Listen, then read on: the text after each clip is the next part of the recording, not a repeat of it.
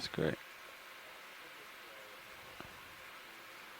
It's an enormous amount of fish. Yeah, it's just crazy. You can see I them on hear the you sonar. now. Were you trying to say something? Copy that. Thank you. Okay. Do you want me to stow the shilling before we acquire bottom? Sure. Okay, I have you there at 4-0. Gonna go ahead and bring the hydraulics back on. And still. Look at Sirius's sonar. I know, right? Millions of little dots. Quite a few fish, huh? Dude, in the manips. Oh, man. Look at this. I know. It's a school, look at this whole school over there.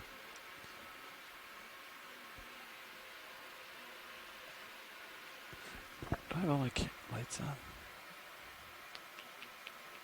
This is too bright, huh? Or is it? Your main's kind of dark, huh?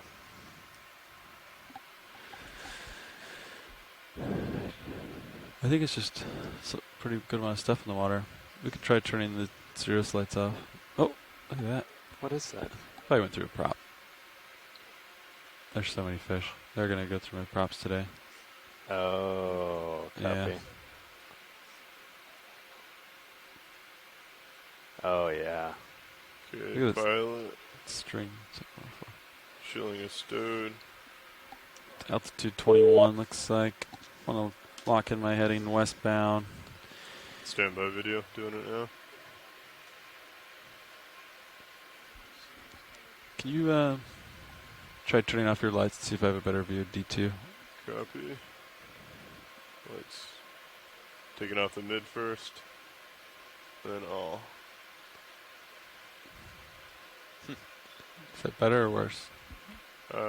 Maybe try just middle. Coming over just the middle.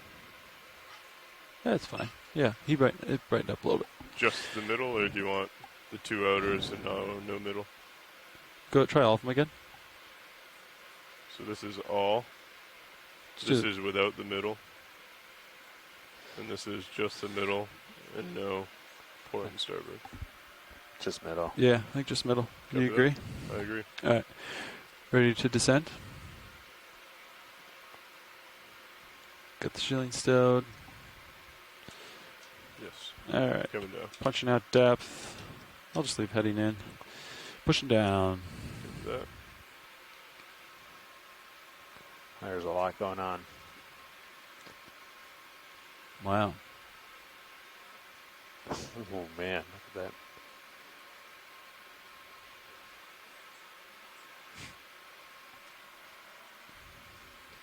Pretty much have a silver sea. I have never seen this much This before. is crazy.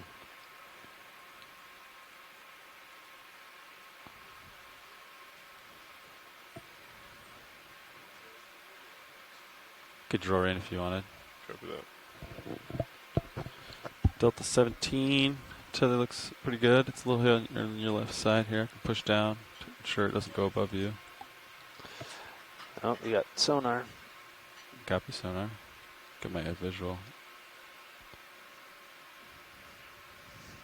Sirius's sonar is just going nuts. Yeah.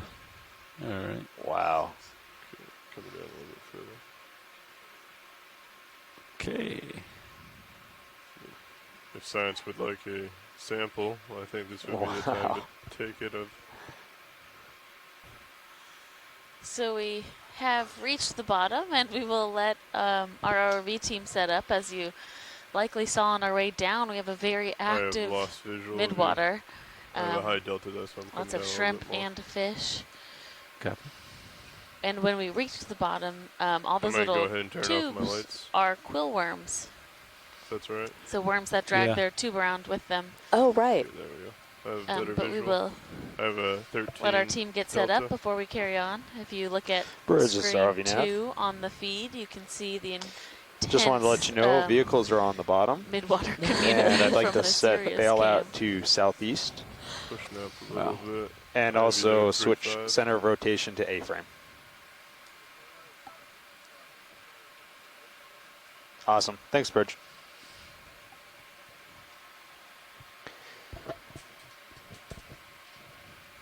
Okay, what's our direction of movement now? Hey, video, could you brighten up my Titan at all? Or is it, I guess, So- not really? Basically, There's a hagfish, to your port. I think. Sirius So- is heading to waypoint 1 is 210.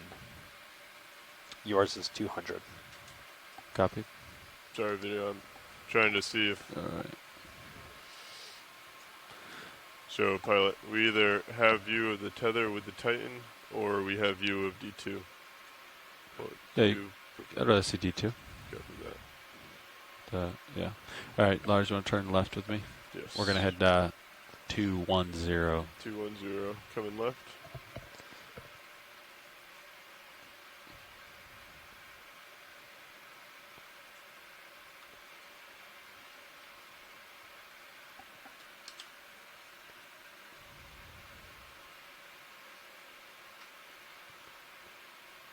Okay. Coming over.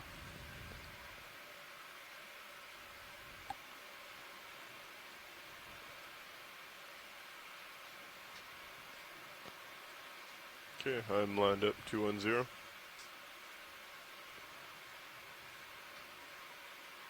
Tether is streaming to the starboard. I'm pushing port, pushing back towards you a little bit. I got stretched out a little bit there. Okay. Centered up with you. Gonna acquire bottom here. Looks like I'm 7 meters off the bottom. Okay. Come back down. Get that. I'll come down a little bit as well. I think keeping a tight delta may be helpful. Keeping visual D2. Okay. It's a relatively mild slope, correct? No? Yeah, I think so. Yes. Okay. Okay. Okay, a very faint visual of the tether as I come lower. Okay, watch leads. We are on the bottom and facing towards our first waypoint and ready to start the dive. Excellent. Thank you, pilot. Great. Yeah, we will. So we are on the bottom. We are just north of our first waypoint. So we are going to work our way over there, and then we will work through the waypoints for today's dive. But we have a lot going on already. Okay. So many shrimp. I've never seen And Sirius's sonar like that. I know it. Just plastered with life. a bunch of crabs down there. I've It's gonna seen be very several difficult to see of seeps the today, short though. fin Listen squid to sonar. swim by. A lot of these, I think these are viper fish in the water, the ones that are lateral, Oh, okay, yeah. Like that one. or this one. Yeah, or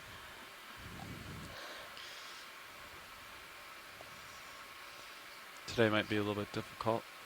Telling me which one to zoom on. We'll do our best.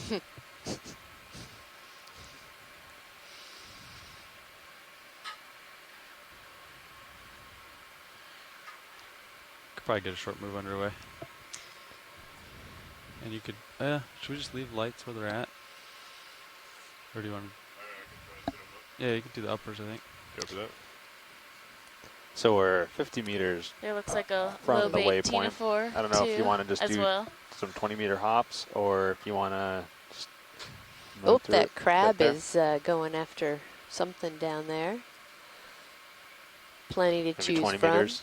Might be a lot to look at in the beginning.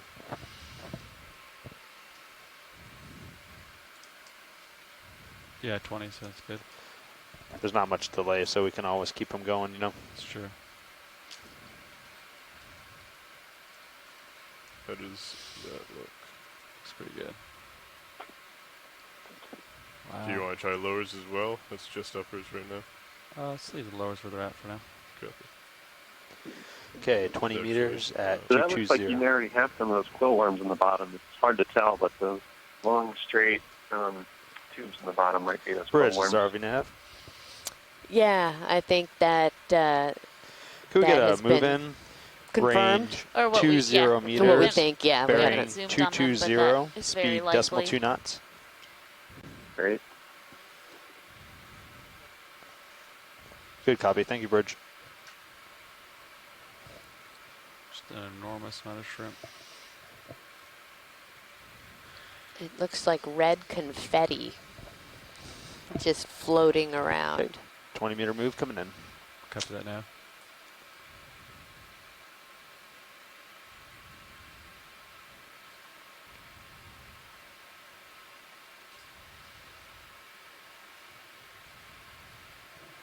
Does that fish keep poking his head in the ground? Huh. Come in. Can zoom in. Yeah. What is this guy doing?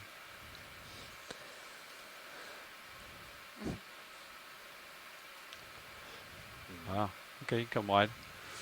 Watch lead. Was there something you wanted me to zoom in on? No, I don't Okay. think so. No, I think we're good to carry on towards waypoint 1. Understood.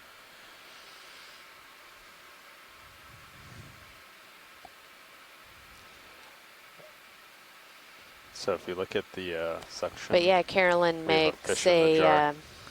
you know, the excellent point that this is a good indication of how important these methane seeps are for putting carbon into It's the on the water backside, output system side. to Yeah. help sustain all kinds of forms of life, not just the chemosynthetic index the, organisms, but Jar you know, between jars so that we know. other types of things that it's providing the base of the food chain for Right. them.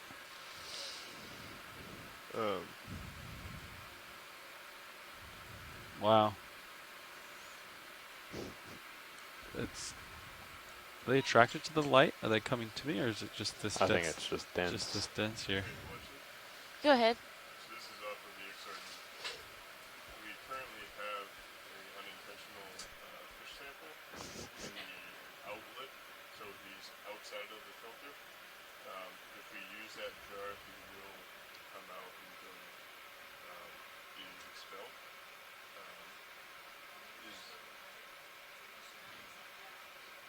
So we would like to keep that sample. Copy that.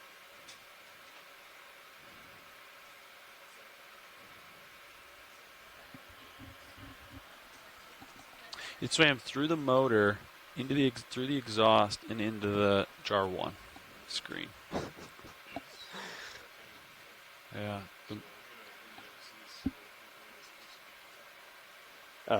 Should I record that? Yes, I think so. However, just yeah, definitely say that jar 1 is out of use. Record as a sample.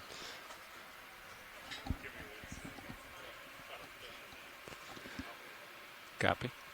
Bio 1. Might just watch these squat lobsters real quick as they grab stuff out of the sky. Come in partial.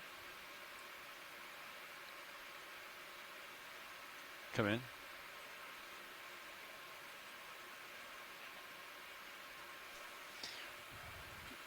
Oh, he's eating a shrimp. I mean, not surprising, I guess. Plenty to choose from. We also, our co-pilot has informed Good us copy. Thank you, that Bridge. we have a self-sampled fish in one of our suction samplers. So we don't normally sample fish because they're really difficult to chase, but this one self-selected. So we are going to keep that sample, and we'll see what type of fish that was and preserve that when it comes up to the surface later. Wow. Okay. I'd be there at 4 or 5.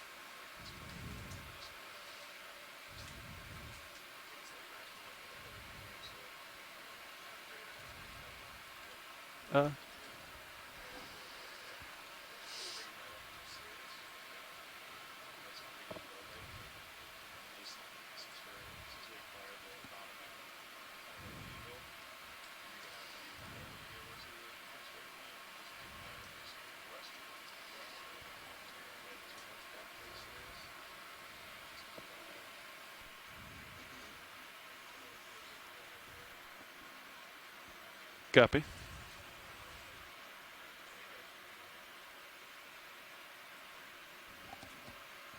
Sounds good.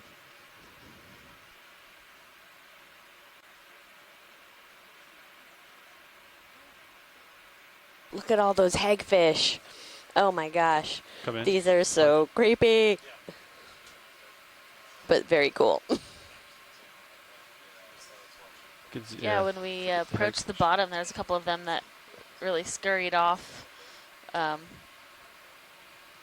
They seem to be trying to dig into the sediment. Look at that one on the left there. Yeah. Look at that. Oh, is that the head of one or the tail of one? Maybe. Just peeking out there on the left. I mean, they're pretty long. That's quite a feat if it can get its entire body in there. I mean,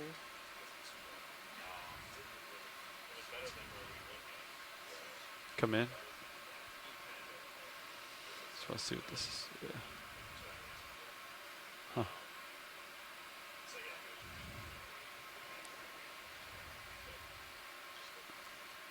I'm not sure. it looks like the head of one. Yeah, right? Yeah. Yeah. Maybe waiting to bounce. You can come wide video.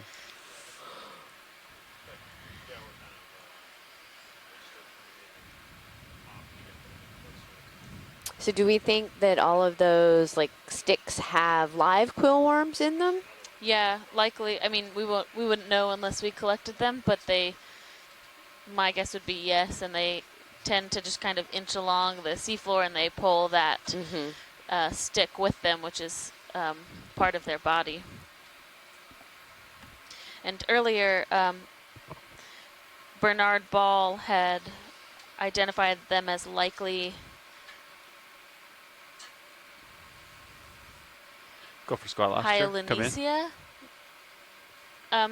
genus of quill worm, and they have been observed on the soft sediment before, and Carolyn Ruppel had observed them on the carbonate, on authogenic carbonate as well, so they seem to not be too preferential on habitat type.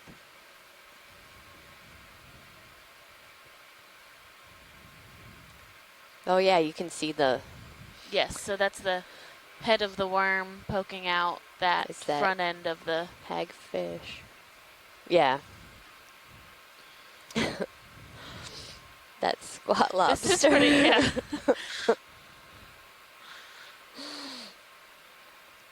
We're seeing a lot of interactions today. I've seen the squat lobsters eating the shrimp already. It's obviously actively trying to capture a shrimp right now. I think we've seen the fish bumping into the squat lobsters, so. Okay, we'll let the squat lobster go video. Great.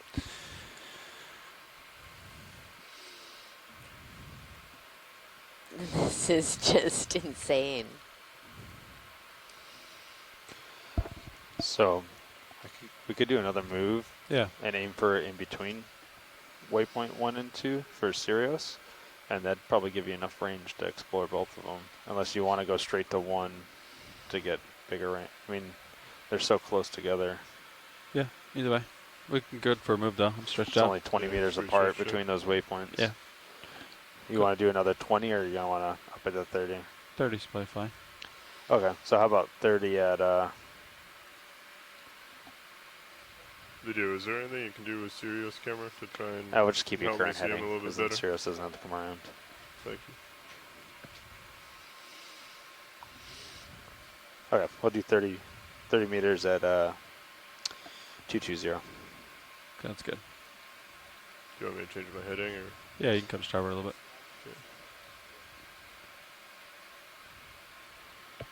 That was 220. Bridge. Yeah. Bridge is RV nav. Here we get another move in. Range 30 meters, bearing 220 degrees, speed decimal 2 knots. You might want to hold there, pilot. Yeah. I'm trying to get the Sirius camera back to where it was. Sounds good. Thank you, Bridge.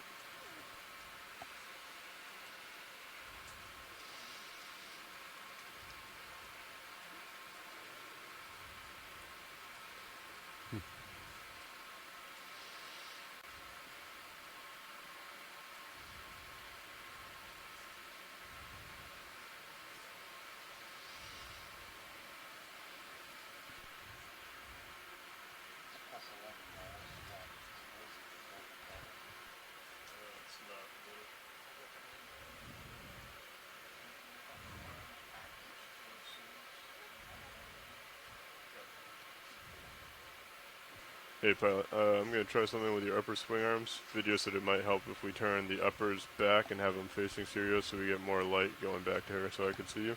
Yeah, you can try that. I'm gonna adjust.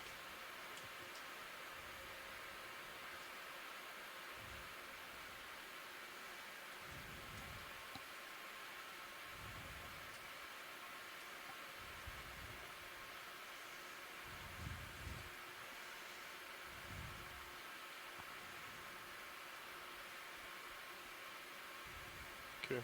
Does that affect your video at all? So on the descent, we saw a lot Still of looks okay up these here. fish, and so they That helps me are see a probably a little bit little better. higher up in the water column, and now down Yeah, that here does we're look better. just seeing Thank you, video. this abundance of these shrimp. And I believe on the way down, you guys were seeing a lot of fish parts too, Mm-hmm. We were. which Mike Vecchione had said before that the short-finned squid like to dismember the fish and eat part of the fish. Wow, look at the arms on that squall lobster. Come in, video. This one? Yeah. Yeah.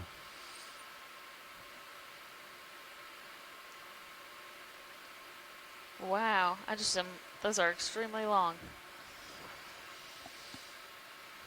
Might be king of the hill.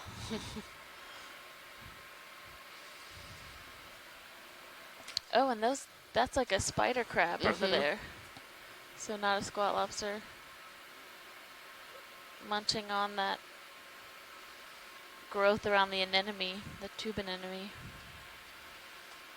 Okay, thank you. Come wide, video. Wait, maybe we can jump into more clear water here. Sirius has moved. I got some tether. You have a little bit looking at you, 4-2. Copy. Also a Delta 13, so you have a little bit more to push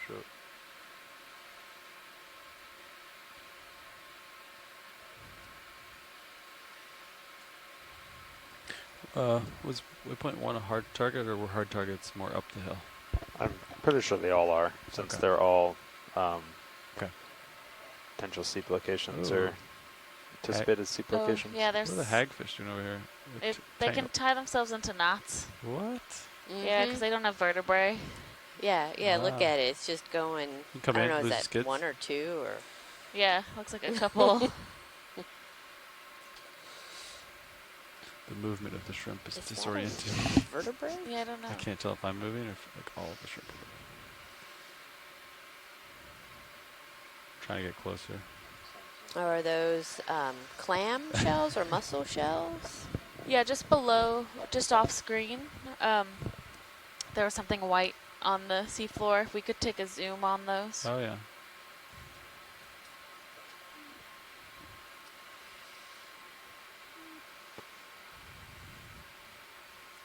Now the hagfish have all stirred up the bottom.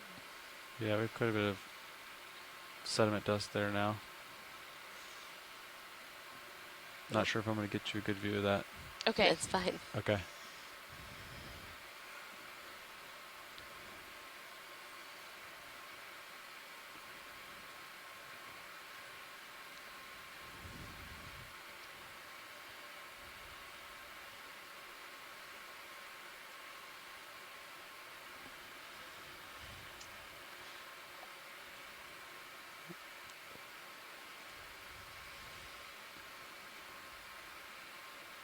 It's over here.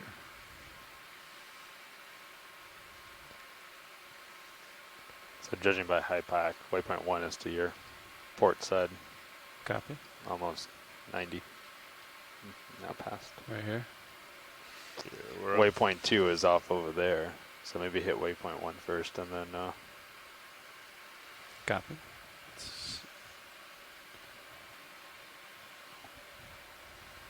Following you up as you push out. good copy. Thank you, Bridge. I'd be there at 5-5.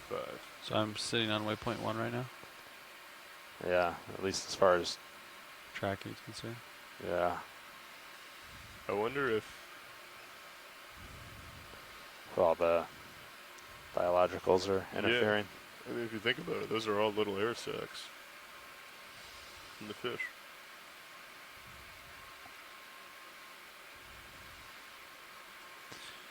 Okay. I'm losing you. Yeah. Let's stay right on the edge here. It's hard to tell with the tracking because you bounce around and That's true.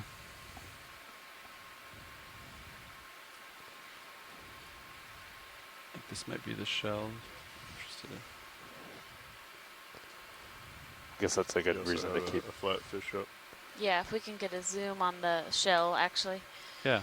Thank you. Video come in on the shell. I'll And try if to we hold. can also, when we come out with lasers, please. Yeah. Yeah, so it does look like a mussel shell. So a dead half of a once live mussel.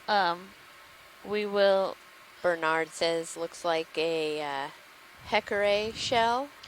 yeah, B. heckeri. There's a dust cloud coming. Be advised. Okay. You can pull out. Yeah. We can. I had lasers just above it. In that Yeah, shot, in thank that you. shot too. Thanks. So there is the size of it.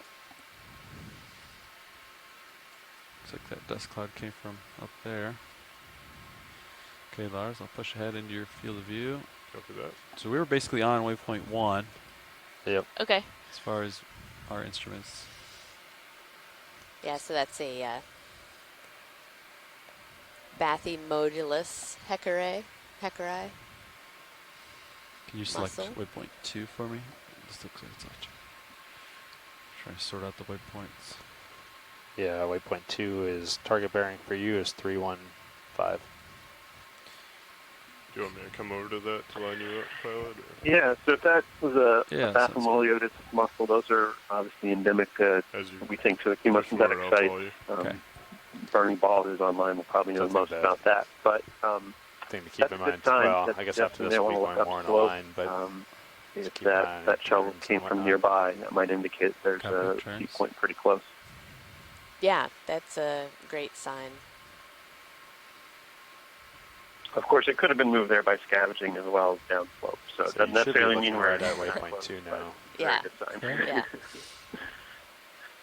So is this common at some of the other seep sites to see this many shrimp and fish and hagfish and all How of big is this those? cloud? It's pretty large. organisms? That's a really good question, and no, not in my experience. So what I'll say is, there's we're aware of probably 600 to 700 sites on this margin. I So you're think coming to the edge of it? my estimate is I think RVs or Okay, or as far as high back says, it should be Alvin right have in front of you. visited perhaps 20 at most. So we don't have a great sample size in terms of know exactly what to look for, but I don't recall in any dives ever seeing this abundance of shrimp and hagfish up in the water I don't column. see anything on Okay. So, sonar. this is Carolyn. So, Adam, we have actually seen this at some locations, not the deep sea, not the really deep ones, but the ones at this water depth and on up. We've seen very similar things to the point where we've had to turn our lights off for a while and wait. That's So okay. we saw that both with the ROV in 2017 and when we were doing some bottom work where we had a multi-core with a camera and lights on it. Both times there were a few places that were like this that were just so dense with life. And so, as you know, also on the West Coast they've done this. On the East Coast, they've done it formally on the West Coast and the Pacific seeps. On the East Coast, we've actually seen that the fishermen sit right at these places, so they know them for other reasons to be great places Hey, how's to it going? go. On the West Coast, they've actually So used it we're formally right over to find the waypoint 2, seep. checking it out for And potential seep. so there is something about these places that makes them real hot spots. Copy. In some cases, it's not, as you said, it's not all, but it's some. Yeah, I was Visibility thinking is about some of the poor. shallow Sand is ones where the visited in sediment's very light. 2015 and 16, Yeah, like for now the we can pickup put those stick back site out, that we had so that sort of see a little more. plastic image Right. of the Feel plumes free to where swing them back when we there stretch was again. much less biota in the water column. But I think Absolutely. Yep. that kind of Is that points out hagfish that carrying there's itself, or still is that what a we're looking lot There's been a bunch of to them. be figured out Oh, that's about fun. exactly what's driving some of these biotic relationships in I these haven't seen a environments hagfish in a while. and what exactly is typical, quote unquote typical for a site. Right, and I can actually speak to P Island A lot of when shrimp, Mandy Joy did Yeah, a dive there in crazy. 2008 with Alvin. There were so many squid in the water. It was the same situation heard where a they had fish to turn sampled the lights itself. off to be able to Yes, navigate it's in the, so that the outlet. squid and the shrimp would disperse. And Oh, it's that's in really the not far cycle? from here and at a Swam similar into the depth. motor. So it's not That's exactly the same community they were seeing, but lights it are was a back. very Sweet, active thanks. water column around the And seep the site. lures are currently stowed. I don't know if you want those out as well. Yeah, definitely. Thanks. And I think this is a good example of, why Which it way is is waypoint 3? important Are we looking to for get down bubbles and yet? actually visually Yeah, I haven't characterize seen these anything. sites, Oh, okay. Let because me pick up then. we We want may to come up a little have higher. the bathymetry So and waypoint 2 is a evidence possible of target, seeps, bubble but target? as I think you all guys of them have were. just mentioned, Oh, okay. there's very Let's different have a look. communities around these individual seep sites. Yeah. It's hard with all this biology. It's going to be hard to catch bubbles, huh? Yeah. We're going to work on it. Yeah. Usually you'd be able to catch them with the sonar pretty easily. But with all this biology, you're going to have a really rough time. Yeah, we're working our way we're about at waypoint 2 now, right? Yeah, we're at waypoint 2. I'm going to do a scan along here and see if I can catch anything. That's cool. It looks like we have the most, or we start to see bubble activity probably around a little towards waypoint 4 and 5. So Oh, you don't expect to see them yet? we just, at least not through our current water column data. So Ah, okay. All right. we're just starting a little bit off the slope and then working our way up to it. Okay. Drifting off to my port. Okay, sounds I have good. you at 3-7. Gotcha. Yeah, we Keep figured it since there, I'll come the back around. first two were so close that those were targeted sites. But we'll continue on then to 3, 4, and 5 and start working our way over there. Yeah, great. Thank you. Okay. Let me get back around in view here and we can get that going.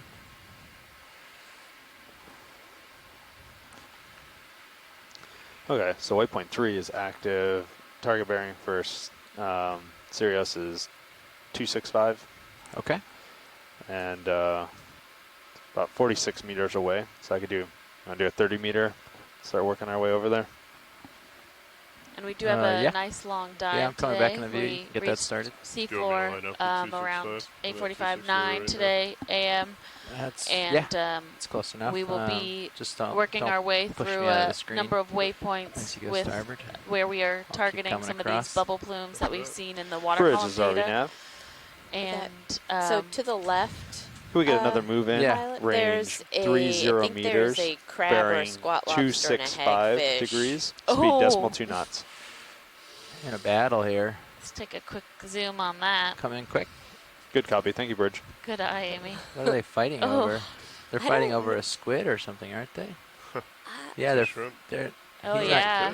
Oh. the hagfish is trying to take the It's a squid shrimp, I think. or shrimp from the Squat lobster. lobster's like, no, Coming that down. is mine. Oh, I think the hagfish is going to win. The hagfish now has a hold of the squat lobster's Oh, and it arm. got, yeah, it definitely got whatever that crab was trying to eat. It's still on the hunt. Oh, he looks so sad. Okay. Do hagfish have much in the way of sensory or visual sensory?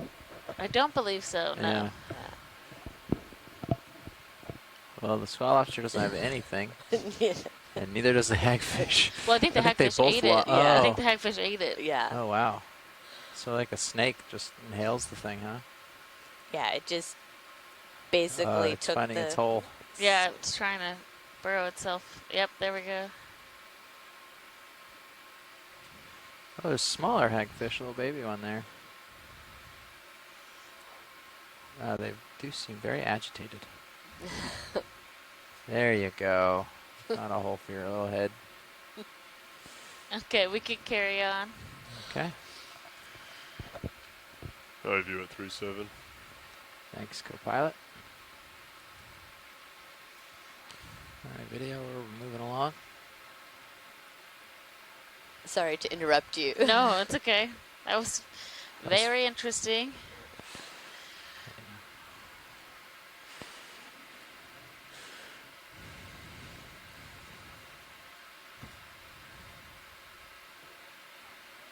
Visibility is starting to get better. Great.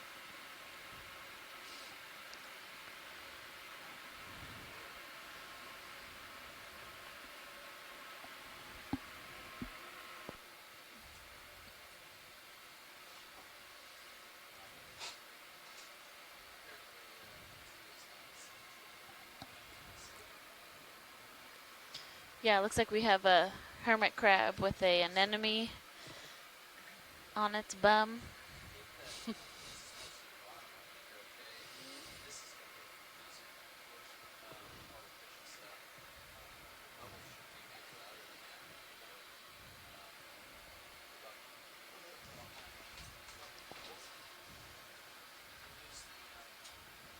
We do seem to have much better visibility, a little less of the shrimp bonanza that was happening earlier.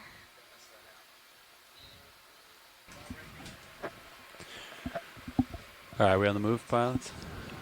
Um, Nah, what are we looking at? yeah. So there is that if you want to zoom on it. This guy? Yeah, I think they're saying he has an anemone on his back. Copy, come in. So we're about halfway through a 30-meter move to 265, getting us closer to 3, 4, and 5. Copy that. Pilot I'd be there at 5-5. You got plenty of time. Yeah, it looks like a pigurid, so a type of hermit crab that has almost an anemone that's a little too small for it. It's not actually covering a whole lot of the, other than its very soft abdomen.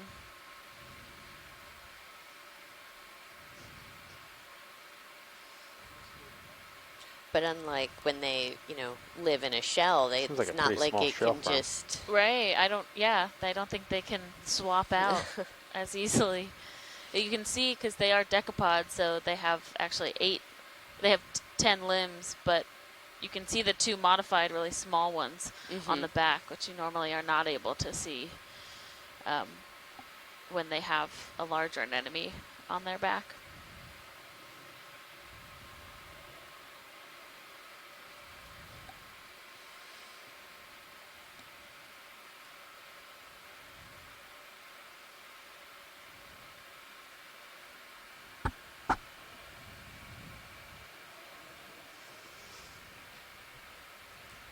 Okay, pilot, I think we can carry on. Copy.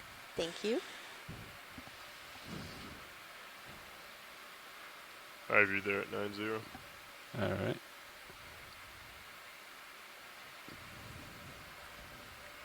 Next stop, waypoint 3.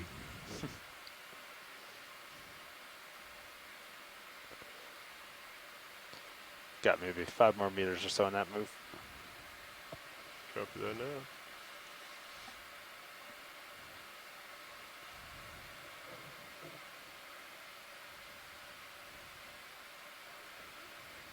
Go ahead, Bridge.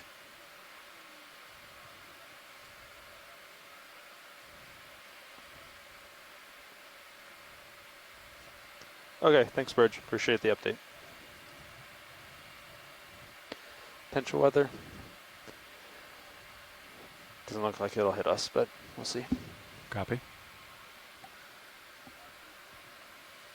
Thank you, Bridge. And they just finished moving, so 0 shouldn't have too much more. Couple hagfish. Okay, waypoint 3 is pretty much dead ahead of me. Maybe 20 meters out or so. Yeah, next 3 waypoints kind of in a line, so this direction.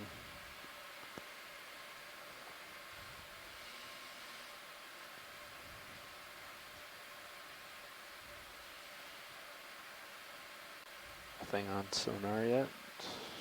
Copy. Oh, so Sea now we're star. getting, yeah, sea star. It's like maybe a little He also more had one of those hard debris, some Fall different lobsters? types of not fishes. frogfish, but the grumpy fish. Oh, I forgot the. Blob. It's over to the starboard. come in video. Start with sea star.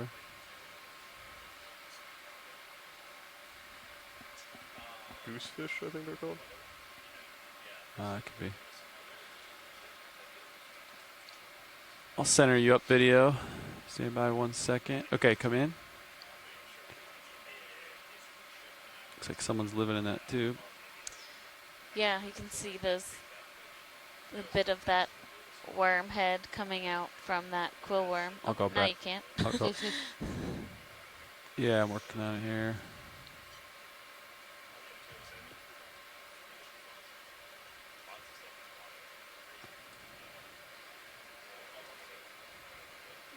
Sorry, I'm fluctuating a little bit.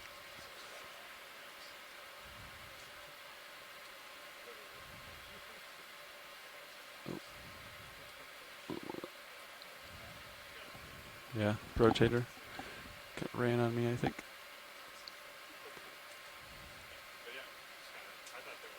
Okay, we'll let it go.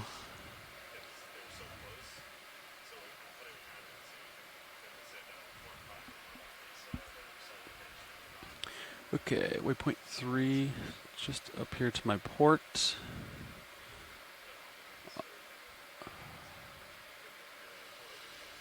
Decent amount of white debris on the ground. Yeah, a lot more of those mussel shells.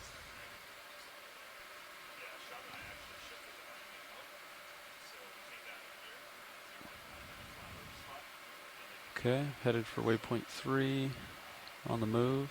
Follow you up with the rotator as you move forward.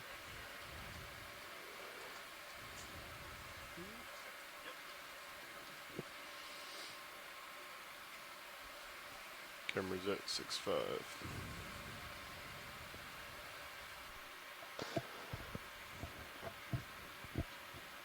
Yeah, if we can if we can take a zoom on some of these shells. Couple of rock features up here. Oh yes. Big fish. There's a big fish. Excellent.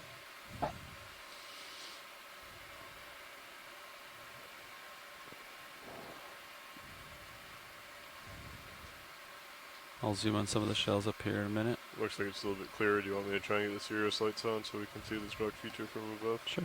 Yeah.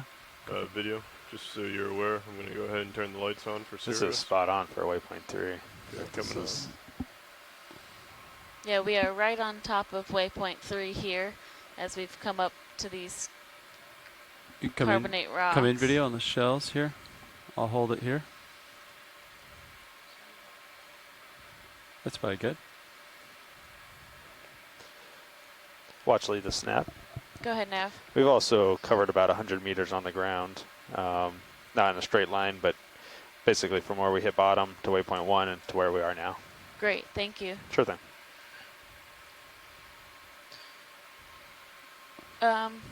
Those ones that have you can see the holes. Can we zoom? So just to the right of or the left of the anemone, or just above the anemone. Up to the right there? Up here? Yeah. Copy. Come in. Possible bivalves that are still alive. These guys? Oh, good eye. Yeah, those look definitely like live bivalves. Yeah, live mussels, yep. Copy. Full zoom. I'll just hold that for a second. Yeah, so the shells themselves are really covered in the sediment and the growth, but the mussels themselves are alive because you can see their siphons and the tissue coming out from that mussel.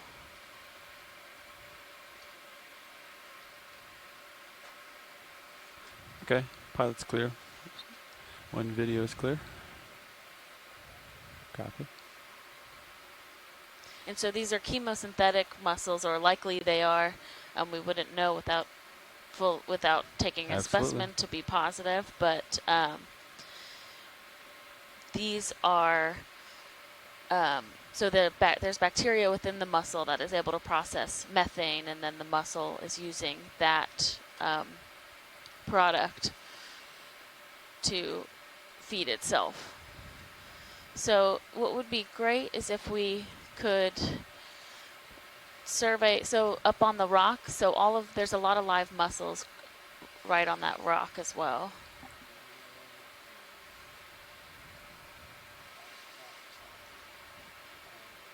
Yeah, you can come wide, and we'll see what's on these rocks. Okay. So watch it. You wanted to zoom on subjects in the rock in the background there? Yes, please. Okay. I'll get over there.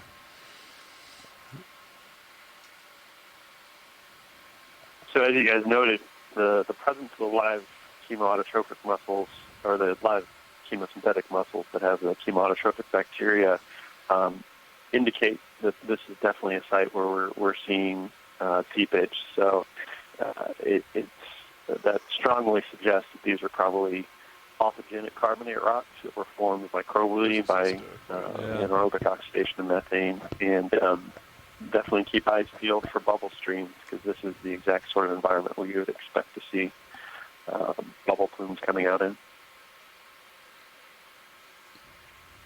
Great, thanks, Adam. I might get a view of this sea star. Yeah. It's pretty big. Come in video. You got a small dust cloud coming in as well.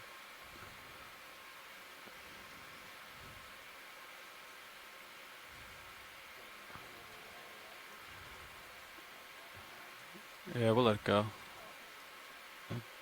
My right toe kicked up some sediment there. We'll go up for the other subjects here.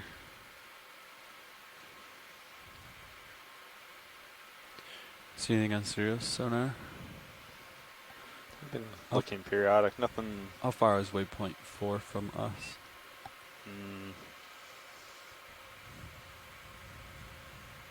30 meters. Copy.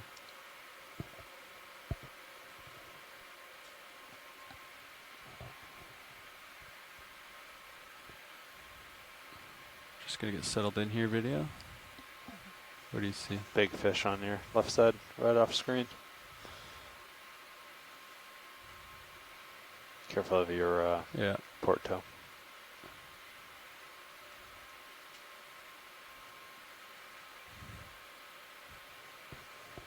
Okay, come in partial. Just frame up the rock as I get settled here.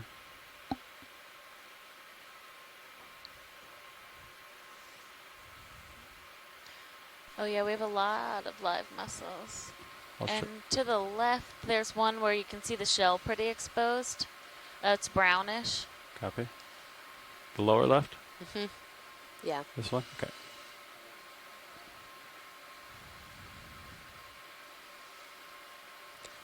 Over to the left a little bit more. I mean, you Yeah. can see some on that one, but Yep.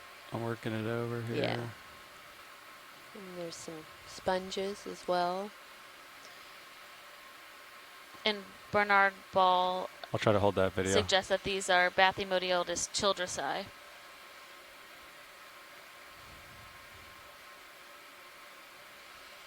And if we can, when you guys are coming out, just put lasers on.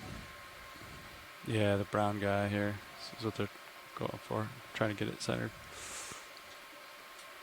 Looks like sponge just above it as well. Mm-hmm. And then off to the right, as we were panning, I thought I could see Okay, some we'll of just hold the that for a like second. fibrous, the actual bacterial Yeah. mats.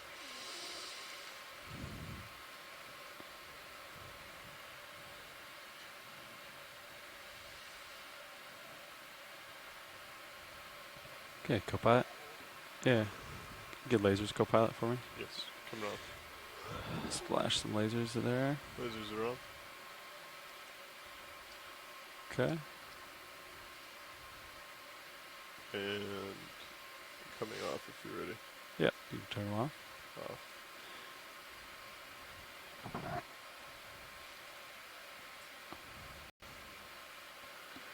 Okay, watch leader, something else you wanted to see here, or should we move to waypoint 4? Can we just come out? Yeah, video can come wide when you're clear.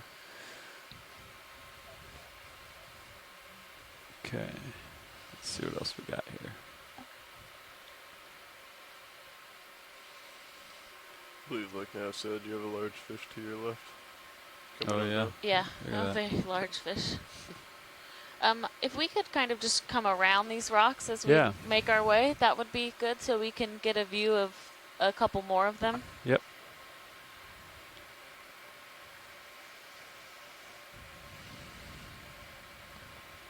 fly by here.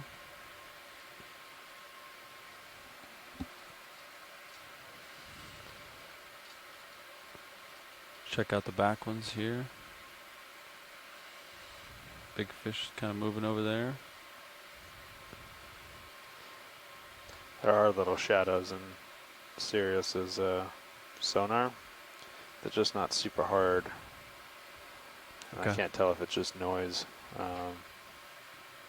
Yeah, a lot of mussels Oh, right in yeah, that zone look at here. Look What at is that in the middle? Yeah, that would be a good that. shot to get. Okay. And then Go ahead, Bridge. what are these?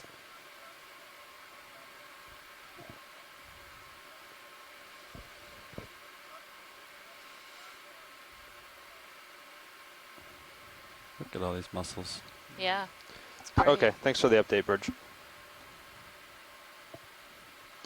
So there might be some weather moving in.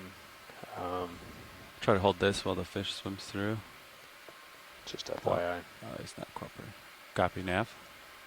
Watch lead, was there something in this field that you wanted a closer look at? There's something Or- hanging down from the ledge next to the crab. Okay. Could we just take a zoom on that? Yep, you can frame it up video. Partial. I'll do it while I'm floating here. I think it's this guy, circular sponge. Yeah, likely a sponge. Yeah. Come in more. Big anemone over there. Yeah, and a lot of these spider crabs around as well. Very well I'll camouflaged. just Yeah. Try to hold that for a second. Oh.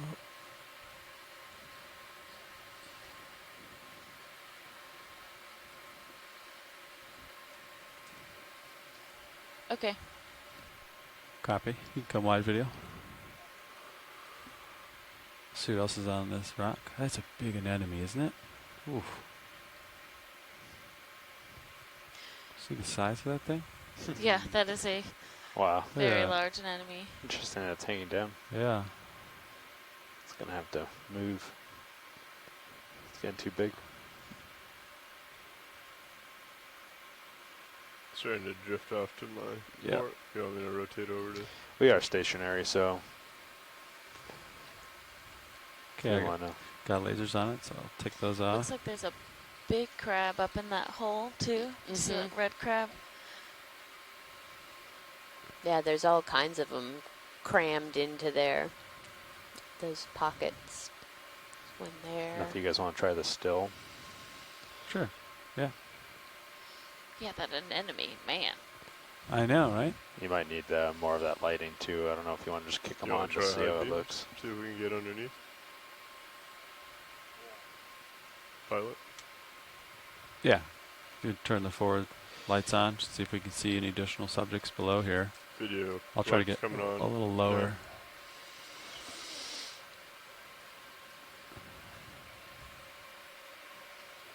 Just kind of gives us more of the snow, doesn't it? Yeah, a little bit of backscatter here because of the turbid water.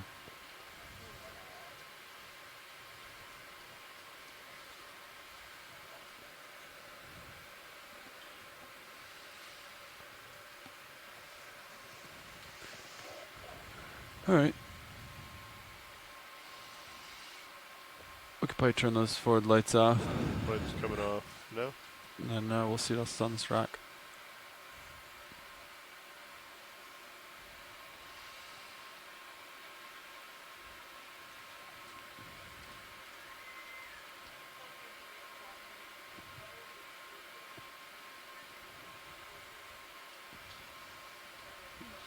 Go up and over it here. Then we'll head to the next waypoint. How's that sound? Sounds good. Copy? Yeah, when you're. Are you stretched out at all? I'm at 45. When you're ready, we could do a. It's about 50 meters away. I don't know if you want to just do another little hop to keep it in front of you, so you have some space to explore, or 30 meter. So it might be more along the way, Okay. All right. maybe 20 meters. So it's off to my port side. For ROV heading bearing 278. Okay, yeah. Just keep the same heading and 265 and do 20 meters. And again, there's not much delay, so we can keep them. If there's nothing interesting, just put another one in after. Yeah. Okay, we're on our way to waypoint 4. Great. Thank you, pilot. Bridge is RVing at. Can we get another move in? Range 20 meters, bearing 265 degrees, speed decimal 2 knots.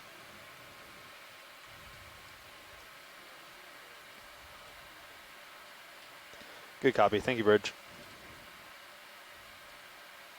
Yeah, wind has definitely picked up. Yeah. What's it up We're to? up to 20, 19, 20 now. Is it a small system that's going to Yeah, let's see. Or is it a sustained? Give them a second to get the move in, and I'll call up in. Okay. Sounds good. Be some line on the ground here. See that? Go ahead, Bridge.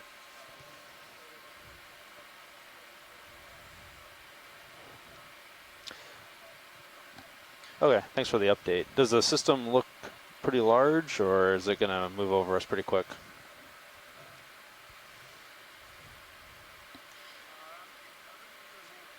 So Carolyn Rupel in our chat said this is really great that they had done some camera work at some other Okay, sites. sounds good. Yeah, just keep me at posted. this water depth range between here and Thanks, Bridge. Baltimore Canyon and didn't find much. They also dove in 2017 at Washington Canyon, mostly in Washington Canyon, and didn't find much. So this is great to extend the range of these chemosynthetic communities northward toward Norfolk in this gap area.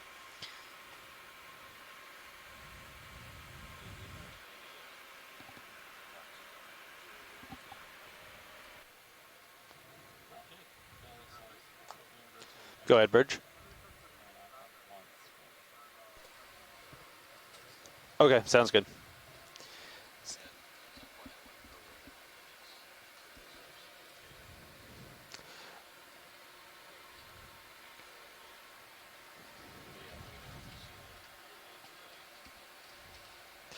So pilots be Yeah, this is Carolyn. I think it's important to remember, of course, that just because we don't see aware bubbles that doesn't mean that the this coming is to an seep. easy In stop fact, to it bring your has to heading be around. Just a place where methane is available in the the wind. subsea Sounds floor, good. Video even coming if on it's this not guy while we actively wait for the placed the place change where we heading. see the bubbles right this minute, because otherwise these organisms couldn't survive here. And it's probably been active Hold for that some for a time in the second. past, or we wouldn't have this buildup of these carbonates, center 'em up which build for up us. below the seafloor or right at the seafloor due to processes related to the processing come of in. the methane. Yeah, thanks for that, Carolyn. That's definitely true. Just to reiterate, so we at that particular area, we weren't seeing any active bubbles, but that does not mean that there's not active seepage happening. Those communities that we just observed, especially the mussels, are dependent on hydrocarbon seepage. Copy. I'll So try to hold that there for is a likely second. still active seepage around there. Yeah. And those authogenic carbonates that we were seeing, that is, they are formed underneath the sediment as the methane is seeping out. And, you know, we are seeing it above the sediment at this point in this large accumulation, but that has happened over time. And there's been some recent work conducted on these seeps along the southeast Atlantic coast. And some of these range in age from, 14,000 years to, maybe just a couple thousand years. You come out, we'll get lasers on this guy.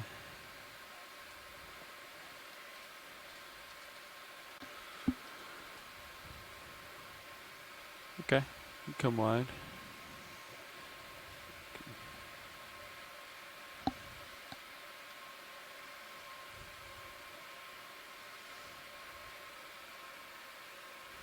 And this is Adam. Just to add to that, I'll point out we have some evidence that places even where you see bubble plumes coming out of the bottom, they can be quite ephemeral or temporally variable.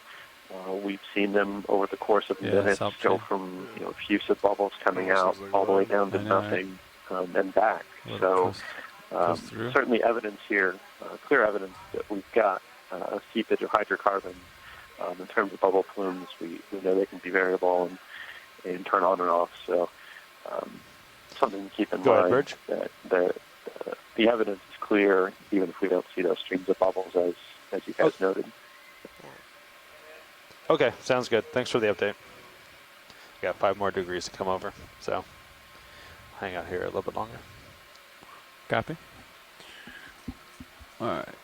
And Adam or Carolyn, could one of you talk about the difference if these seeps on the southeast Atlantic coast or on the entire eastern Atlantic compared to the ones that are found in the Gulf of Mexico? I mean, is it a different source of methane or hydrocarbon?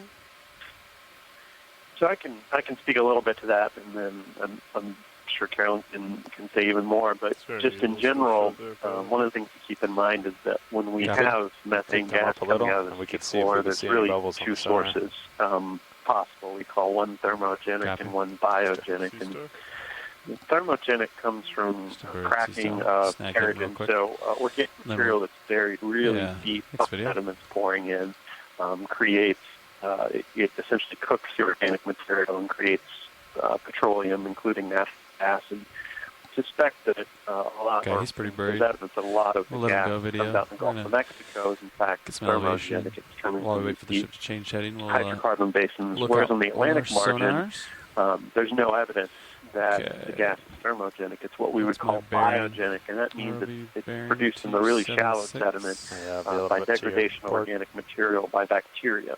So kind of a different process for the creation of the methane. And so we don't have any deep hydrocarbon basins that we're aware of on the Atlantic margin. And Carolyn's group has done some work with isotopic testing that indicates that at some of the sites here in the Atlantic margin, all the evidence is that it's biogenic, so there's shallow gas coming from microbes near the surface. It's likely that there's also biogenic gas forms in the Gulf of Mexico as well, but much of that may be deep thermogenic that we don't see here. Yeah, great. Thank you for that explanation. Yeah.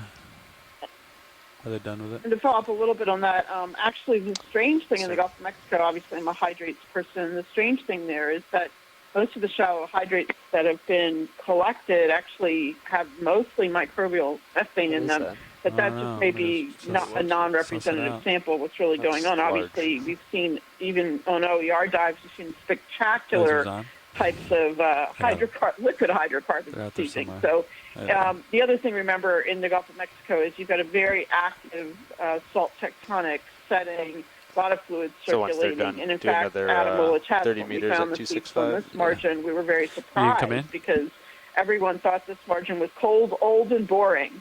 And then we found hundreds of seeps. Found the lasers. Yeah. Great. Thank you guys for that. Copy, crab.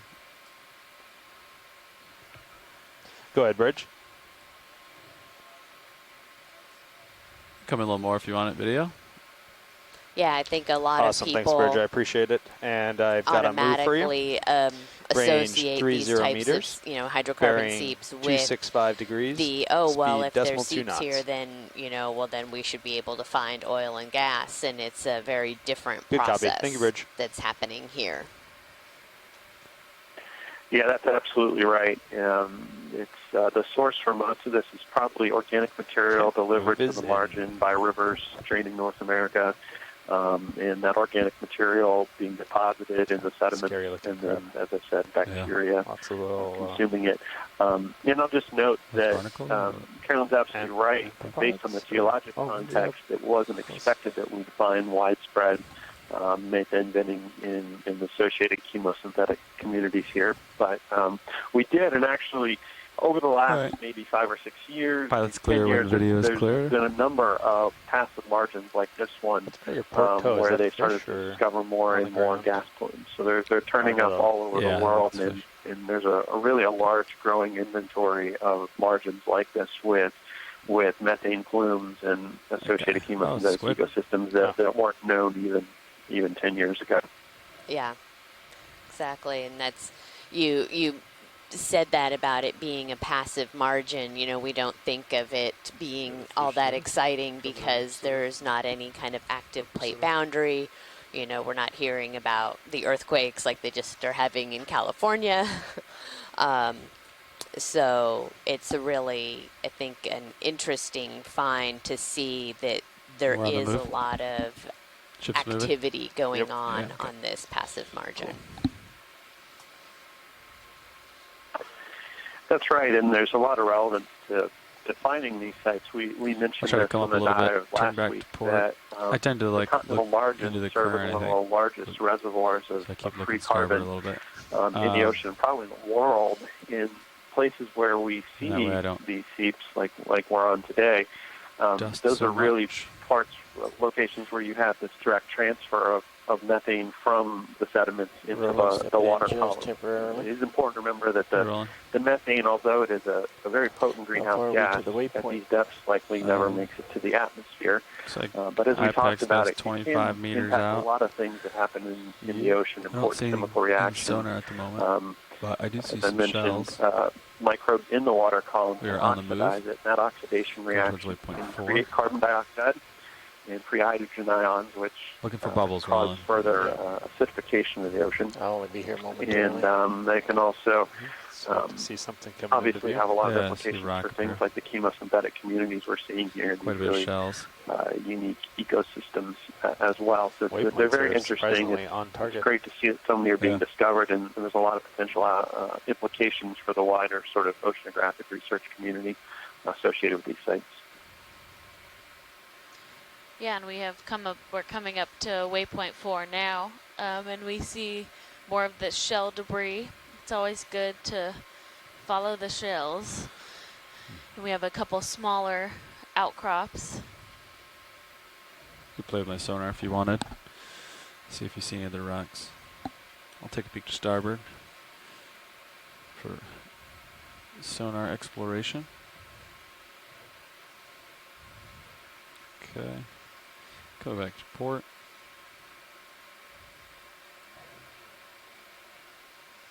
Yeah, just at the Yeah. bottom.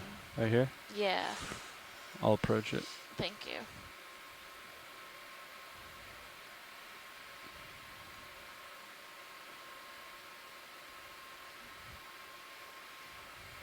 Okay, but you can come in partial. Looks Yeah. to be, yeah, some of that bacterial mat.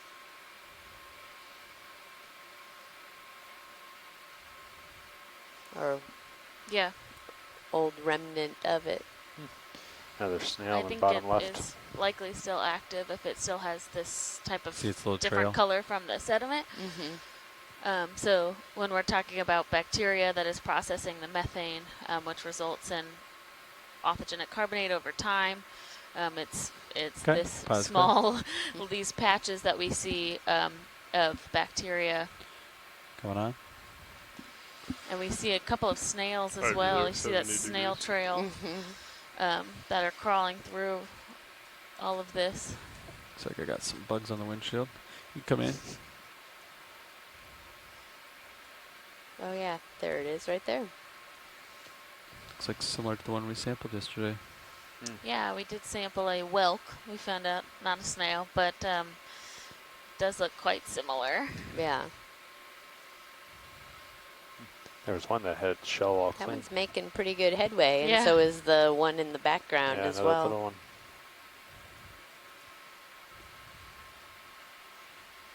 Heavy there at 80 degrees. How much do you have? Okay. Pilot's clear. Copy that. Thanks, Roland. Yeah, we're finishing up that move though, so All right. So we're looking for bubbles. good copy. Thank you, Bridge. I haven't seen bubbles yet here, watch lead, but we're pretty. I guess we have still a couple meters to go. Yeah, I mean, we're just kind of, Let's we're looking for them throughout the dive track, so Okay. no no worries. It doesn't, this is still indicative of seepage, seeing these communities, so Yeah. all of this is interesting information. It does look like we got some bugs on the windshield. Yeah. Some goop kind of stuck on the lens there. Do not have windshield wipers. Okay.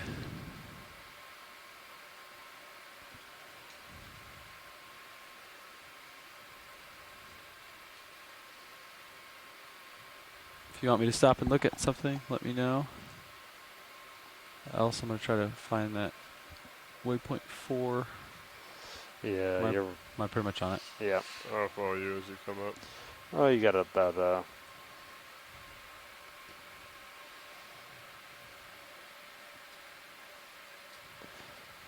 it's 15 meters in front of you, I guess. So. Okay. I have a little bit of tether I can push out.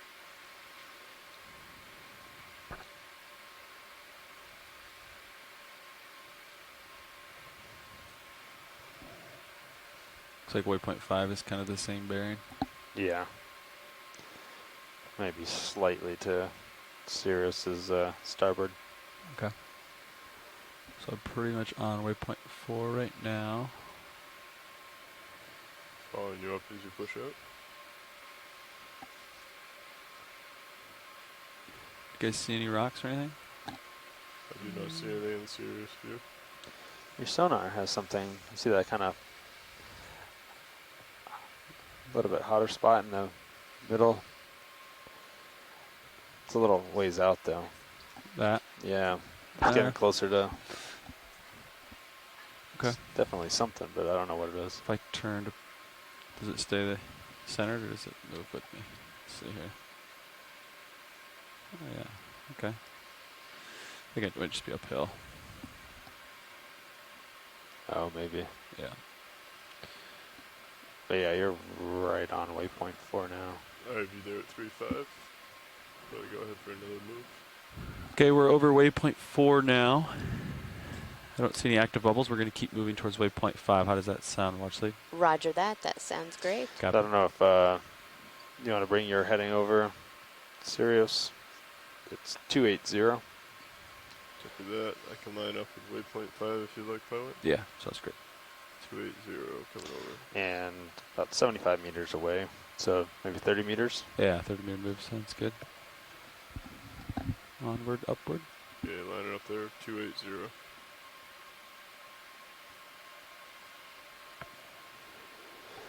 Looks like wind is still up there. Bridge is ROV nav. Can we get another move in? Range 30 meters, bearing 280, speed decimal 2 knots. Good copy. Thank you, Bridge.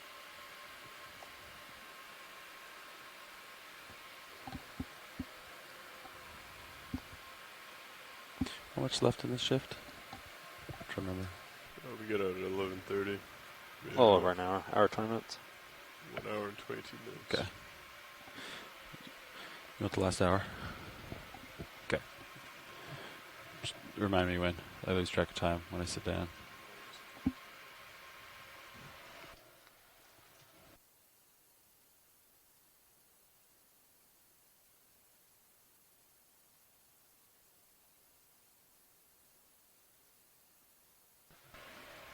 Okay, as we wait for the ship to catch up, you can come in. Video. Take a look at this guy. I think it's just a squat lobster. Lots of little divots, huh? Or is that? Were you calling me? Sorry. Yeah. Yeah. Absolutely. Yeah, sitting in the front row, operating the ROV. We are all from the Global Foundation for Ocean Exploration. Sitting pilot is Levi Unima to my left. Navigator is Tony Arnold. Sitting co-pilot is Lars Murphy.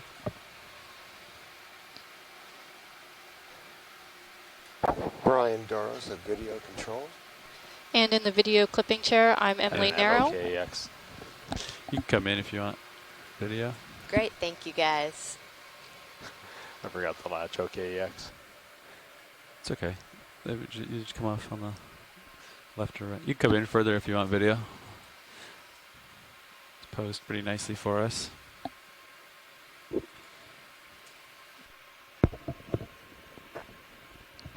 I'll hold that for like 30 seconds. Get a good clip.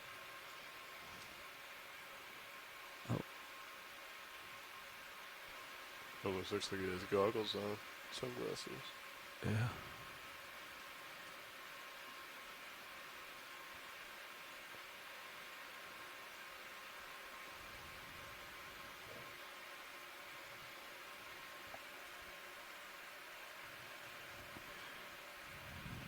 Okay, the pilot's clear.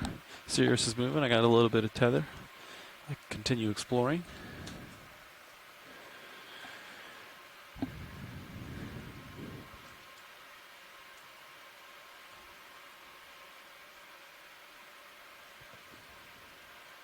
I'll be there at 4-1. Copy, 4-1.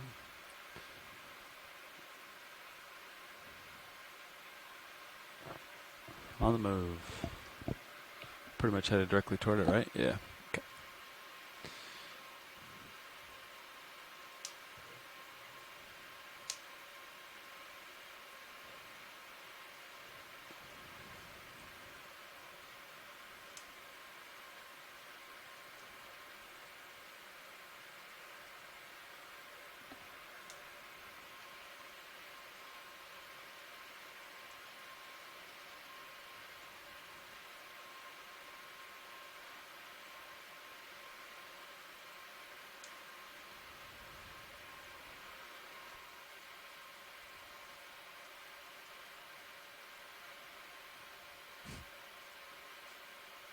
Little shrimp darting around.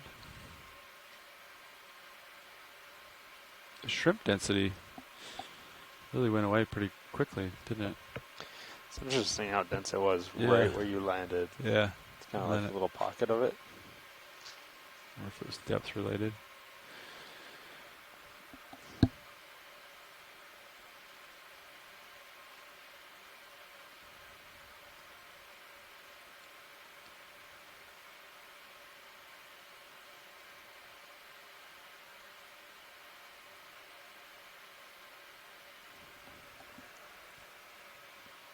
Enemy.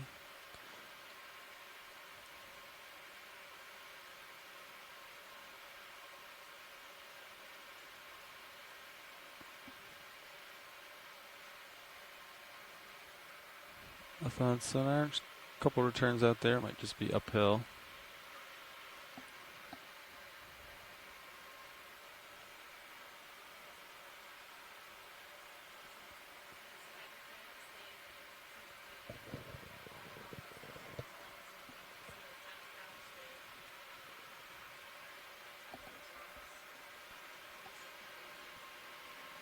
But you might be muted. Watch lead.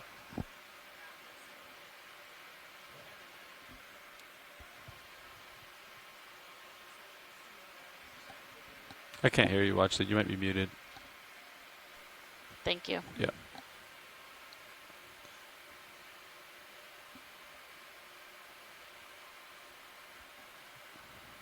Some shells. That's Yep. good sign. Coming up on more shells, and we've seen these spider crabs along the way in the sediment.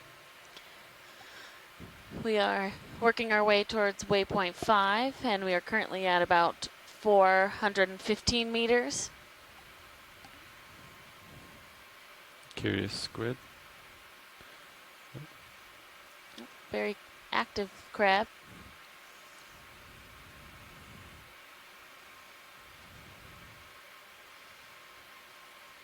I'll be there at 5-0. Copy.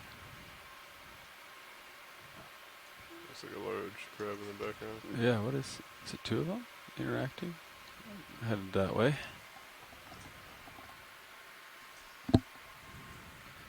Or does he just have really long arms? You come in partial. Hold that. Oh, there's a lot of the Look spider at the crabs. length of his arms. Yeah, it's a Good copy. Thank you, Reg. pretty significant size. Do we have lasers on? Coming on. Wow. Yeah. And there's, I think, a type of Dungeness crab skittering away. It's amazing how much life picks up around the the seep spots. Or We're starting to see more, I believe, live mussels. Definitely mussel shells. we've also just finished, so when you guys are ready. Could probably do another 15 or so. Copy that. That sound good? 15280. Coming in 15. Talking about the king of the hill. That Yeah. one's like just towering. It's just gonna over. walk over the small one. The stilted crab. Doesn't even see him. Bridge to RV nav. I'd like to get another move. Sorry, behind Range your nose up in the 15 air. meters. Bearing 280 degrees. Speed decimal 2 knots. Interesting how they carry their Cephalopod's or their like claws Mm-hmm. Stowed turned position. back like that. Yeah, Good stowed. copy. Thank you, Bridge. Just like our swing arms, we stow them. Please keep your claws in the stowed position. When a vehicle is in motion. Yeah. For transit. Yeah, same thing we do. All right, video. I think we can let him go. We'll see what else we have in the area. 15 meter move in. Go for that now. I got some tether coming my way. All right, how's the sonar look? Still have that target out. Kind of to your port a little. Copy.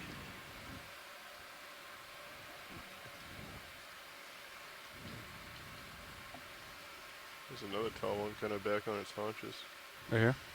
Yeah. Yeah.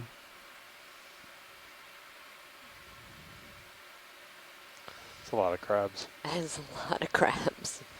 Yeah. I when we have a chance to Gotcha take there, a zoom 312. and just take a close-up look at both the crabs and the Yeah. shells we're seeing around, so we can get a better idea of if they're alive or not. I'll get lower. I think that might help us out.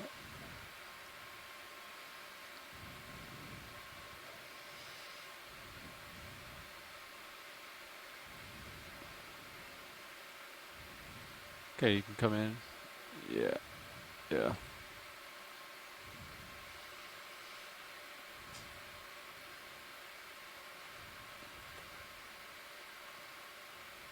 Try to frame Yeah, it these looks like three there's a up here. couple. So right in center, looks like there's a live mussel. Oh, the darker red one, maybe? You can see Right. just the between the two bivalve shells, and there's a little bit of the tissue. Oh, yeah. Copy. Right in center. Mostly dead, but some alive here. Yeah. Lots of these smaller spider crabs. We can, I'll bring it over to the fish.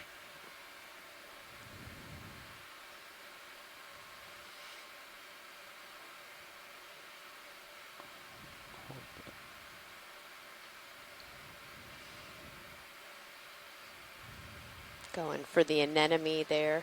That one just above the fish. yeah.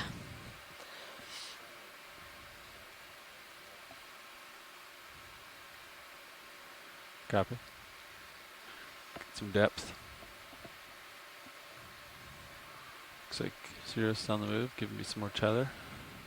Got you there at 5.5. Is there anything else you wanted to see here, watch lead? I think we can carry on. Okay. It'll be good once we get, there's like the dense patch of mussels up there. Yeah, the That- whiter in color. Right, that might be a full live mussel bed. Okay.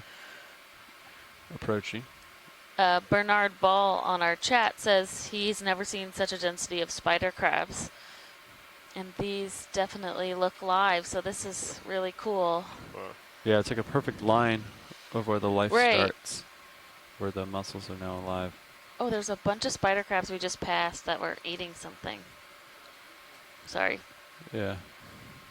Good copy. Thank you, Bridge. just a quick look. Oh, yeah. Or maybe it's just two, but they are definitely. Over here. Kind of Yeah, all can we like- just take a look? Frame it up, video. Come in, partial. Yeah, these three guys. Two guys? Three of them. three? Enjoying a nice little breakfast in bed this morning.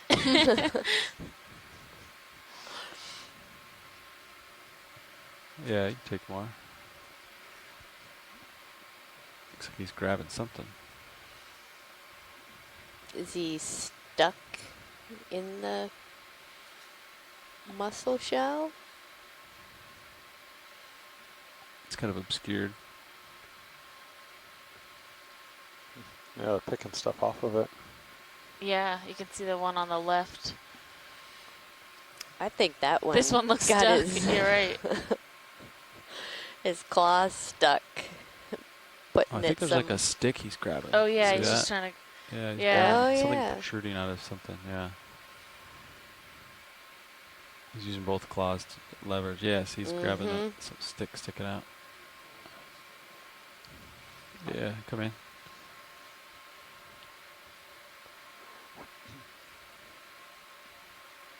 What is he grabbing?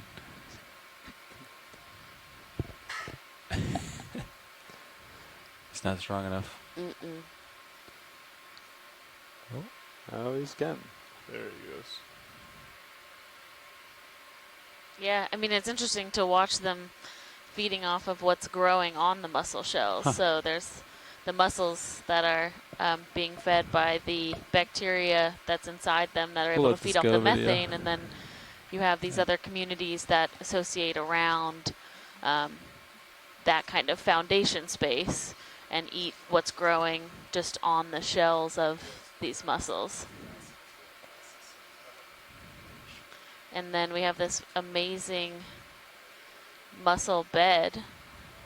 Yeah, this very sharp gradient, or sharp line between mostly mussel shells, and then we go into just all of these live mussels, and you can see the white tissue of the opening of them.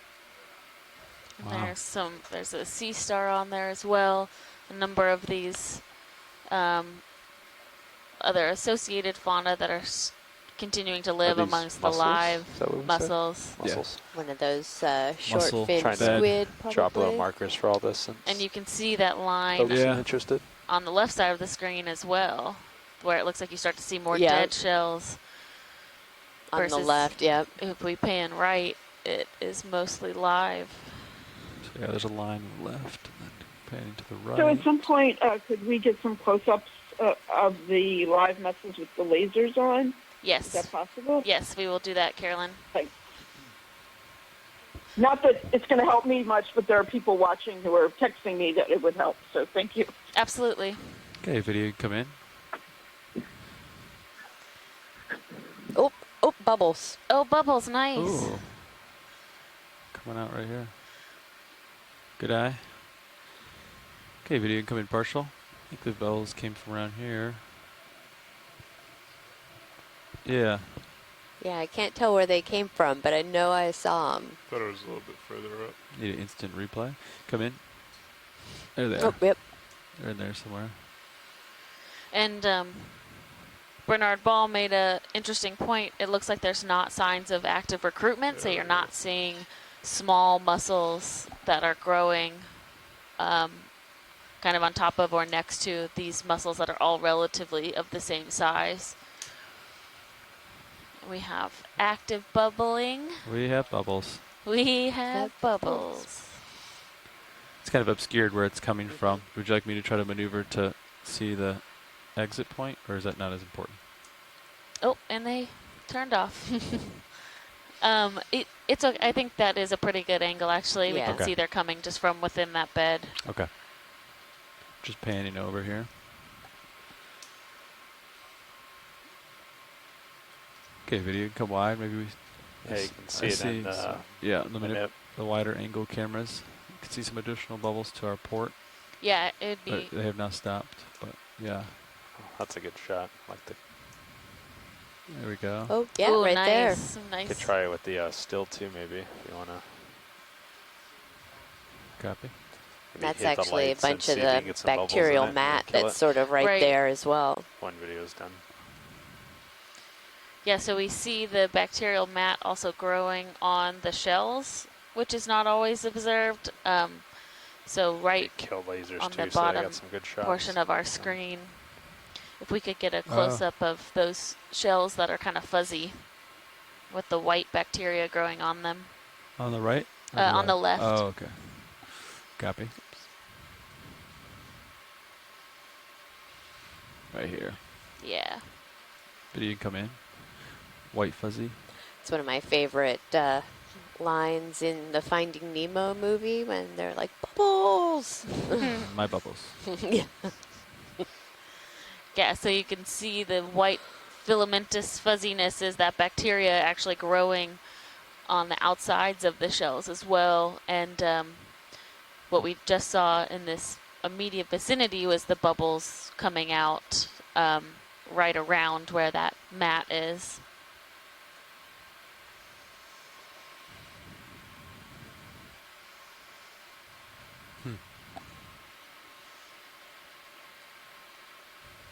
Can we just pan up a little bit? Yeah. There looks like there might actually be a... Oh, no, never mind. Sorry.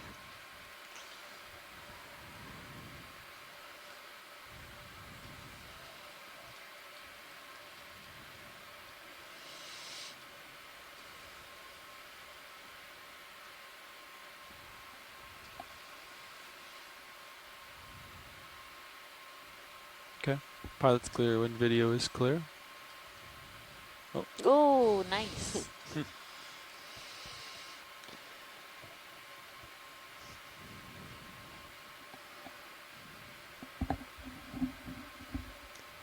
There's your highlight.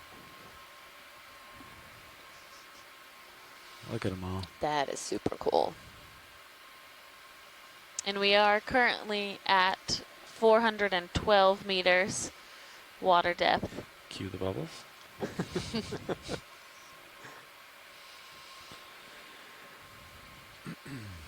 Yeah, so it would be great if cool. when we move over this, as we continue to have lasers on. Okay. Thank you. Putting them back on now.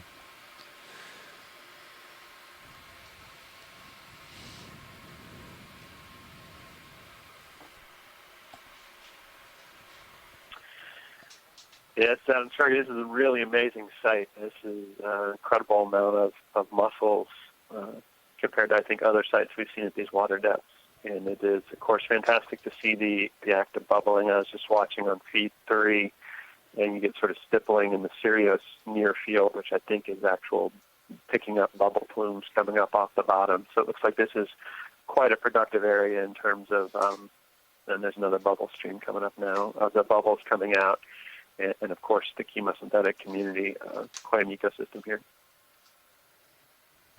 I was trying And not to this is set down on Carolyn. them. Yeah, actually, so in the chat room, I was asking Bernie about this. So I think, I'm sorry, I was also So you guys asking might be Amanda just a about this smidge by negative. text. She said Baltimore Canyon site, Trim how you which like is it. pretty far north now from here, but at comparable water depths, also has extensive mussel beds. Because I've only seen that site in sort of short snaps, I didn't realize that. The other thing is, Amy, you asked about sampling. I wasn't aware that you guys could sample mussels, but you probably guessed what the resounding answer that I got by text was, that if you can sample mussels, it would be great to do that. Yeah, sure, Carolyn. So if when we kind of come across this mussel bed where we can find a more isolated mussel or two, we'll go ahead and try and sample. As you are probably very well aware, if you grab one mussel, you normally get a bunch. So we'll try and make an isolated collection for all our biologists. This is a good spot because you can I was park going to say, on the that dead being ones. said, we are coming across the dead ones now. Cool. There looks like there's 2 right there in front of us. Fantastic, and I just want to emphasize that this site was chosen based on geophysics. I mean, Adam and I were literally on the phone looking for a cluster of seeps. So, I've also become aware that some of those Copy involved that. in deep search Setting might up have for been it. calling this P Island A. I'm actually glad now that we found If you're going what for we those found two at this site, that we chose to call it in the something center, different I'd to go keep a it little closer. distinct But if from you're going that for the site. two, right But here, obviously, there's a fine. lot of Go interesting for work the to be two. done with the deep search group in terms of comparisons between these Yeah, sites. a little closer. Help you Yeah, out. that'll be really interesting to compare the sites. I can't remember offhand how far away is P Island, There we go. the P Island That'll make site. your life easier. It's about 3.5 kilometers south of here. Okay. And as you're aware, it's slightly shallower water depth. It's Yep. about 275, 285. Oh, the crabs. Run away, run away.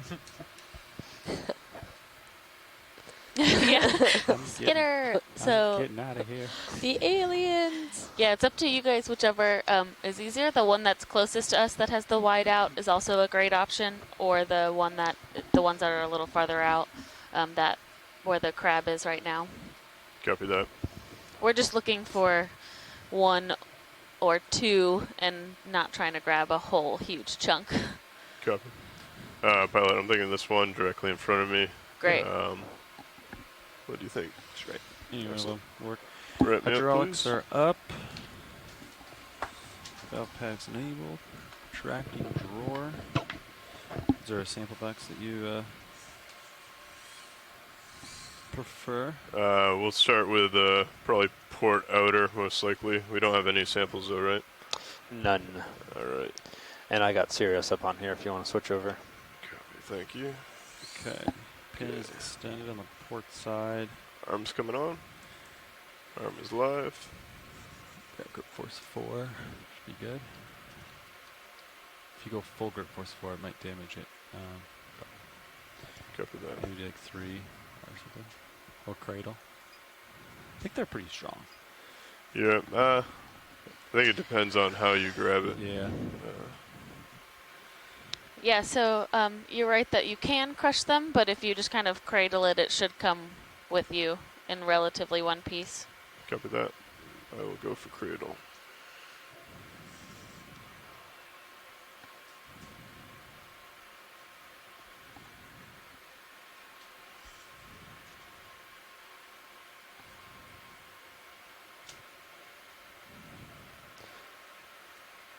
Go ahead. Are you calling nav? Oh.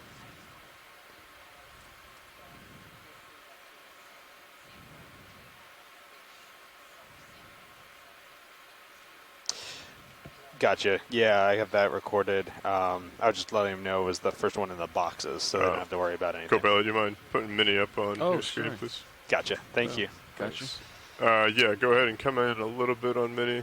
Copilot, if you could. Yep. Perfect. Thank you. Lining Okay. them up now. Kind of ran on me, sorry. No problem.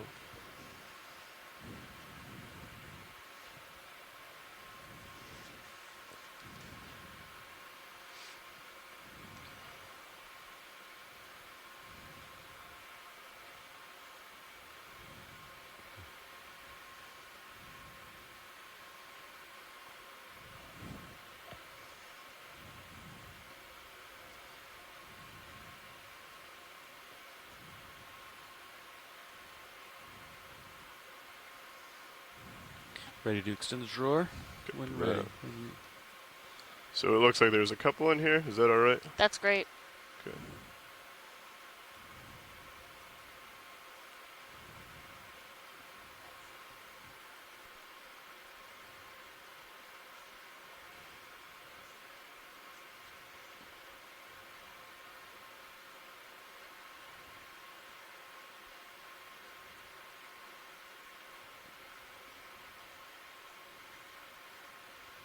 Okay. Go ahead with the drawer. Coming out. Port side is open.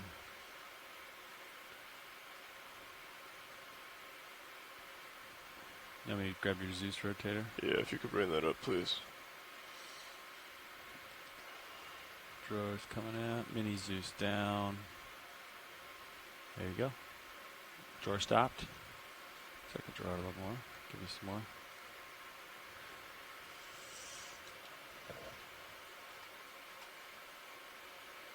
Looks like one's dangling. Copy. Looks good. Nice.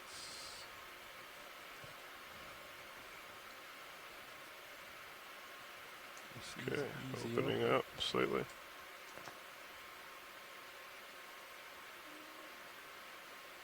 One and get a little wiggle. Open further, maybe. You could twist. Wait. Okay.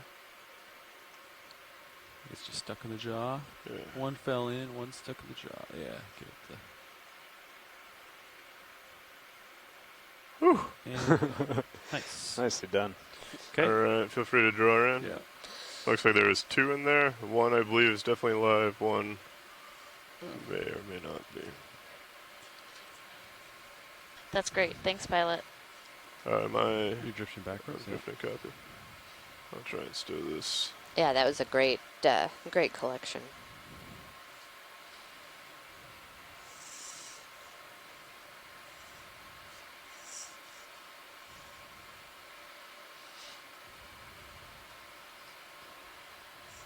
Okay, arms coming off.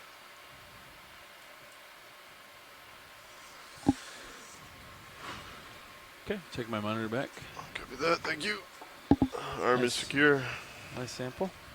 Bring it down hydraulics a little bit here. Copy that. Right, coming out of heading, joy lock. And continuing on.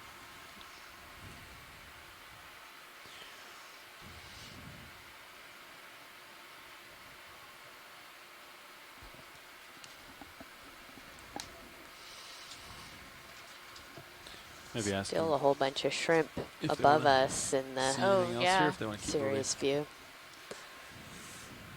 Hey, watch leads. I believe the last pilot on the shift got a pretty good view of this. Is there anything else here that you would like to take a look at, or would you like to keep pushing forward? I think we keep pushing forward towards the next waypoint, following the mussels, and hopefully we see more bubbles. Copy that. So we haven't quite reached waypoint 5, but we can continue on to it, which will have us pass over it, and then we're going to head kind of southwest. So I think that'd be a good way to finish out this area. Copy that. I will head my way over to waypoint 5 and cross the Yeah. bed as I do. And as always, watch leads video. If there's anything that jumps out at you, feel free to call out to me. Great. If we can have lasers on. Sure, coming Thank on. you. I'm going to take my rotator back. Co-pilot. Oh, sorry. Didn't realize I had. Look at all those crabs on the move. Oh, they're attacking Ooh. something? Come in. Looks like a fish, maybe? Maybe so. Yeah. Looks like a fish body there. Oh, there's a hagfish. Yeah. Over to the left, but Oh, yeah, come right right here. in. Oh, sorry. Yeah. There. Oh, yeah. We have a fish meal going on down here for all these spider crabs. Ooh. This one's like, this is my He fish. does not want to share.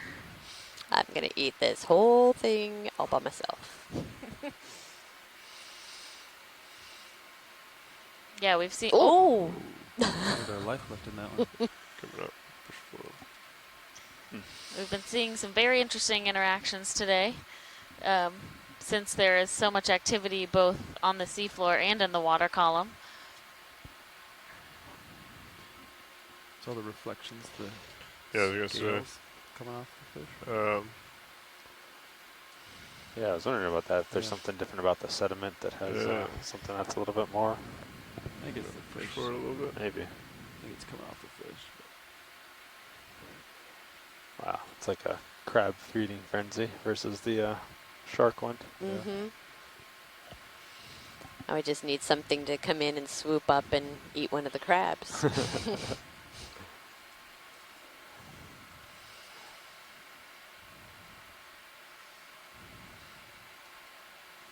All right. What's the? Looks like it's It's basically very westbound. the sediment that they're kicking up Yeah. is So waypoint 5 quite is anything metallic. you selected?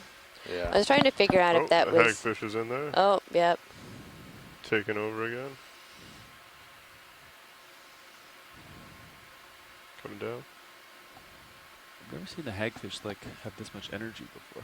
These guys are just ripping around. And there's one of those whelks. It's right there. Fish definitely saw some life.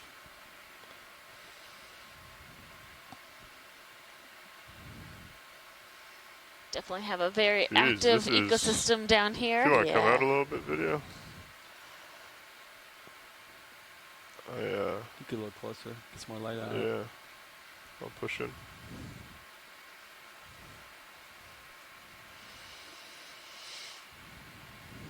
I feel like it's a crab pile on top of that hagfish almost.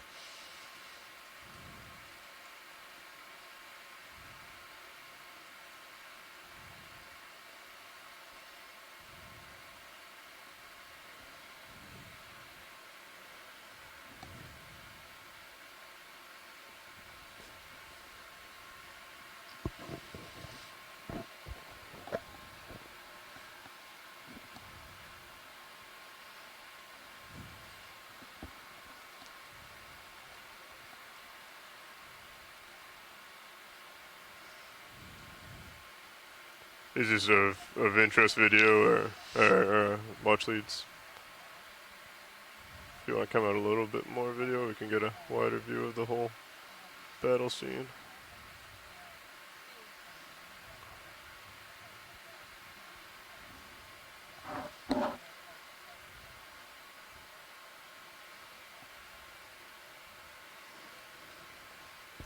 Roger that. Thank you, Dry Lab. There. Sorry, that's video. Come back in. Thank you, Dry Lab. Looks like there's some more bacterial mats. Looks like there's a line leading this way, more towards waypoint 5. Great. Would we like to keep following that? Yeah, sounds good. Excellent. Yeah, I think I'm lined up. Let's see, waypoint 5, Sirius 275. So I'm Yeah. pretty much lined up. Once you push out, you can.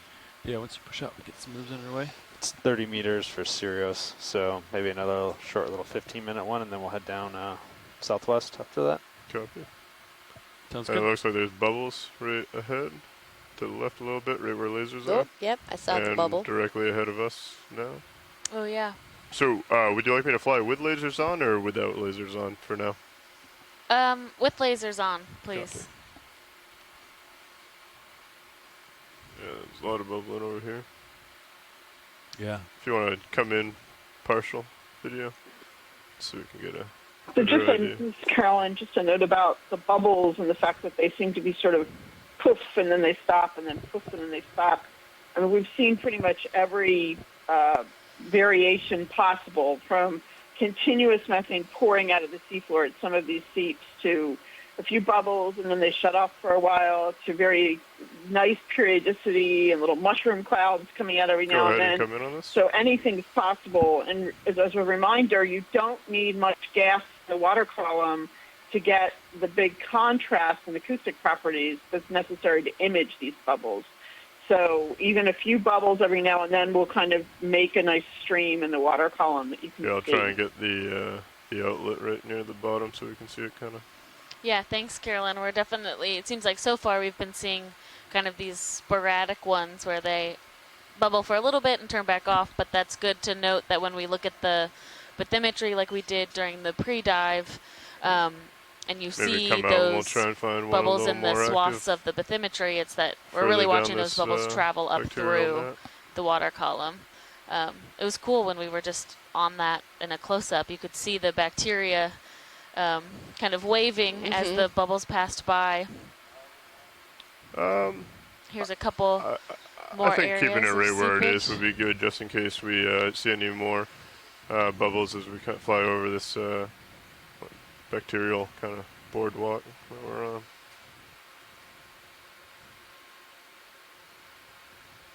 And watch leads, just so I am in the right. This is the bacteria is what we're interested in, right? Following this along, it looks like it leads us right to waypoint 5. Yeah, if that's, yeah, we're headed to waypoint 5, but we'll follow a bacteria trail to get there. Excellent. Seeing And, lots of little we'll just poofs of bubbles here and there. try and zoom in on anything that may be along the way that's of interest, but I feel like every time I look at a seep it stops, and every time I go to keep going she livens up again. Probably get a 15 meter move in. That sound good, Lars? Yes, another Okay. 15. It's starting to become quite active as we come over here. Yeah, that's very cool. That kind of, Do you want to go ahead and come on sure, that go ahead. video? Yeah, 275. Coming up on the camera a little bit. Yeah, holding there. Yeah, we're definitely seeing thicker Yeah. bacterial mats, For its Cesaro VNAV. more widespread. Here we get another move in. Range 15 meters, bearing 275 degrees, speed decimal 2 knots.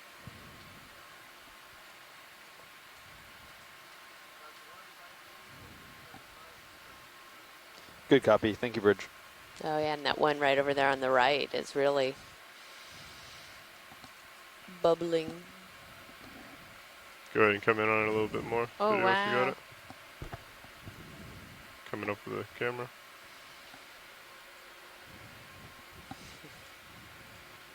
Drifting away. Coming up. Sorry, I'm trying to get stable here. Well, this also reminds us, I guess, that, you know, we tend to think of, like, we see a plume in the water column, we tend to think that's fed by sort of one little seep point on the seafloor, but of course, in a place like this, you've got lots of places that are leaking bubbles, and they're all contributing to what we image in the water column as what we might call a more discrete seep. So this also goes to the point that the different techniques and the different geophysical methods we use give us different resolutions of where we're going to be able to pick that place on the seafloor. But we're lucky in this place because obviously the whole area is kind of leaking, so we didn't have to be very precise. Right. Yeah, unlike the site that we saw the other day that we were like, well, maybe it's a potential seep site. We saw a little bit evidence of some mothogenic carbonate and maybe a little bit of the bacterial mat, but no sign of bubbles or mussels, and it was just a tiny location. We have a squid kind of doing his perch position. Do a quick amongst zoom on that if these, you'd like. Very bacteria-covered mussels. Just gonna rotate down to look at the tether. Copy that. I think everything's fine, but Well, luckily, because we found the bubbles, I don't have to give my usual spiel that I've been doing for our dives on the West Coast the past few weeks, which is that often you see really nice gas plumes in the water column with the geophysics, but then you get down there and you can't find the bubble emission Again, site. just, I think as we follow this bacterial mat, just keep it at a partial zoom would be fine. Where I haven't worked So we can before try and, by how hunt down tidally the bubbles controlled as they they come were, up. and kept noticing that, you know, we don't see that as much on the Probably Atlantic kill margin. lasers just That briefly they to get go some on of the and bubble off just shots and because then of put them back on as tidal they start to pressure. move. So there's some really interesting science tether to be looks good. done I'm here on in the move, comparing Lars. and contrasting You got how the time. seeps are behaving Got you in these centered different at areas. 62. That is really interesting.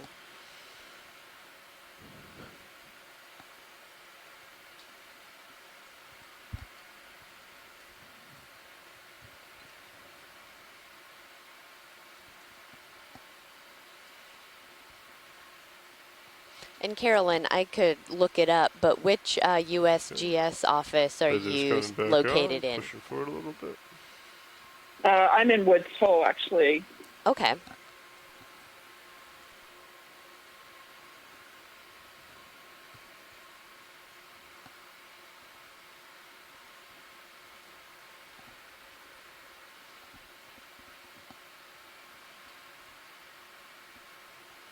Looks like that short move is complete on the ship, so I probably don't have much swing left. Got you at 69, right? Is that 15? Yeah, it looks like it's just finishing up. It's only been 3 minutes, so it's probably just finishing. Copy.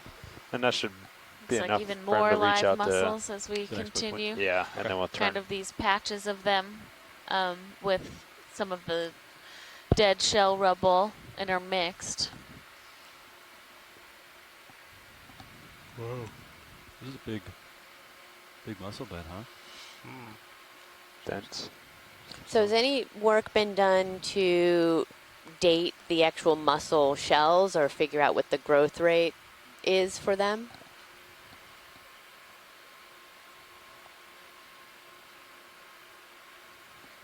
I believe Nancy Prouty at the USGS in Santa Cruz has done some work, but I can't remember the outcomes of that because there's always this issue of trying to compare what the mussels are telling you versus, for example, what the carbonates are telling you, which are very different things. So I don't remember. Unfortunately, that's not my area of expertise. I don't remember the results. Yeah, I have the paper here. I'll see if I can find some information about it. Is it a different fish from what we've been seeing, or is that similar to that large one that we saw underneath the rock? I think it's different, but he might be off on his own. Copy that.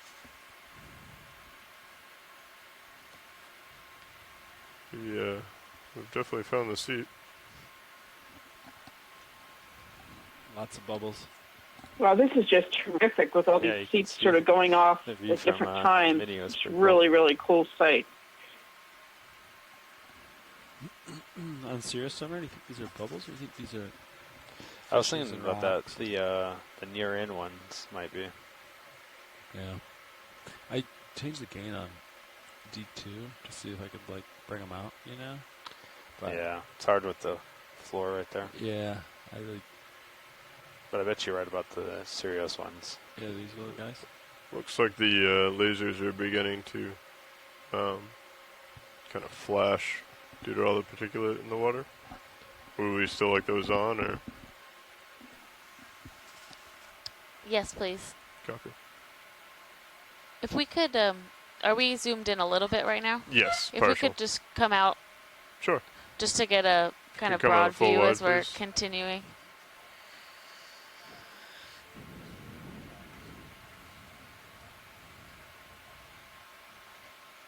Crank up the detail on the sonar.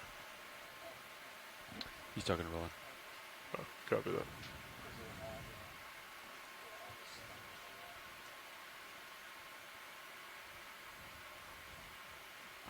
Delta's 12. Yeah, it's a waypoint 2 is 10 meters ahead for D2, roughly. 25. Just push out a ways and then Pretty out this active area. seep here video if you want to come in on that. Looks like D2's pretty much on waypoint As soon as I look 5, at it. I think he said. Okay, feel free to come out full wide. Sorry, repeat your last nav. You're just about there. I mean, you could push out as far as you're comfortable with the tether, and then we can start come back around and head southwest. You're basically right on waypoint 5. It looks like waypoint 4 to waypoint 5 was like one big mat, kind of one big cluster. Yeah. Watch lead the snap. Go ahead, Nav. So we are just about at waypoint 5, and it's also the 200-meter mark. Okay. Do you want to continue in this direction to explore, or waypoint 6 is kind of southwest, and then waypoint 7 is actually in line with where we are. Come in a little So bit, we'll video, eventually be please. coming back up to waypoint 7. I don't know if you want to continue exploring this bed just On to this, get the full fish here. extent before we go down to waypoint 6, or should we just cut down there now? Yeah, can you give us 1 second? Sure. Thanks. I don't know if this is of interest to you, video. Sounds like watch leads are talking about the plan, so if you want to take some shots on the fish or the mats or whatever you'd like. I'm going to go ahead and take lasers off just so we can make a better shot. That's a good idea. I didn't see 6 down there. That's good. Coming up. Oops, sorry. Coming up on the camera. Connect the dots, eh?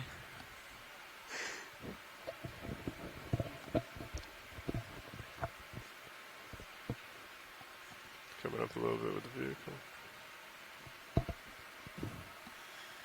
Nav, this is watch 1. Go ahead.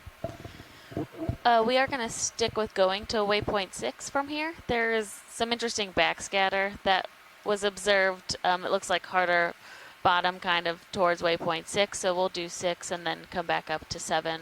Okay. Do you want to continue ahead at all here to kind of characterize the extent of the mussel bed, or Feel just free cut to down now? come out full wide. So yeah, we could keep going until we're in line with next video. waypoint 6 and then come down to waypoint 6. Okay, so just keep going ahead, then cut straight down to south to waypoint 6.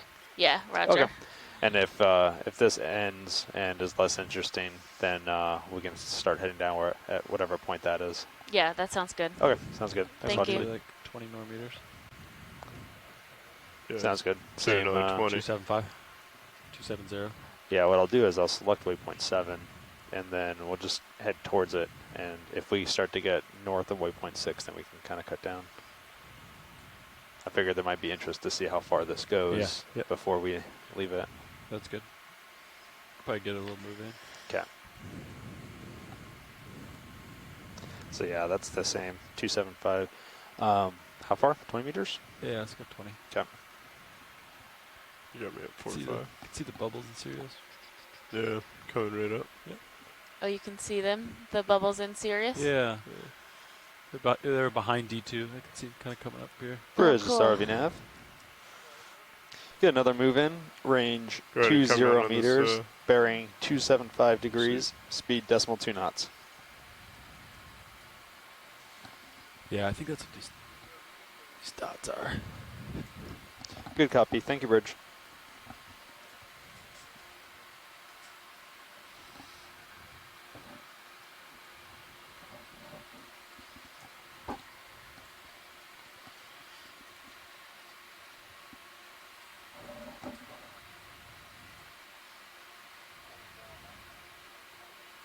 Copy that.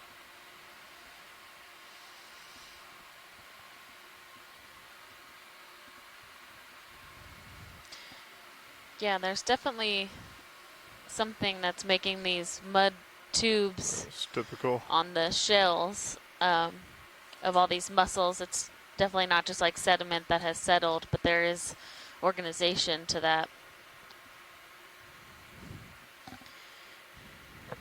Okay. Full wide video. And Lisa 11 earlier had suggested that they could possibly be captillid polychaetes or some of those foraminifera that are creating those tube-like structures.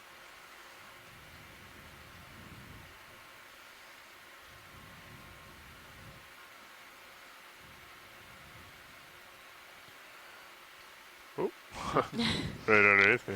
Excuse me.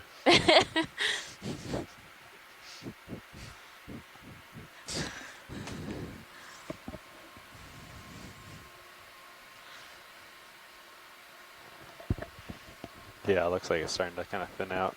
Yeah, I agree. What's the waypoint 6? You select it. No, I have 7 Oh selected. wow, they're all going It's up about now. 70, Yeah, this is 75 great meters to see away. a number of the bubble plumes in view as they're kind of continuing to turn on and off. And you can see a lot more bacterial mat in the areas where we're seeing the active seepage, so likely the bacteria is growing because they're feeding off the methane. So these areas where you're getting higher input of that direct methane, you're going to have higher concentrations of that bacterial mat as well. If you want to come in right here, video. You got 2 going off at once. And they stopped. There we go. Go ahead and come in on this one, directly ahead. At least at the point where it did come out. Did we ever get Sirius's lights back on? There does look I like have to be 2 a on small right now. mussel I can show you right what a third looks like. to Oh, the it right of does, center, yeah. so we haven't seen many Bernard areas. was saying The something better one. about not Might not seeing be too very bad. many kind of Might be able to bring the new gain growth. down. Yeah, there you Right. go. and you're Thanks, right, video. that it does look like a smaller one. And I was just trying to See look at this Shimmering of the paper bubbles here coming and up see there. about Yeah, that's what I was hoping for, is to get a little ages bit more in and- Sirius's view of the bubbles. Copy bubbles.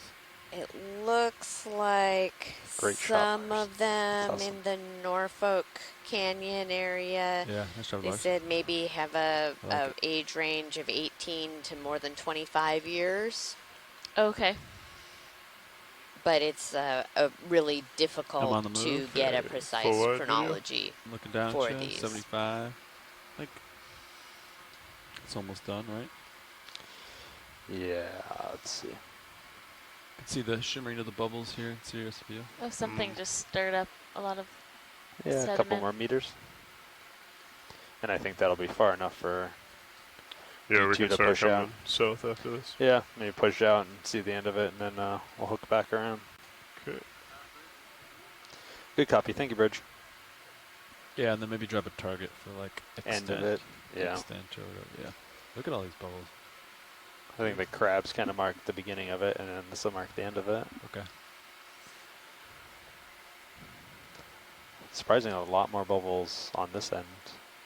Yeah. Look at them all. Maybe I'll drop a target for that. Yeah. Just Definitely steadier flow. substantial bubbles here, yeah. Look at Yeah, the and wide File pilot, I mean, back up a little definitely bit. drop a target too for this mussel bed. Yeah, I believe Yeah, I'll Nav is mark- Okay, great. mapping it out pretty well. Yep. If you want to come in on this one right here, video.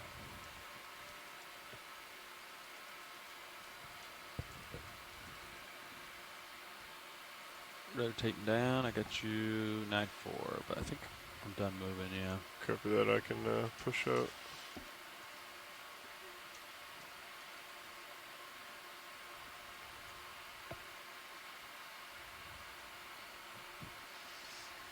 Okay, full wide video. Thought we could catch one there. Yeah, looks like it continues a little bit up here forward. And looks like it starts to die out. Stretch out and then we can make our way Southbound? What's south. Okay.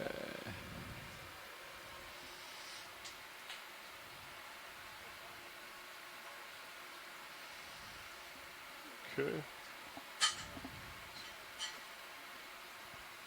And if you're just joining us today, we are currently about 40 miles off of the coast of North Carolina, and we are exploring a new seep site that was provided to us by new video Carolyn guy in the Ruppel chair. at USGS and Adam Welcome, Skarkey Roland.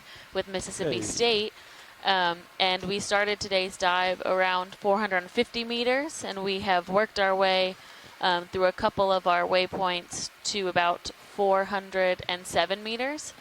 We've seen a bit of authogenic carbonate Yeah, I wonder if like 4, 5, during and the 7 are first all portion just of the one dive, large so some rock outcrops, and now we have encountered a bacterial mat. very nice mussel bed that has also a Tilt up a little bit. generous coating of And we can see the bacterial bubbles in the mats, both on the distance. mussels and then on the sediment Okay, looks like now, he's as got you're seeing. 0.6 um, selected. As we Alright. came From into this mussel bed, we started go to ahead see and some of these active turn bubble to port. plumes Yeah. that are kind of If turning you on wanna and turn off with me as I we're push Yeah. out. going 210 through is this an altitude. area. 210? Yeah. And you can see just the amount of life that's also associated with these mussel I marked beds. the We end have and then there was multiple more. species of fish as well as crustaceans, and lots of I have a suspicion. different types of organisms that are Oh, also yeah, just this is growing on hard- the hard to shells trace. of the mussels. This whole area. Yeah, when we first landed, there were just the water column was Okay, I'm on filled with 210 now. shrimp and fish, Looks like we got another some large. eels, and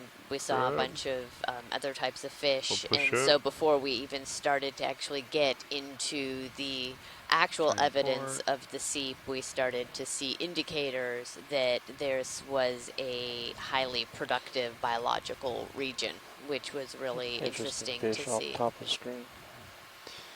Watch Lee, the snap. Possibly. Go ahead, Like- Carolyn. I mean, and I So, wanted to make we again kind the of point that finished Adam that made little earlier, section, which is and remember that mussels almost dropped all off. of They the actually seeps picked along back this up again line further north. were originally identified by his We're gonna analysis turn and head of down south of Okeanos waypoint 6. exploration. That Like works a for you minute. guys? Sorry, Settle Okeanos down. Explorer data, That's Okay. geophysical data collected from the ship I'm on lined past up. cruises. Sounds good. So Contours this, pretty much this the is, same, it right? would really come Yeah, full circle might here that the descend Okeanos like first a smidge, identified but these sites, Copy. and now based on seep maps Big. that we've compiled over the I'll years, settle over. we chose a cluster of seeps that look good that met some other criteria for you as a suggestion All for you these to try as a Waypoints are pretty dive today. close, so Yeah. That just it's shows not. the value of this I guess we're gonna sort of find some rocks discovery and over there. exploration mode that we're Yeah. in They here. said they had some hard targets. Yeah, some thank you for bags that, scattered. Carolyn. That is a Okay. really great point.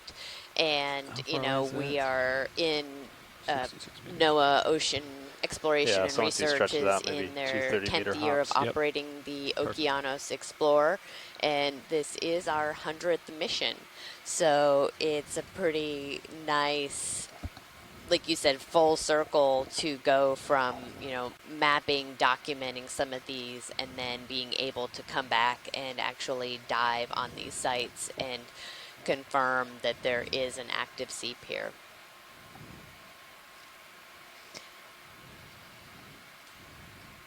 And so now we are heading a bit south from that mussel bed, and we're going to a point that was observed in the backscatter to be Let's go, a bit more hard wedge than the surrounding 215. area. So The idea is to go investigate if this is possibly authigenic carbonate Probably call it in that 30. area and understand this Okay, site a 30 little bit minutes, better. 2:15 coming up.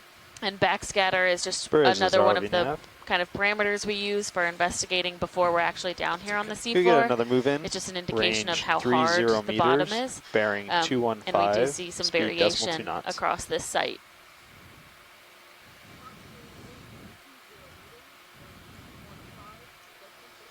Good copy. Thank you, Bridge.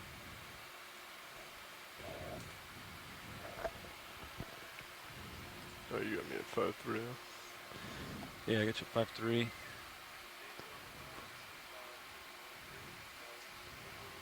A little more room. Give me a little more tether.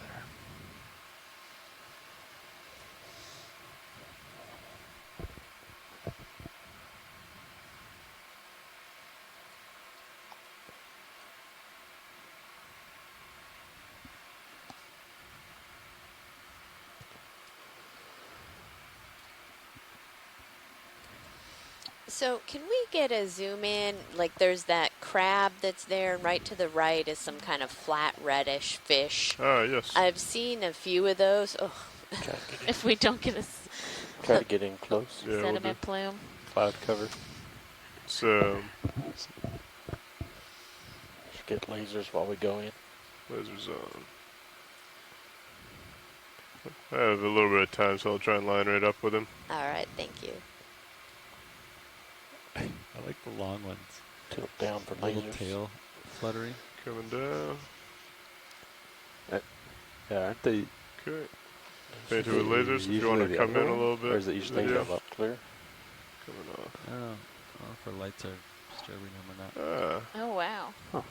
Stand So little I've seen a couple of those, and we just haven't been in a good place to zoom in and get a closer look. But just a little close, coming back. Feel free to take a little tighter zoom Just before the gonna get- crabs. See what's going on with the Stepped crab with on. him. May cause movement. Okay, ready for fish. Go ahead. Center up. I'm going to try and pull you in.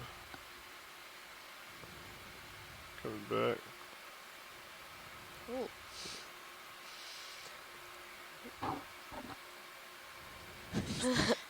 Yeah, it looks like it's coughing.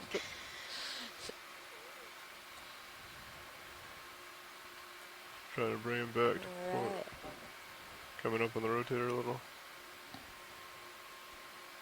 Still drifting in. Yeah, I'm trying to set in a little. Once I get a toe in, I should be all set. If we have Still any drifting fish in. folks Yeah, out I'm there, attempting to do that roll. any help would be greatly appreciated. It's a very interesting fish.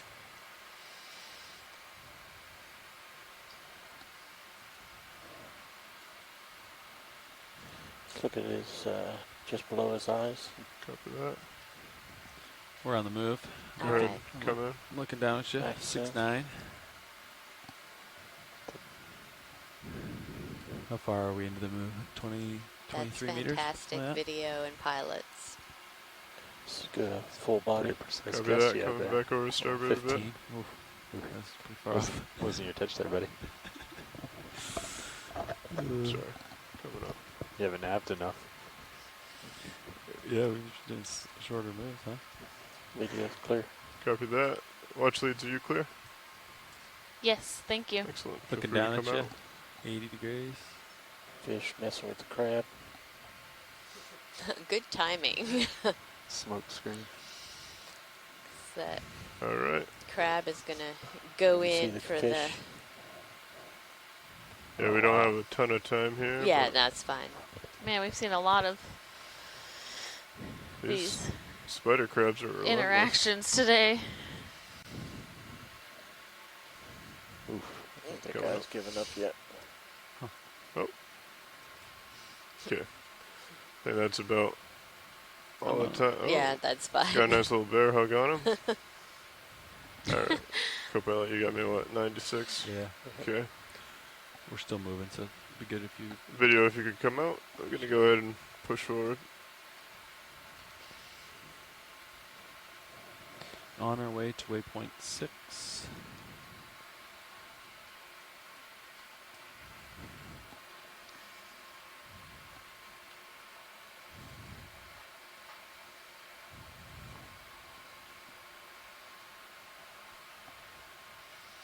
And today is an extended Can we tilt dive up for HD2 a everyone's little bit? awareness. We will be on the HD2? seafloor surveying this seep site until You got another one of those roughly fish here.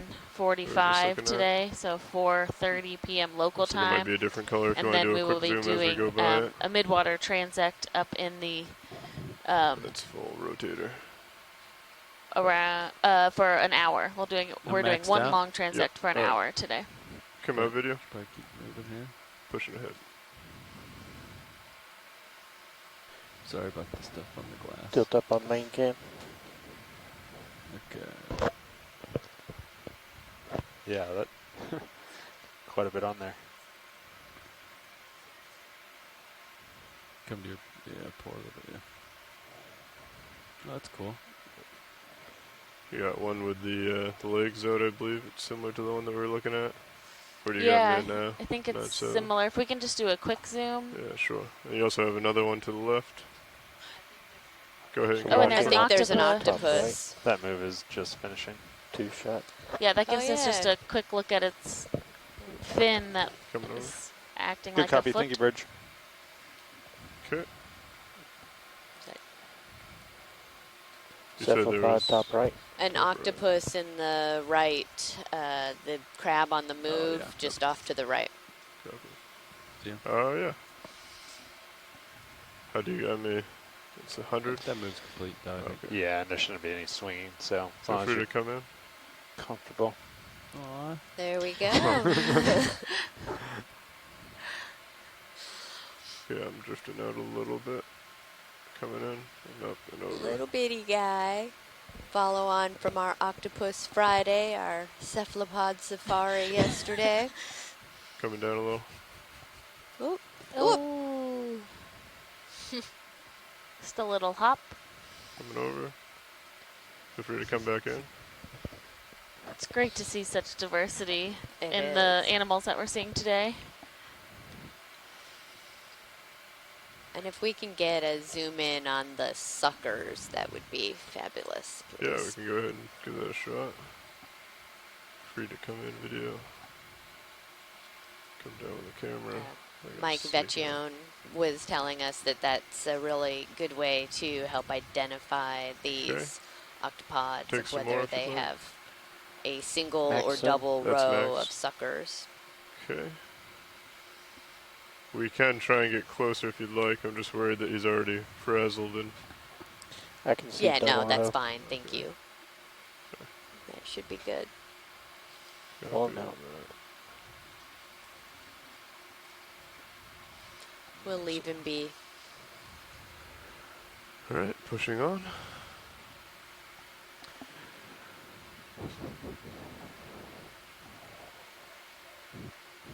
Tilt up some.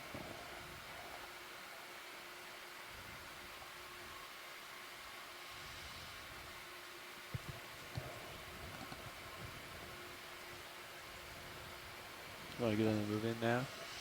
Or, well, I guess we'll wait a minute, but Yeah, let them push out a little ways. still looking down, huh? Then maybe 20 meters. We're about,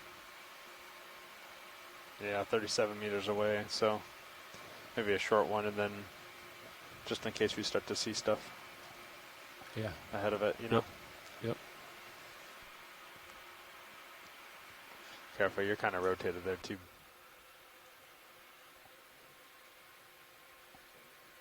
Yeah. Let's do it. Tony, you Last want in? 15. Sure.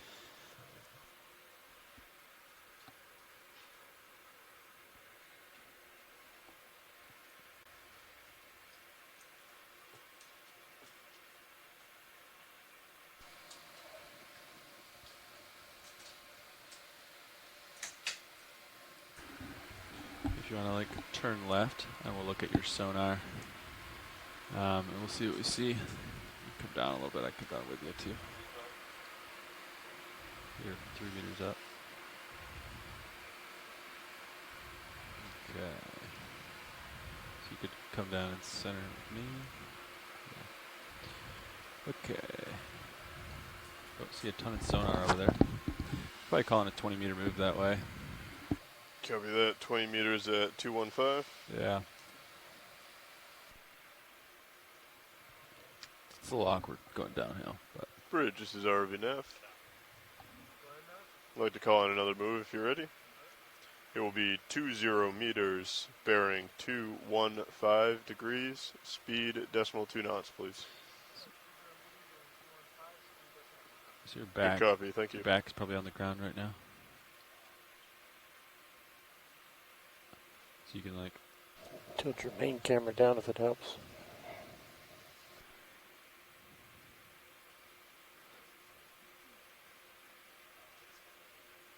yeah, it's just a little awkward. But maybe, yeah, you can do it large did and like turn starboard parallel to it. And then just so yeah, the back, your back right might be in the sediment right now. Come up a little bit, turn right, yeah.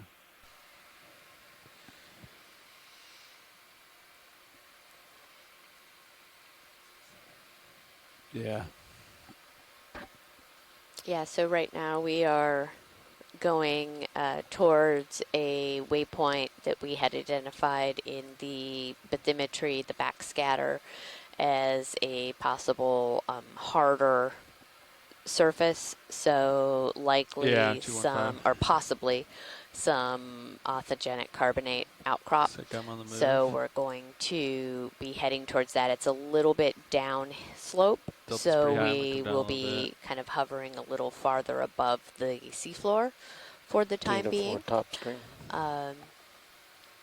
But we should get down there in a few minutes and check it out, and then we will kind of head back up towards where we expect to find some more active seeps. Here's a nice ctenophore in the water column.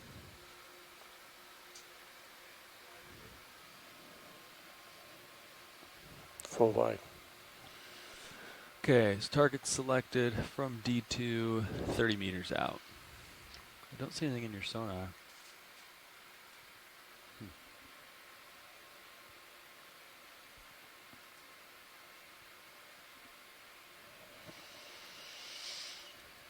Yeah. That's what Lars was doing. Worked pretty good for.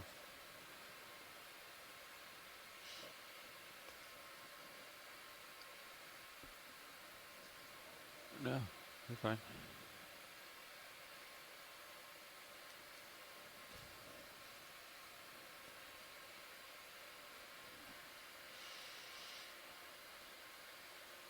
Yeah, that would, you know, just do this straight. Squid ink looks like. Yeah, he just inked as he swam off. Still a lot of crabs. Just milling around.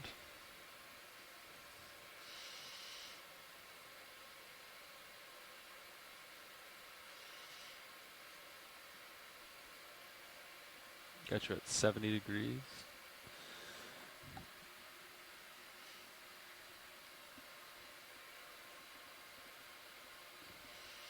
So you could kind of come down.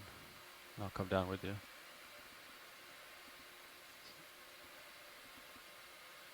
The waypoint's basically 90 degrees to your port at the moment. If you look at high pack, you can see straight down here. Copy that, Bridge, thank you. Isn't it? Once we get there, I see more shells coming up. That's a good sign. Pilot set move is complete.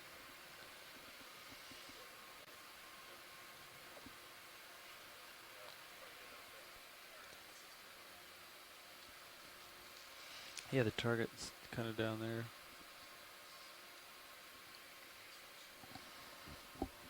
Yeah, maybe. Yeah, it looks like it's kind of starting here. Maybe give us a rotate side to side. Yeah, we're definitely seeing more of these shells, shell debris. I see a lot of shells on the left.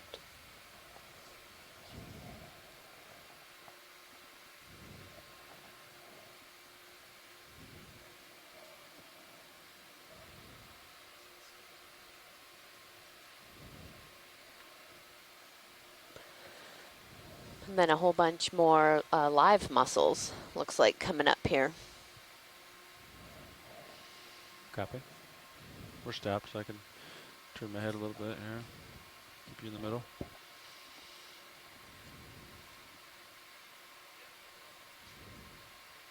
Yeah. So, yep. So I have it kind of runs up. Yeah, runs like that. And then their target was to your port.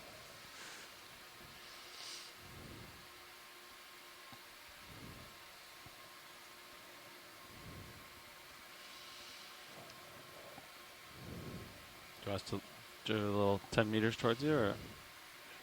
Okay. Yeah, a little bit. So yeah, this is definitely another active zone here. Waypoint 6. Don't see anything hard in sonar. I don't see any big rocks or anything. I can't tell if these dots are the fish around Sirius, if those are bubbles. I haven't seen any bubbles with D2. Have you, video? Not yet. Copy. I'm interested in what that bright white object is on the screen. Go down a little bit here for you.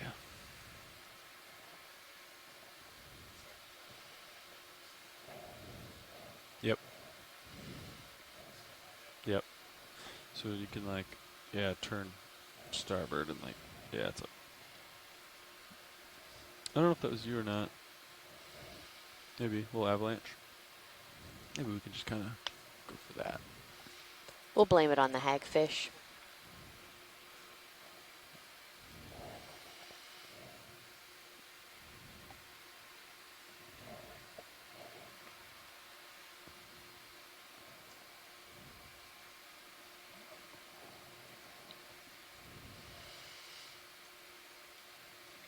I got you at 51.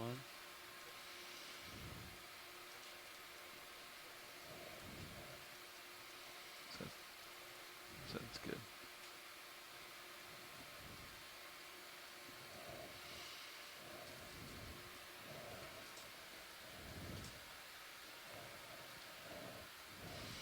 Yes, this is quite a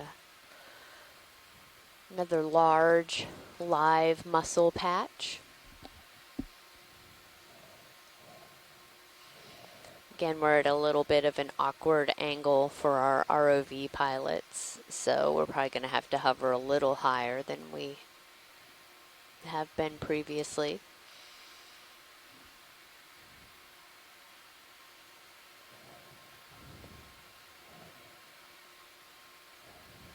Oh yeah, and Adam Skarkey makes a good observation that we are seeing more shrimp here. We saw a lot of shrimp at the start of our dive where we 10 meters landed, towards D2.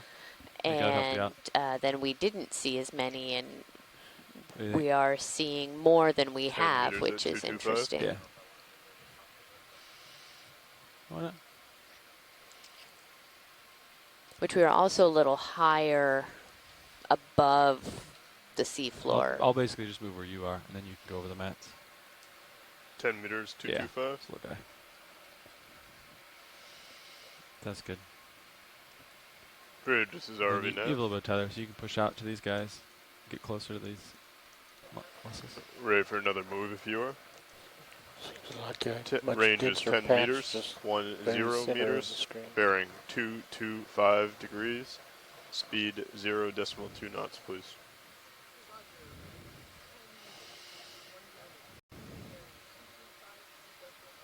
Good copy, thank you.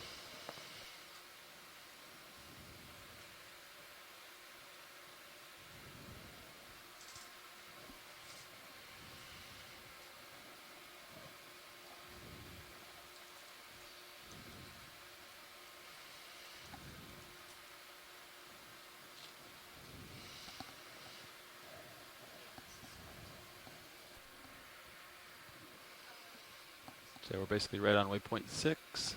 I'm getting you a little closer, so you have more tether to explore this. Wow. Look at them all. Yeah, so we're wondering if the high Patch in backscatter the very center. Can we is get possibly a just height this of all really those mussels? large white. mussel field again, and maybe seeing some more bubbles on the Sirius Some near line going through. scan, or sonar scan.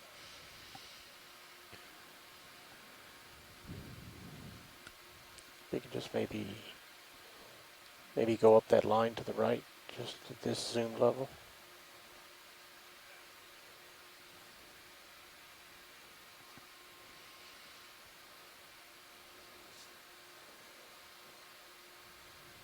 That anemone just reacted to that fish there.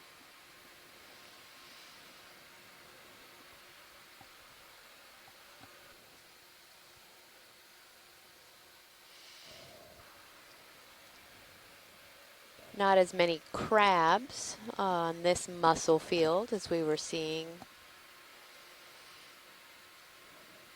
Can we get it tied to that one with the hole facing us on the right?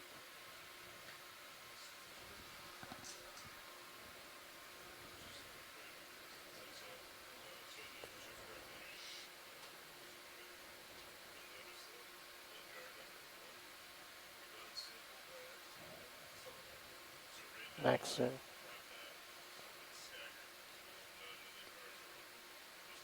Push. Yeah.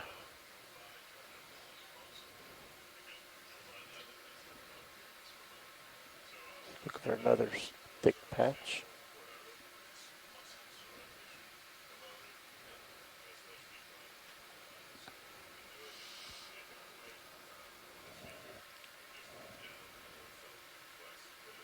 It's a pretty nice view there.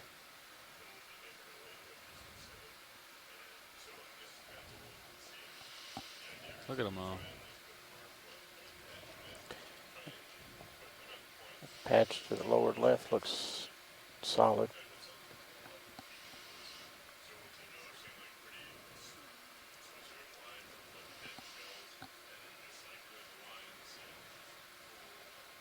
That move looks like it's done. Tony. I'm looking down at you at 61. Got some tether to play with. Yeah, it kind of goes down and up. So we can kind of get in the middle of it and then go up it probably. I haven't seen any bubbles here, have you guys? Not yet. I haven't seen any bubbles, visible bubbles, Yeah. but None have stuck out to me as big as the other ones. yeah, I Not saying mean, they're not it's here. likely that this whole area I think I'm along seeing here. bubbles on the left. Yep.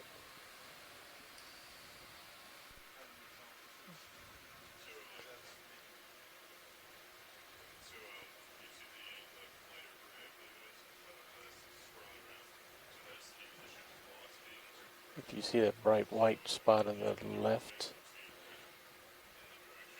right where that shrimp is, and forward.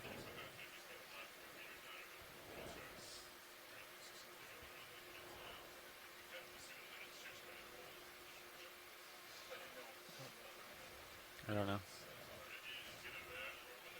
I don't think so. You've been off the ground. Okay, video swapping out. So, Carolyn, I have a question for you. So, USGS and you in particular have been such a good partner with NOAA over the last 10 years as we've explored Push forward through it, yeah. a lot of these methane seep You have enough tether? communities. Can you tell us a little bit about how, over the last 10 years, what we've learned about the Atlantic margin here and some of these chemosynthetic communities and the method, what we've learned and what we knew about 10 years ago and what we know now? I think that would be really interesting for folks since you've been such a key part of that, and you too, Adam. Yeah, well, it's kind of a loaded question. So just as a reminder, before about 2012, we only knew about a few places in the margin with published seeps. So that was the Blake Ridge diapier, where I've actually been working since I was a baby assistant professor back in the early 90s. To there was some anecdotal, there was some unpublished work about the Baltimore Canyon seep site at about 400 meters. So really that was it. And maybe some hints at the Cape Fear diapier.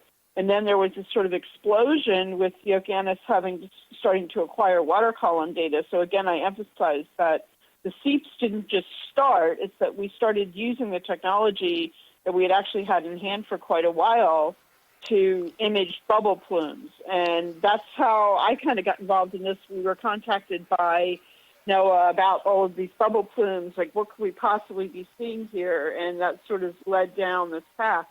So by 2014, when Adam and I published the Nature Science paper, we were up to about 570 unique points that have been identified. We updated that for AGU based on, Adam has done, and his students have done an exhaustive job going back through more recently acquired Okeanos data. And my own group has done, I think, 5 or 6 cruises out here since 2015, where we've collected independently collected data, and so by sort of combining that, we came up with a bunch of new locations. The problem gets to be, as it now is on the Pacific margin, which really only started publishing their seeps around 2015, that determining whether something's a unique position on the seafloor or not is difficult. In any case, since then, obviously, Cindy Vandover had done a lot of the work down on the Blake Ridge seep, and we were part of some NOAA work, NERR work back in 2001, 2003, and that was really the first exploration of the chemosynthetic communities on the margin. But then since then, quite a bit of work has been done. There are still only a handful of published studies. Adam led a chief scientist training cruise for UNOLS, in which they looked at the Veach or Viach, however you want to say it, seeps on the New England margin, and published some papers. Obviously, Nancy Prouty from USGS's papers in Baltimore. There are a few other really important papers out there, Andrea Quattrini, other people out of Amanda Demopoulos' group, Senator Brooke, and has been very active in this area as well. But obviously, I think we're getting now to the point where a lot of people have a lot of really good data, and we're really going to start seeing an explosion of what we've known. I shouldn't leave out the fact that Cindy Vandover actually had funding for HOV cruises, Alvin cruises, already at the time the seep discovery became much larger, and went back to NSF and got additional dives so that she was able to ground truth more of the newly found seeps on her 2015 cruise, which Adam sailed on as well. I should also add that from that cruise, a bunch of carbonate rocks were collected, and we've been working with our colleagues at the British Geological Survey and are just finishing up now a really nice study of dating the methane emissions along this margin in a lot of different places based on those carbonates. So I'll stop there because we might be on something interesting. I'm on a different screen right now, but I hope that answers some of the questions. So, Nav can it does. Correct Thank you, me Carolyn. if I'm yeah, wrong, so we're celebrating our 100th kind of cruise came here on the down Okeanos came Explorer downhill a little bit. this expedition, and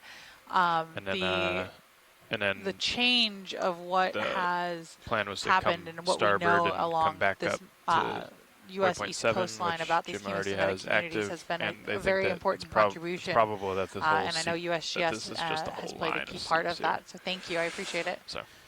And Adam, at some point, if you want to tell us sort of how you were at the time one of our mapping leads here and really leading some of that effort, if you wouldn't mind telling us about a little bit how that went, it'd be lovely. But you can use it to fill at some point in time later today. Doesn't have to be right now. I can speak a little bit right now, but feel free to stop me if we come up on anything really impressive we want to stop and look at. What do you have there? But Thanks, I'll just mention that Carolyn gave a great overview, and to give some context, that's right. In 2011 to 2013, I was the mapping lead on the Okeanos Explorer, along with my colleague Mash Cormalik and Will Becker and now Shannon Hoy down there in that position, and so there was a really focused effort to map the margin at that point. It started out with the Acumen expeditions, and has evolved since then. And the idea was to use the Okeanos Explorer's multi-beam sonar to get really high-quality maps of the seafloor bathymetry, the shape of the seafloor. And we certainly were very cognizant of the water column mapping ability of sonar. And in fact, NOAA Ocean Exploration had made a point of Also, before many other groups were, of saving the water column data and preserving it as a record. And what we saw in 2012, we were on a mapping cruise off of Norfolk, Virginia. Gotcha. It was very late November, Okay. right before That's good to know. Thanksgiving. So we'll Very rotate cold, very high seas. this way then. And in the middle of the night, we were mapping and saw what appeared to be a gas plume come across the data acquisition screen. And what I'll say is exactly what Carolyn noted, which was geologically, knowing the geologic context of this margin, we did not expect plumes. So it was a bit of a surprise, and we sort of had to do a double take. And I remember pulling down the data and plotting it up in some software tools to really confirm, had we really seen a seep? And actually, over the course of that expedition, which was EX1903L2, we imaged 4 separate sites, one near Virginia and then 3 up near New England, where we saw gas plumes coming up the seafloor. And I was actually the person who initiated that email that Carolyn mentioned to the USGS, to her gas hydrates group there. Her and at the time Laura Brothers was working on some gas seep work, and just asking them, hey, we detected these things that look a lot like gas seeps that the Okeanos Explorer has seen on the West Coast. We know geologically we don't expect them to be here, but this looks a lot like what we're seeing.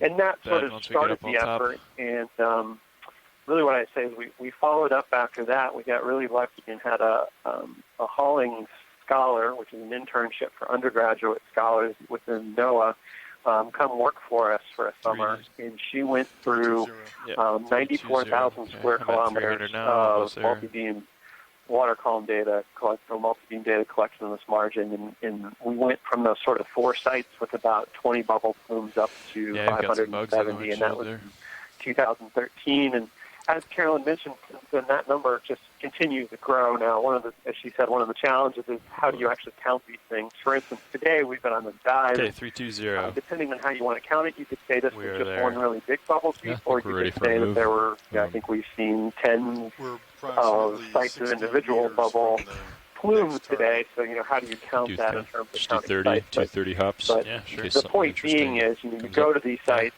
as Noah has done multiple times, and also folks like Cindy Van Dover and Carolyn's group at USGS. And when we dive on these sites and are able to visually confirm what the multi-beam sonar has indicated, we often do find these chemostatic communities.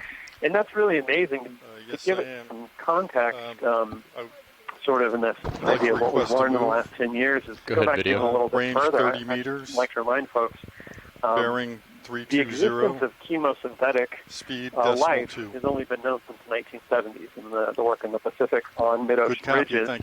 And for a long time, we thought chemosynthetic communities only existed in these mid-ocean ridges in the middle of ocean basins relatively far from shore. And what we've seen with these cold seep sites is that we have these chemosynthetic communities literally right out our back door. You guys are just 100 kilometers or so off the east coast of the United States, and we now appears that we have hundreds of these sites. From certainly very geologically interesting, because it expands our understanding of the paradigm and the geologic context here, but also for the ecology and biological community. I mean, this is really breathtaking that we have so many of these sites where we have chemosynthetic life much closer to our shores than we previously thought, and it turns out that they may well be very widespread. So that kind of gives a sense of what we're seeing here. And Carolyn's right. I'll wrap up real quickly here, but there's so much more we have to learn. On each one of these dives, we start asking new questions. What we've been trying to do these last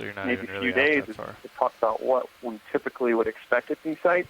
And I don't think there's any such thing as typical expectations. We just haven't visited enough to understand exactly what's going on. So there's a lot of great questions. I think Carolyn's absolutely right. I think research, publications, and further research on these sites is about to explode. Because I think there's a lot of really good scientific questions, both geochemistry, biology, ecology, geology, that have a lot of really important and far-reaching implications. So I think those of us who are in this community are really looking forward to that and what will happen over the next 10 years.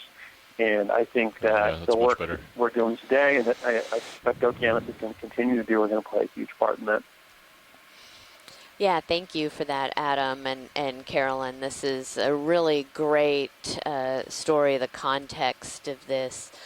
And the importance. And, you know, I really like Carolyn's comment in the chat that, you know, what we're seeing today is really a pretty incredible find, you know, that we haven't seen this, a new location with this extent of these mussel beds and Yeah, the that's definitely seepage in a fair Okay. bit of time. So this is really exciting to be Coming a seeing little bit more to this port. at this site, and Off track this a little bit. high amount of mussel beds where it looks like we're coming into another one of these, or kind of back up on this ridge.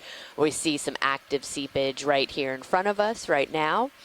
Coming out of this one hole, we're seeing yeah. a lot more of these bacterial mats wanna- again. Well, actually, do we want to hang out here for a bit and look, or should Yeah, we might as well Yeah. try to get a little footage of the active seep. Okay, just let me know when I need to leave, Chris. Okay, sounds good. You want to keep the ship moving then? Yeah, I think so. Okay. I think Just do this quickly. about halfway there anyway. Okay, video, we can go partial.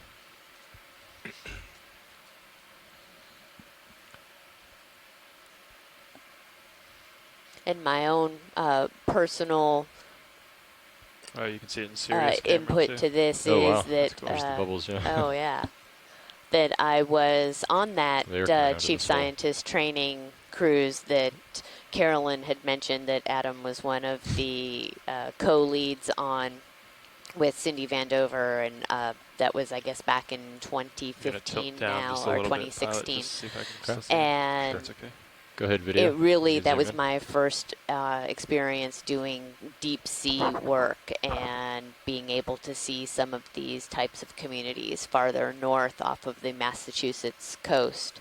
And it was really amazing to see, and it's See it really there. interesting to see the similarities and the differences to the site that we saw at 1,400 meters or Okay, let's so come out. on that cruise compared to this site here around, 415 meters. Looking good. I'm at 9-0. Looking down at you. Happy. I'll kind of settle back to your center line. Yeah, you can get pretty good shots of the streams coming up. That's neat, and I've never seen bubbles come up at Sirius's Yeah. camera. Me either. Thanks, Pilot. That yeah, was Amy great. makes a great point. That cruise in that cruise in 2016 was great, and kind of a testament to what Okay, Karen was come speaking back to about. port. That the NSF funded a Yulnos cruise focused on these seep sites for to train a lot of folks in the ocean research community. Kind of another testament to perhaps the implications and the importance of these discoveries that the Okeanos has made. Yeah. Now, do you So want what is, we're seeing, a lot of these white bacterial mats, but what we're were they also seeing, marking especially here? around one There's of a lot of those targets seeps, it there. looked to be a darker grayish. Is that another type of bacteria, or what's causing the, Go past the skids difference video. in color? Anytime you'd like. just want to see I'm what they sure were? that wasn't, was it oxidized sediment or was it Okay. actually mat? I didn't look at it closely. I'm on a small screen here. Yeah, I didn't see, maybe, pilots, maybe we can get another zoom in down there. You can see the white matting, but then there's also a lot of that dark gray. If we Yeah. could just get another close-up of Sure. that, please. That ship move's just about done. Is that right, Jim? Correct. Wow, this area is really seeping. It really is, yeah. And there aren't as many mussels, but there's a lot of the bacterial mats. So is that possibly an indication that Copy, this thank is a newer seep area?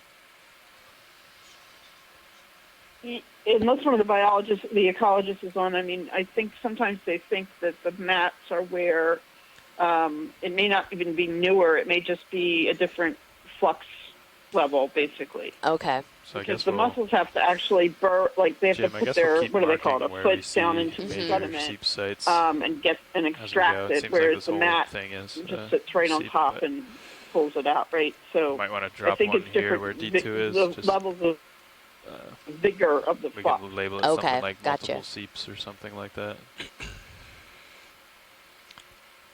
Alright, video, let's zoom in.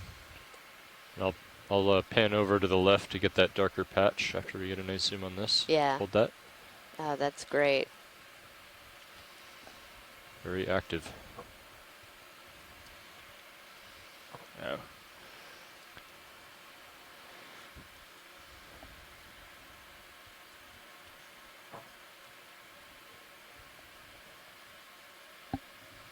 Yeah, you can see the bubbles go past your light bar, so that's cool.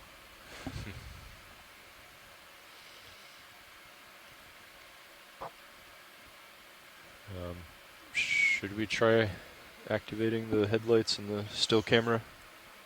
Yeah. Yeah, Okay. let's try it. Ready for lights? Coming on. Oh yeah, there we go. And still cam on. Oh yeah, nice. I'm looking at you 60 degrees. I don't think that's changed. Copy.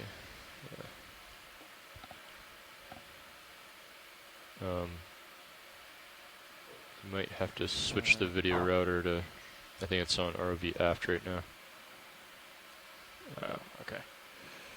Yeah, it's, I forget, is it monitor 8? I think is what they made it. 4. I know it doesn't match with the label. I can't remember. It's Yeah, really just see interesting aft, to yeah, see okay. the Yeah. That bubbles. ROV's still right there. Yeah. Hello, Copy. fish. And the Okay, let's come out a little bit, Bob. Confirm. So what's your camera angle at right there? Minus 30. Okay. I'm going to tilt up and then tilt down to get a few extra degrees. Copy. What's all that like? Get a running floating? start. Yeah, that's a little bit. Another degree or so. Yeah, it went from 32 to 35. I think I've seen it as far as 36, but that's all. Wow. It's close to centered up there as well. Back up a little bit.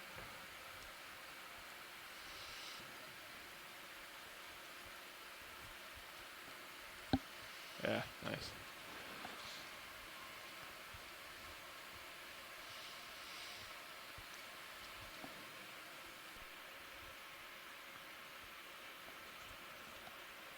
Do you want, I think your lasers are still on. Do you want them off for that?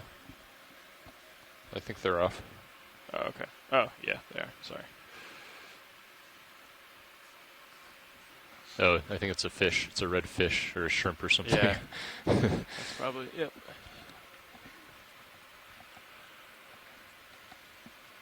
Ooh, yeah. So There. watch leads Bob Carney, who is not on the on the phone call, and who is much more of an ecologist than I am, pointed out that the mussels are getting their reduced material from water using their siphon. So there is a difference between how the mussels are making a living, so to speak, and how the bacterial mats are making a living. So that may Sure, explain we can do the that now. differences in the distributions relative to where the methane flux is most active. okay, Go ahead and zoom in. that makes a lot of sense.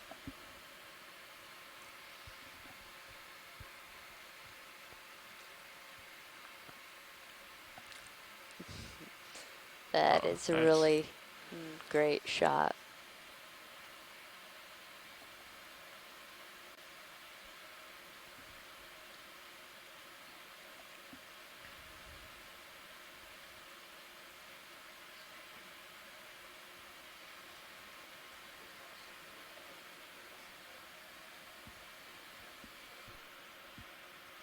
It's kind of cool. You got bubbles in the foreground and Yeah. in the back. And up here. All over.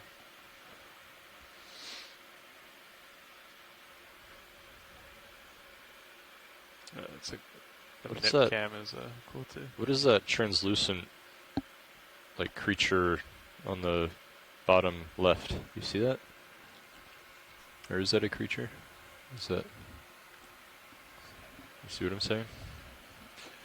I do see. There's like, yeah, on the left, bottom left. Or is that a bacterial mat? No, it's definitely Oh, something yeah, that I see has yeah. looks possibly like some type of some type of worm. Huh. That's cool. It's got a little red base to it. Yeah. Oh. Fish.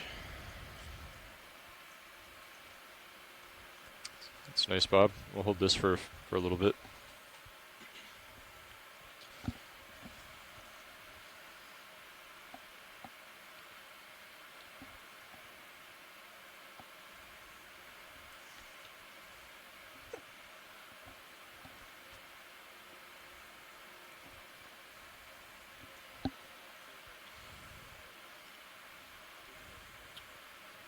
Alright, I think I got some good ones with this still. I think we could go ahead and secure it. Copy.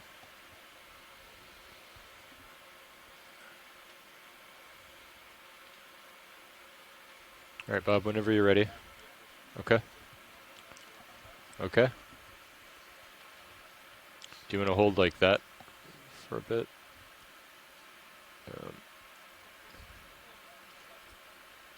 There. Yeah, there we go.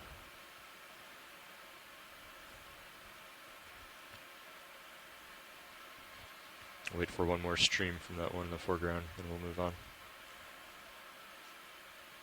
Whoop.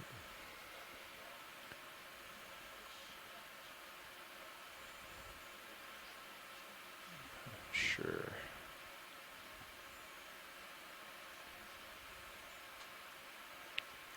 No.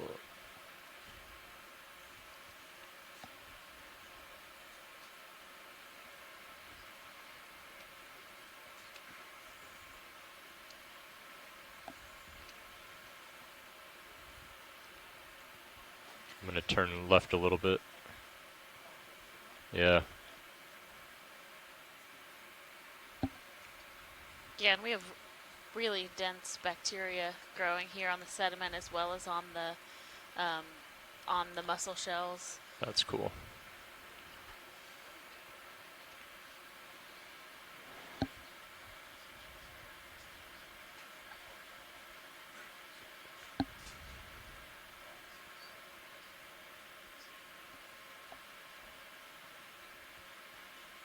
Okay, maybe just 5 or 10 more seconds, Bob, or whenever you're ready.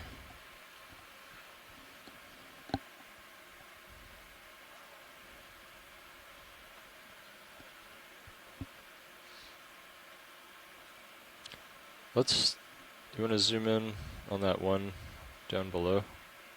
You gotta back up a little bit. Hold that. And it'll tilt up.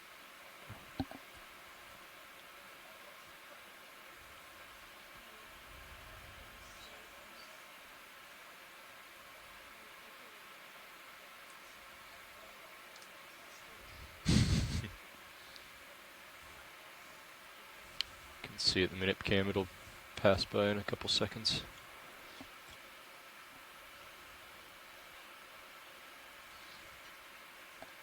You got any more zoom? It's max? Okay. Right.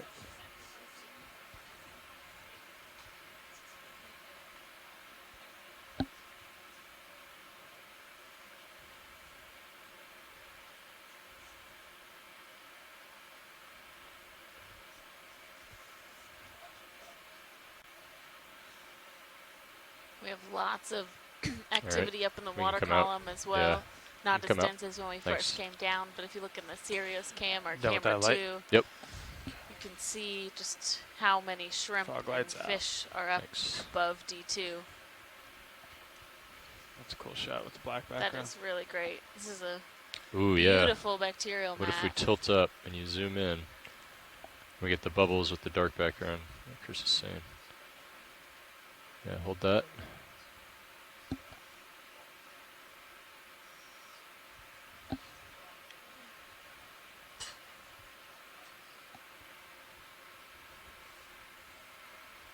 That's cool.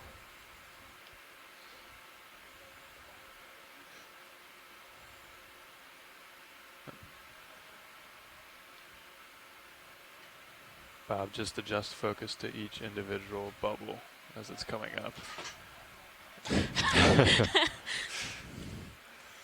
Looks great.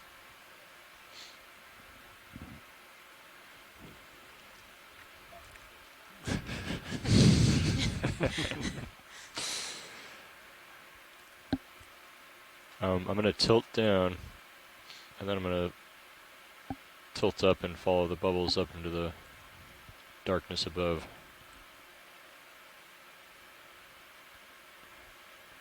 Try to go at a nice, steady pace.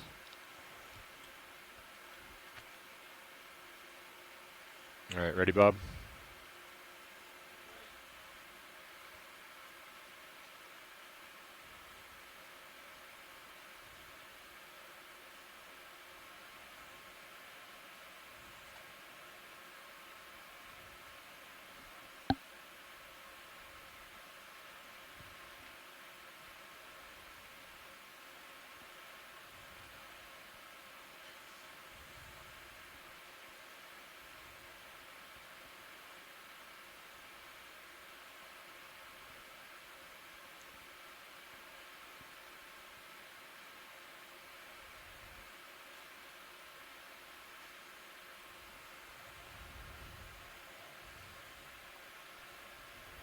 Ah, that one stream failed you. Yep. So we're just pretty much east of waypoint 7 now, right? I guess a little south of east. About 20 meters. Really Let's great try- work there by let's try the one more LV time, Bob. team I'm and gonna come up a the little video faster this team. time. It's fantastic at this video with the rising bubbles to really convey exactly the processes that are going on here with the gas coming out of the seafloor and up into the water column. All right. Why don't we come out a little bit? Right, and to reiterate a point that Adam made earlier, the methane that's emitted at the seafloor does not make it to the CR interface for the most part. So the nominal cutoff that we use is about 100 meters. So methane that's emitted from the seafloor at greater than about 100 meters, depends also on bubble size and some other factors, generally does always not coming out make of it the same across place. the CR interface, but that doesn't Yeah. mean Sorry, that I'm off doesn't have an comms just impact. 'cause Carolyn's talking. So Can in the you hear water me? column, Yeah, I this gotcha. methane is oxidized to CO2 Just to by the at the aerobic bottom of the screen bacterial to the right, processes, there's a so couple processes tubes in the presence of sticking oxygen. out. And so the methane gets destroyed generally, Is it but Just to the it right of the turns into lasers that are CO2. coming And on so in a second? we, Yeah, to the in right my of the group, lasers we're and down working a with bit. some other Yeah, colleagues okay. have tried to track whether that process makes the waters more acidic as the CO2 is added. It's a very hard thing to track. John Kessler's found a little bit of evidence on this issue up in Hudson Canyon where there are a bunch of seeps. But it's a very different kind of process than the process you might think of with coral reefs and the acidification of the ocean. The shallow coral reefs that's because of CO2 drawdown from the atmosphere. This is CO2 that's made in the water column from the methane oxidation. And the concentrations generally don't seem to be getting high enough to have a huge impact on the pH. Okay, let's zoom in a little bit, Bob. Yeah, that's a really interesting point, Carolyn. Thank you.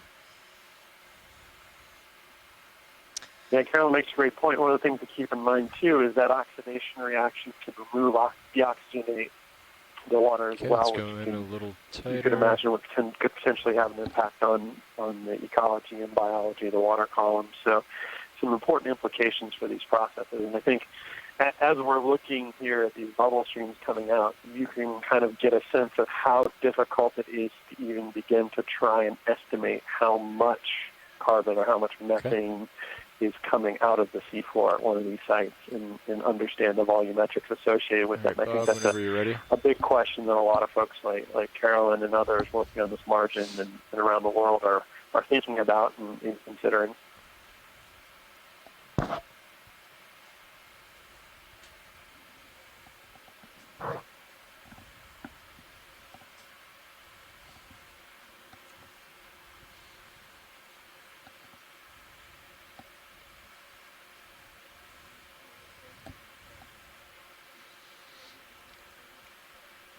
Oh yeah.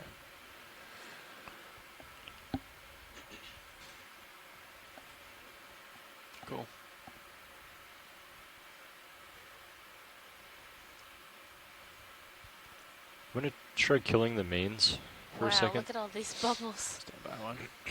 You ready? Yeah, let's try it.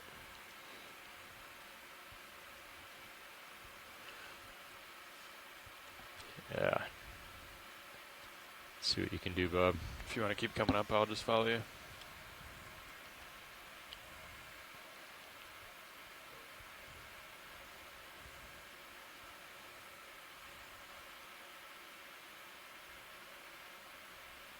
Well, Carolyn's seen a number of these sites, so she might have some perspective here, but I don't believe I've ever seen through a Alvin or ROV dive a site with quite this much gas coming out You of it. want to zoom in a little bit, Bob?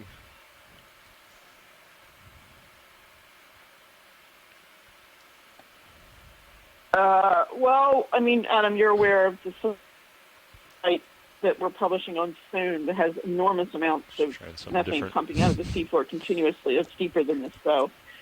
This is pretty spectacular, I have to say, right, to whenever see you're so ready, many Bob. individual bubble streams. Ooh, there you go. For those physics on the people closer amongst ones, us like yeah. myself, it's also interesting the different bubble sizes that we're seeing come out, which Totally has looks clear. some meaning I'm just as kinda well, floating not right only now. in I'm terms not- of how much they I think my tail's methane in they the each ground, but I'm carry. coming off You can stick. imagine, as Adam's already intimated, if you put like a big bubble over this and tried to capture all the methane, so you Should we could try see the how mains much is back on, coming Bob? out, how would you Okay. integrate Coming all of the Okay. methane over the area that you're Go looking ahead, at get to it. understand? Eventually we want to understand the entire ocean and how much methane is coming out of it. And we could probably have a hard time understanding just this little area. Spectacular work by the ROV. This is just awesome on the video. Thank you.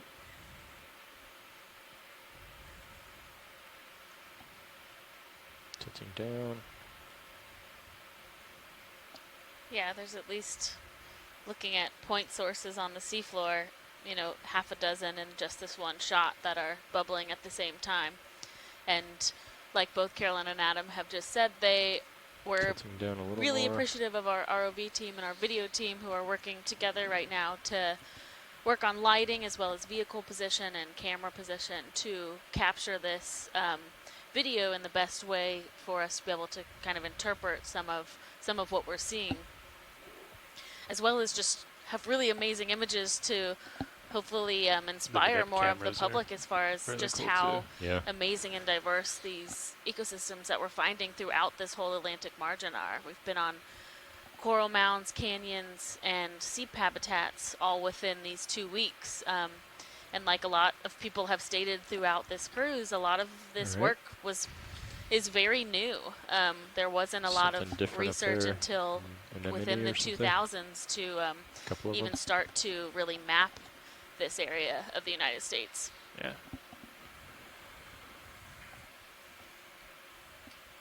So we're just cruising along watch lead, but So if there's we anything just this anything week specific completed a you'd like to cruise look on at, the just let us know. Pacific margin seeps with the RV Southcore, which is another ship that has an ROV. And there I was just we letting you know that we're just cruising a colleague along. of mine brought from Kiel, Germany. But if you see from anything DMR, specifically you'd like device to look called a at, just bubble let me know. box. And we could put it over a seep, and it used cameras, very high-speed cameras, and it could image the bubbles going up past these cameras to determine the size.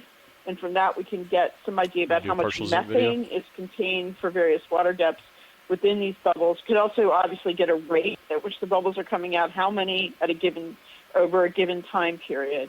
So those are ways to estimate flux, but again, that would give you, say, one bubble stream. And you can imagine in a place like this, you could spend all day going around and making bubble box measurements at each of these different streams to try to get a rough estimate of what's coming out of the seafloor. Yeah, I'd seen some footage from Amanda on the use of that device, and it seems really something that is going to be vital for using in all of these types of habitats that we are surveying both here on the East Coast let's and come that out they've video. been surveying on the West Coast to better understand.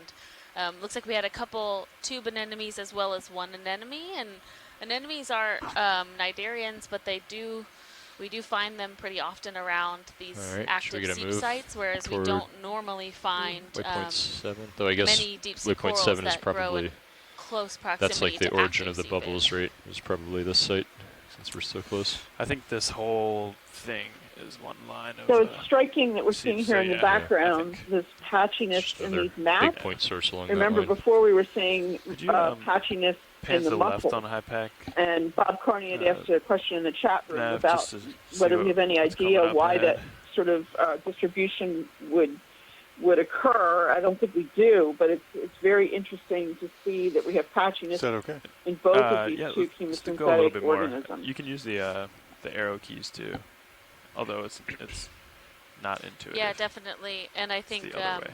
there's also, I think, multiple types of bacteria here. So Oh, yeah. we're seeing the Perfect. darker gray and then the really Yeah, white, just wanna fluffy get an idea what's coming bacteria. up. So we're also seeing some variance in distribution of the types of bacteria. And we saw a lot of the white, fluffy bacteria that will grow on top of those mussel shells if they're in what seems to be good proximity for the bacteria as well.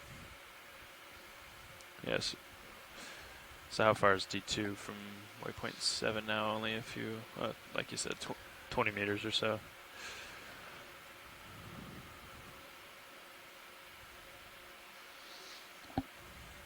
If we want to, Yeah. should we go So ahead and get a move in to just Scott go over it? Cephalopod at for Texas A&M sure. University Posterity. also Yeah. works on photogrammetric methods, so also using 300. cameras and Come back. stereoscopic methods Report. to try to track bubbles and get at their physics. So several groups are wanna doing do this 20 now, but meters it's not something at that's 300. really very widespread. Sure. You can't go and buy a Decimal device 2. off the shelf that would Yeah, do this, for that sounds good to example. me. It's something where you really have to invent what you want to do to get the measurements you need by yourself. Bridge ROV nav.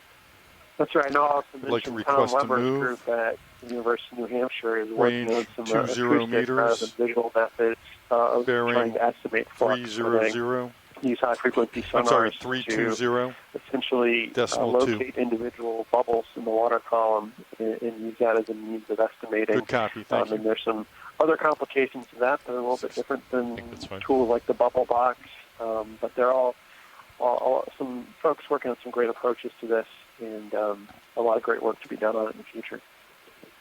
Come back to starboard or touch. Yeah, it looks like we have a bit of carbonate there that we just on the left of the screen and, I'm going to range and on the down right. my sonar a little bit, if that's okay. My sonar. Yeah, you want just noting. Okay. Thank you. All right. I think that these are the bubbles that we're picking up in Sirius sonar.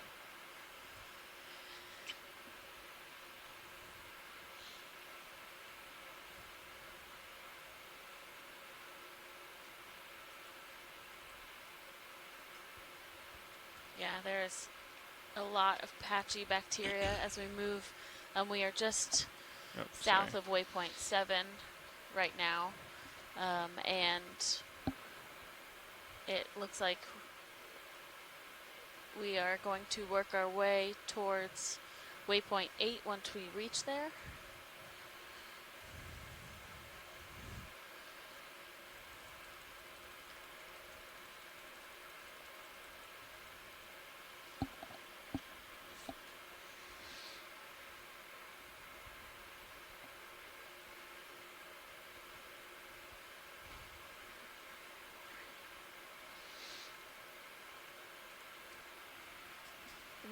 Really spectacular white and gray mats here that are. Can we put lasers on, please, when you have a second? Sure. I just turned them off for a Oh. few seconds to get a nice highlight shot. Great. And then I'm gonna get them back on. Thank you. Look at this Sirius. Wow. And look, yeah, good eye. Co-pilot, the Sirius cam, so camera 2, you can really see that The white. the extent of this bacterial mat in front of D2, the vehicle.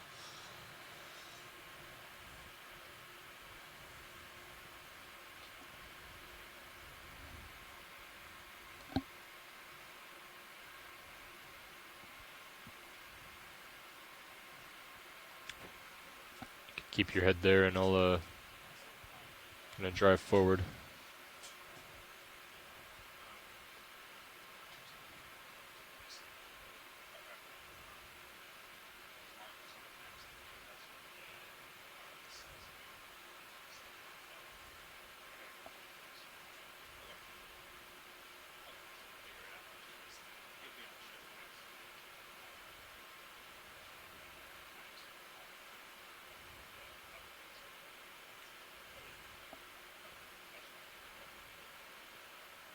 Tilting up Bob just to try to get those marks on the lens up in the dark part of the frame.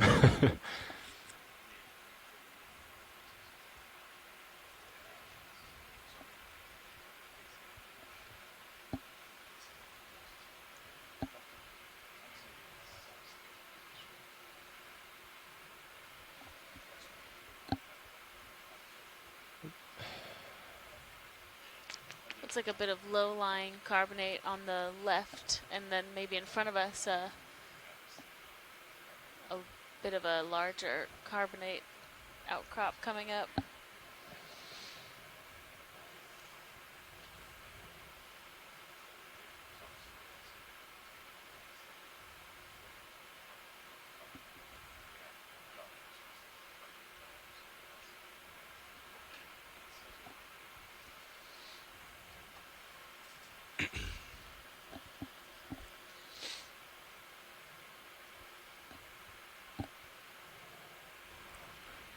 What'd you find, pilot? Carbonate outcrop. Is that right? Yes, sounds good. Go ahead and zoom in a little bit, video. So that move is complete. Is that okay? Hold that. Copy, Bridge. Thank you.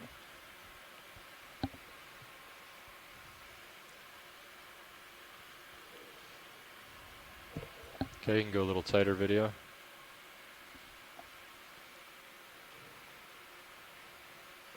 The spider crab crawling up this rock, and looks like we have little white tubes on the cemented onto the rock itself.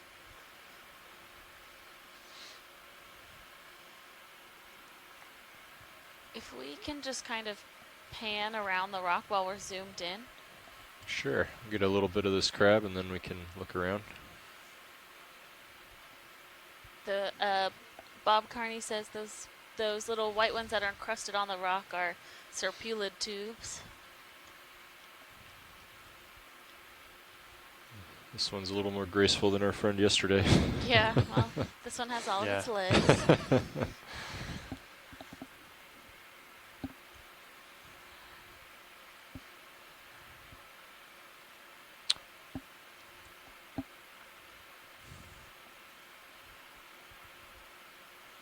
Those sponges growing And just on to the right of the crab, cool. there seems to be something when we have a chance. Sure. Get a little bit more of this and then we'll look over to the right.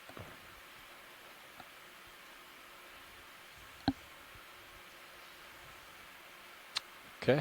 Why don't we come out just a touch, video? Yeah, like right there. That's good. You can hold that. Yeah, this looks like a nudibranch. A sea slug. Okay, you can zoom in. On the top of this rock. Can go a little tighter. That's max. Okay. Why don't we come out and I'll get a little closer then.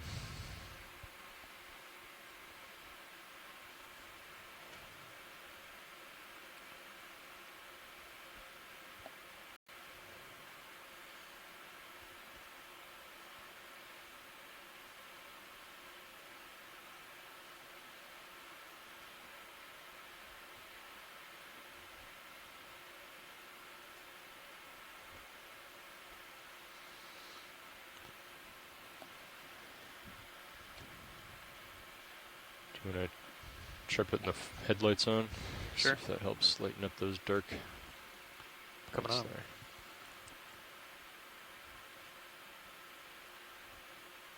All right, Bobby, you can zoom in.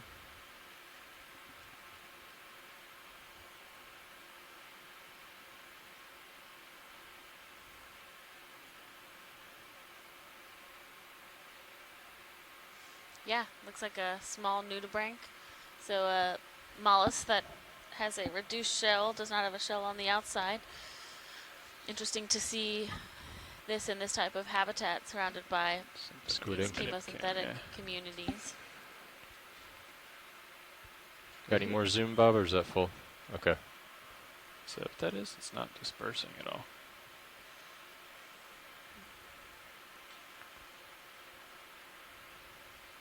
Yeah, you can see those serpulid tubes all on this rock, as well as the white filamentous material seems to be the bacteria as well. It's going to go right into the camera, isn't it? Let's come out a little bit, Bob. I don't know. Might pick up minis if you want. Okay, it's passed by. Yeah. Cool. Let's see. Let's go into this little cavern here. Yeah. Zoom in.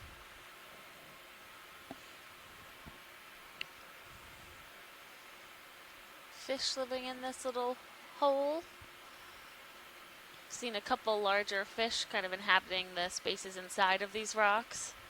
This also gives us a good chance to look around for. I am keeping an eye out for vestimentiferan tube worms, so we found a couple during our last deep search cruise on up near Pea Island, which is not far from here. And it was the first record of seeing those types of chemosynthetic tube worms on the Atlantic margin. So just keeping a keen eye out, doing these nice close scans on these rock outcrops, because that's the type of area we found them on the previous cruise. What would those look like? Watch lead, sorry. They are, they look like a tube worm that has a whitish or a light colored tube that comes out, and then the plume of the tube worm itself is like a reddish pink color. Okay. We'll keep our eyes peeled. They're like segmented, so sometimes we've been seeing more like straight tubes that are a dark brownish color. Those don't seem to be the tube worms that we're looking for, but if they are really covered in sediment, they can appear brownish. Just takes a close look. We have an eel going in and out of this rock. That's great, thank you.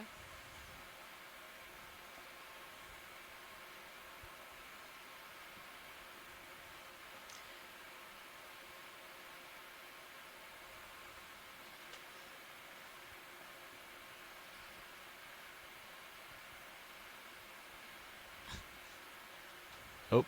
Coming back down. When video is ready, science is good.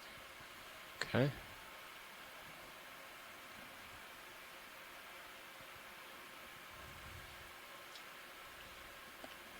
Yep. Go for it. Standoff.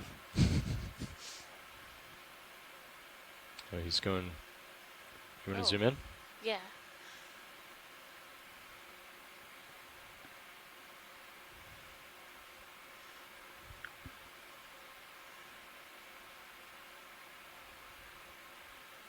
Is that max zoom video?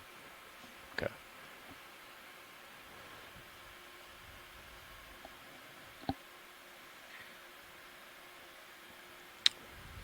Cool. Let's Okay. just wait one more second, see what I just want to see if he picks up more. Sure. Ah, sorry. You're okay. There we go.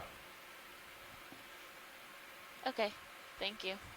I was curious if he was, That was accidental or yeah, if he was Purposefully. preferentially eating bacteria or if he's just eating what is in front of him. Looks like he's just eating what's in front of him.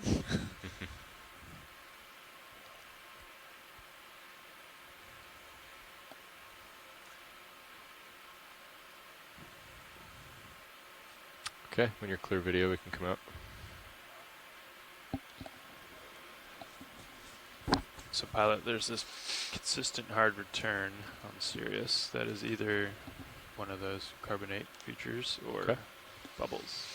Let's check it out. It's a little bit off of our track because we're gonna, actually it's definitely off of our track because we're gonna want to go to waypoint 8, but Could do a might what be is worth it? checking out. It's like 20 meters. Yeah, why don't we go ahead and do a 20 meter move in that direction, or Okay.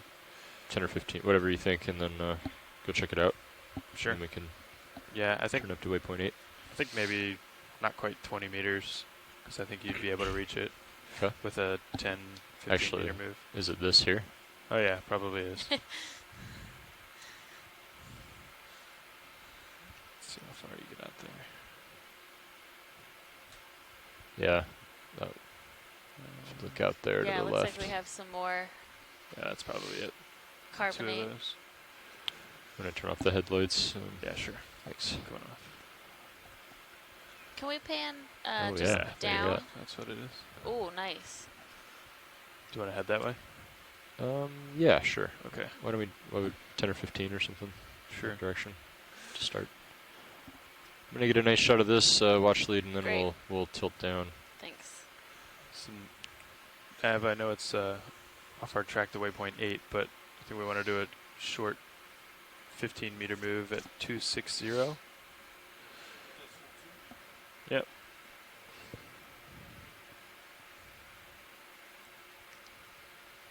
It's a pretty big feature. Okay. Bridge tilting down. ROV nav. I'd like to request a move, range 15 meters, bearing 260 I'm degrees, going to zoom in. speed .2. And just to the left, there's something pinkish. Okay. Let's hold that video. Good copy, thank you.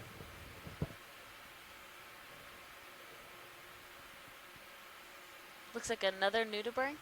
A couple of them. There's two in this shot. Just crawling on the Go surface tighter of if you this got it. rock.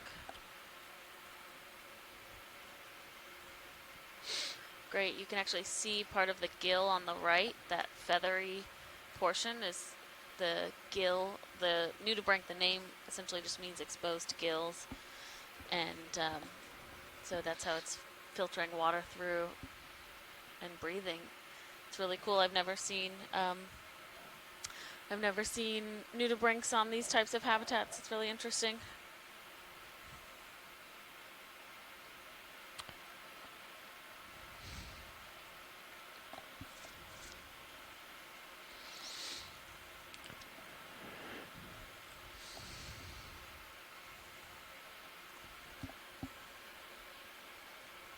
All right, video when you're clear. Okay, I've started moving. Nudibranch.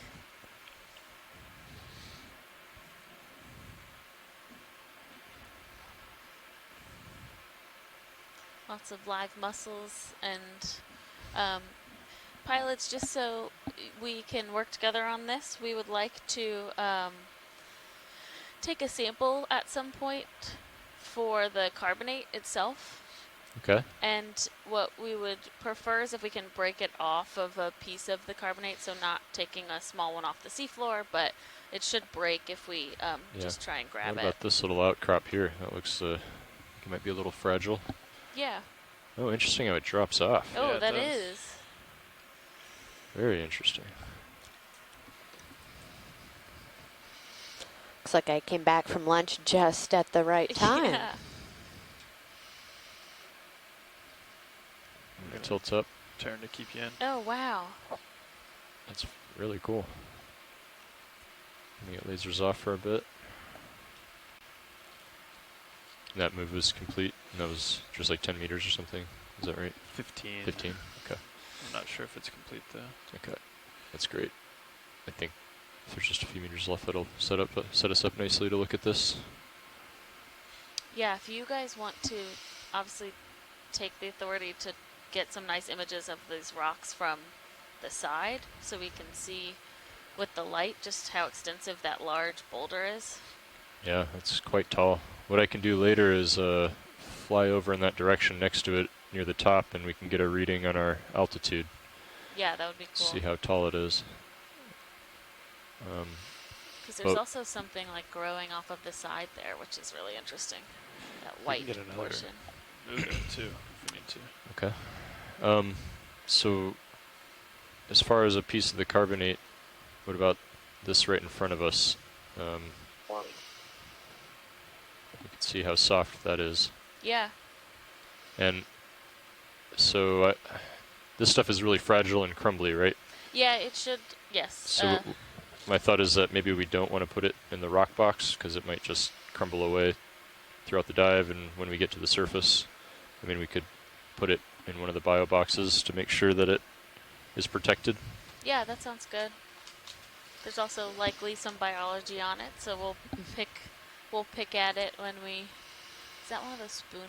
Oh no, I just keep thinking mussel mantles are spoon worms. Now that we saw them yesterday. Oh, hello, Tina 4. Or, is that Yeah. it? Yeah, low bait Tina 4.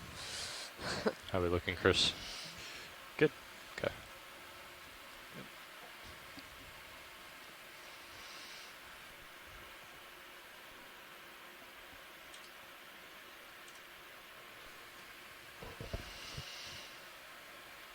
Yeah, we're at 85 here.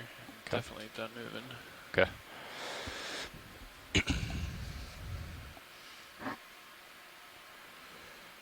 So I think, correct me if I'm wrong now, but port inner is open, Port inner is open. is free Port- of a sample. Yes. Okay. Port outer, outboard I could, one I has a think bio sample. I could go for the starboard Okay. inner. That Sounds should be good. doable. Thank you, Bridge. Which starboard one? Thinking starboard inner, but yeah, that should work. Okay. So you think we're done swinging and everything then? I think so, yeah. Okay. I can keep an eye on the. Okay, I'll bring up HD2. The only thing is that I'm not quite sure if that starboard wing will clear. Yeah, I can come up off the bottom a bit. Okay. Or we could wing in when we draw out. Oh, too. yeah, whatever you think. Okay, hydraulics are up, so I will. Yep. Hydraulics in the arm. I'm gonna go with the light grip force here. Let's try grip force 1.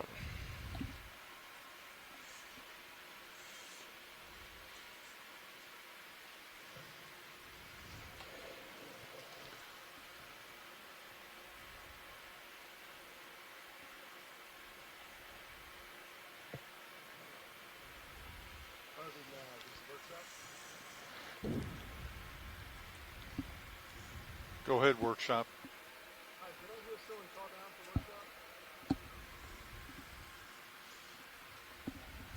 I didn't hear any calls.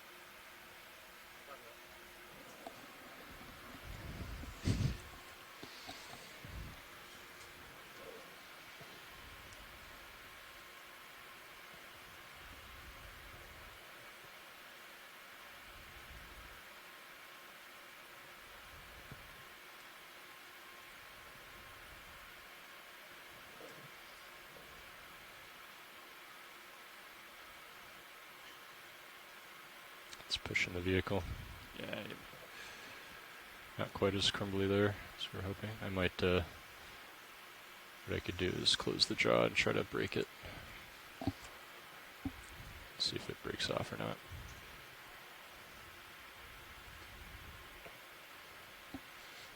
Grip force 1.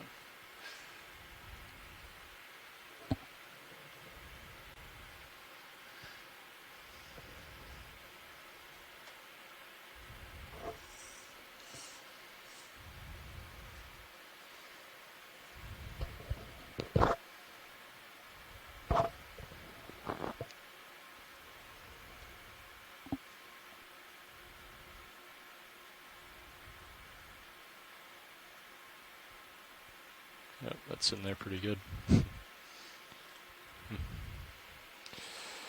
I could try that other piece to the right.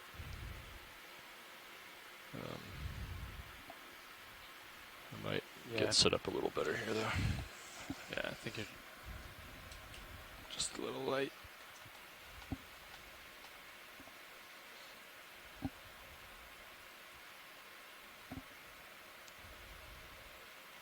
You still got good eyes on you and Sirius, so you got plenty of time.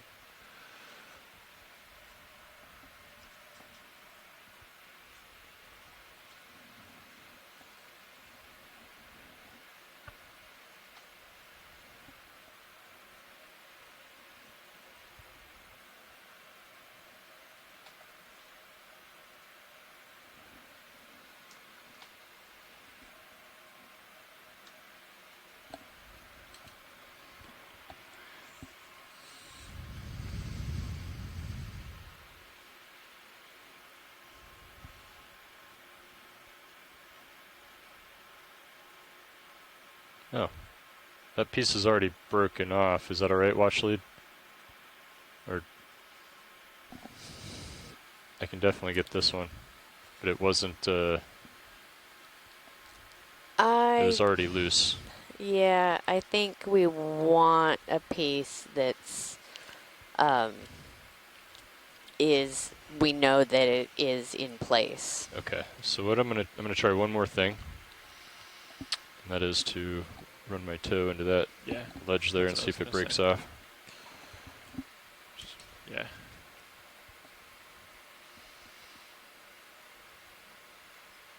It seemed to be on there pretty well. Let's come full wide on the Zeus, please, if you're not already.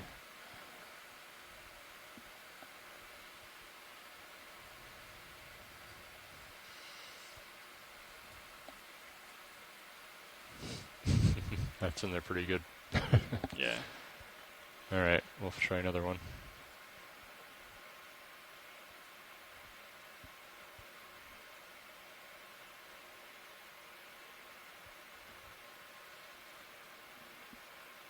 Oh, this looks pretty cemented though.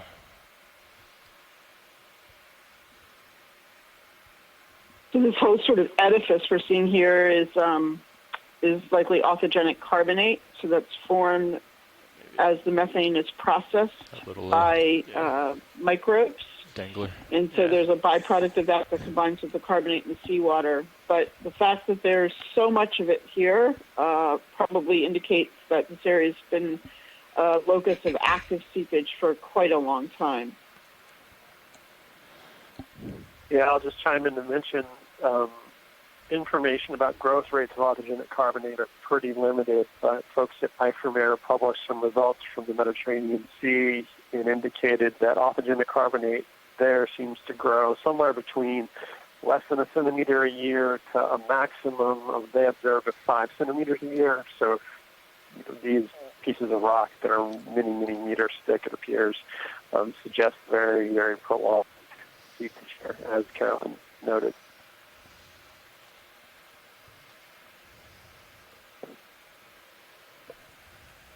I go hard down on the verts and then come in from the top, try to break it off vertically. Yeah, sounds good. And in the distance there, it looks like we have a little bit of coral growing on some of this old autogenic carbonate. Okay. So we're going to try and sample some of the rock now.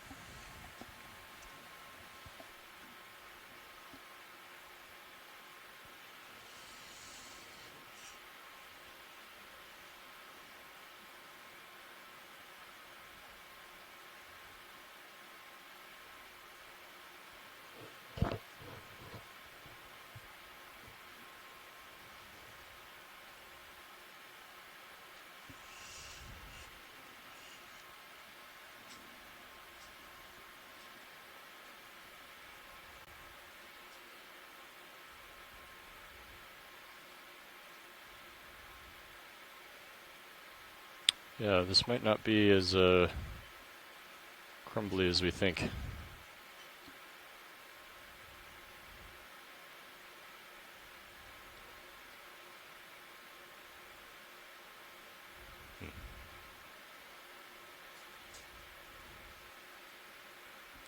If I knock into this one, I think it'll just roll off the cliff. Yeah. Try one more time. Your grit might be slipping a little bit too, because it's not.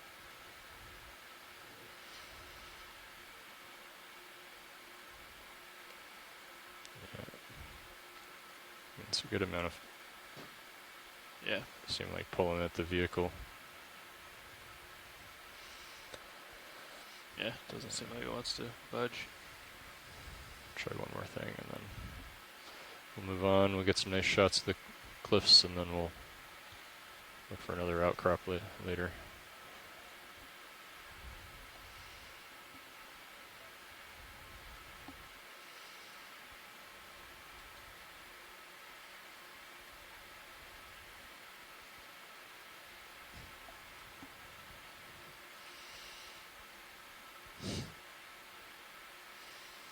Nope.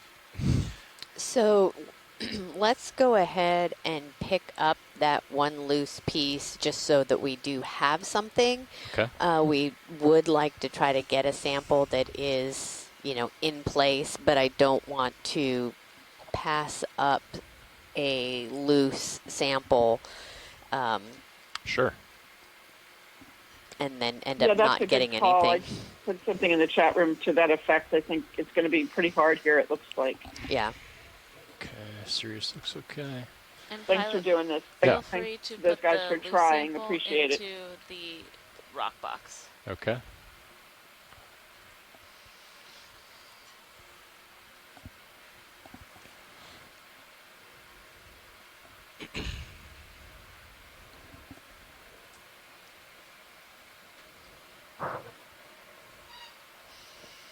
So for those listening to us, I think the point here is that, you know, it's unlikely, probably going to take a few years before a vehicle gets back here that's capable of sampling. So while we're here, might as well get the sample because one doesn't know how long it will take to get another one in the future. Exactly.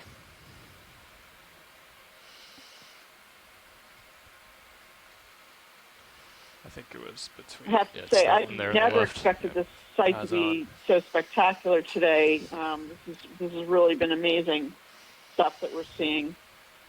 And to get a Carl to boot, that's really cool. We'll go check that out after we pick up this rock. Yeah, the size of these features right now are pretty spectacular. And yeah, I had no idea that we would see rocks this big, and it'll be interesting to get a perspective kind of from off the ledge, looking back at how some of these carbonates are balancing on each other, or appear to be balancing on each other.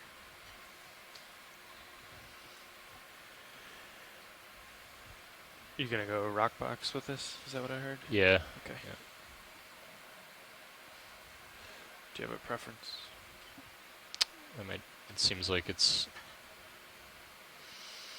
maybe just a good starboard rock box candidate, since if they see something they really want to keep, put it in the covered one.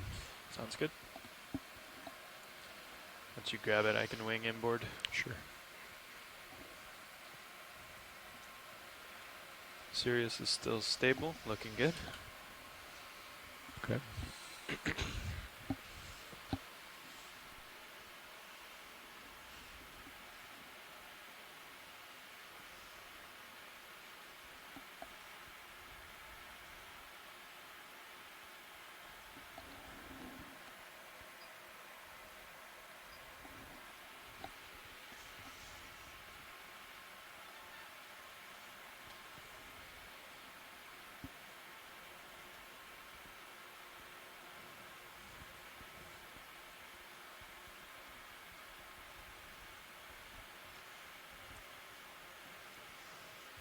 Right. Okay. Winging inboard.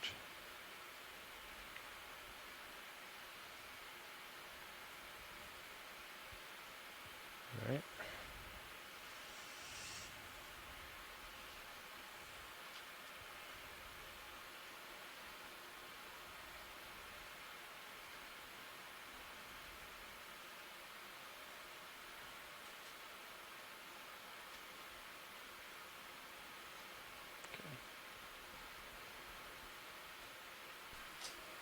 Winging outboard.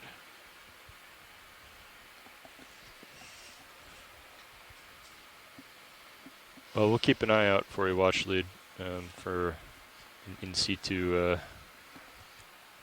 sample of this that we might be able to break off. Okay, great. Thank you.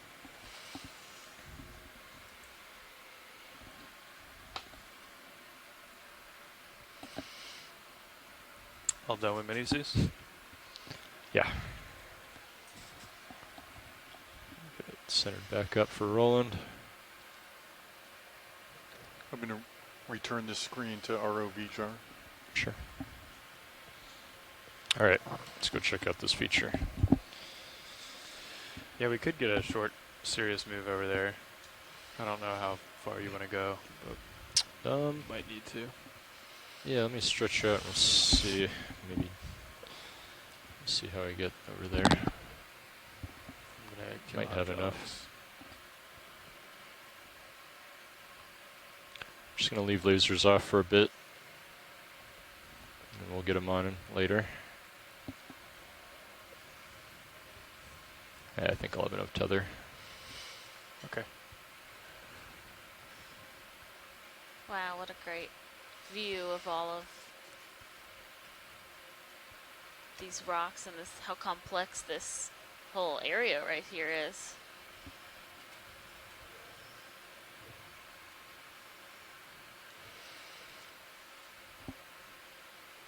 I might actually kill one more of the serious And, light bank. Sure. coral. So I think that would be cool. So I'm gonna get the bottom of the frame of D2 kind of level with the top of this feature. To get a Yeah, and cool. then we can see how tall it is relative to the base here. Great. There's another one around the back side of the. Yeah. Yeah, so currently pretty the close. ROV pilot is positioning D2 Oh, to there's- kind of yeah. the top of this Big coral. rock here, just so we can get an idea of what depth the top of this I feature killed is another at. light bank if you want to. So watch leads, this, what the altitude that D2 is reading right now is between 9 and 10 meters.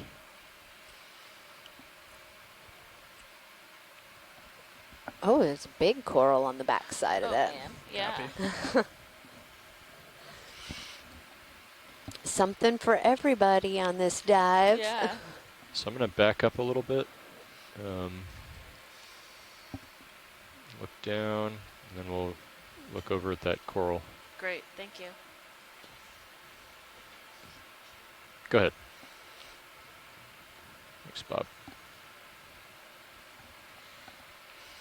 Sonar. It's hard to see. If you want. Just want to make sure there's nothing like behind D2 as I'm backing up.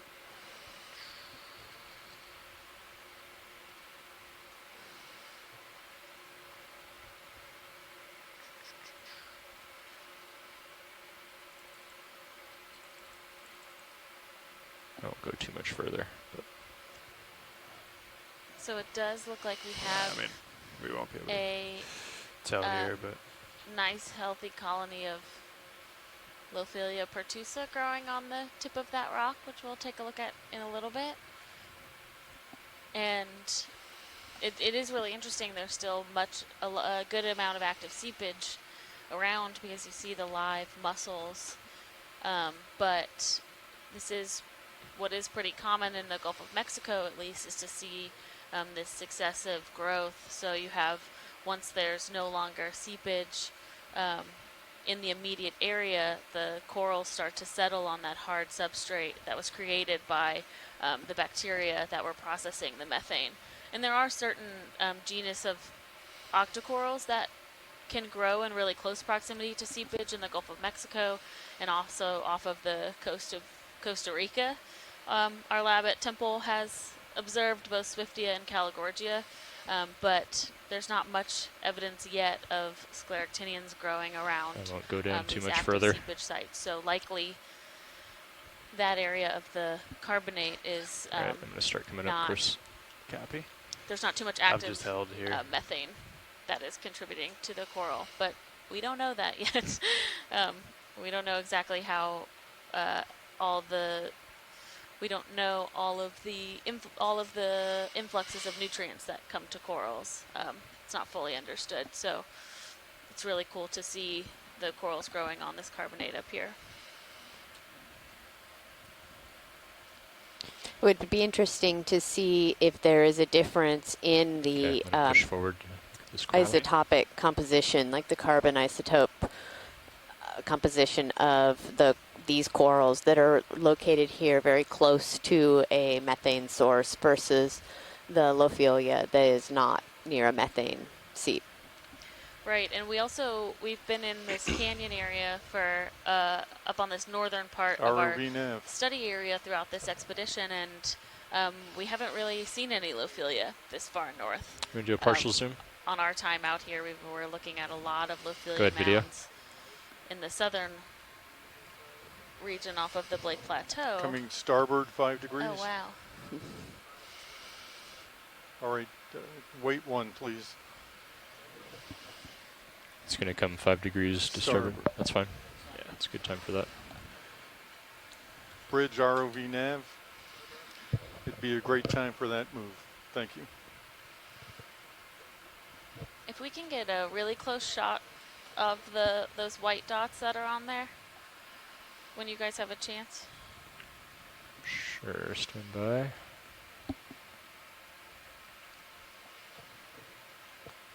Okay, you can go tighter video.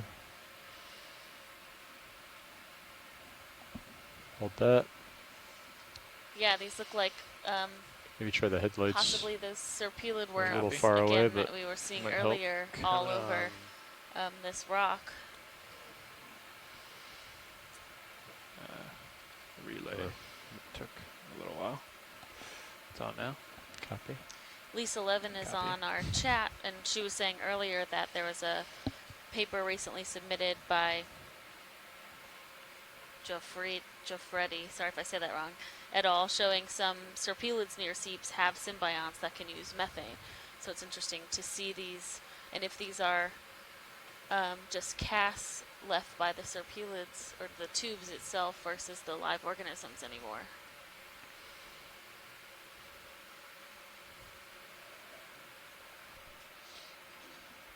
All right, let's come out. Oh, there was a picnogonid on there. Bob Carney noticed that. Done with the headlights. Yeah.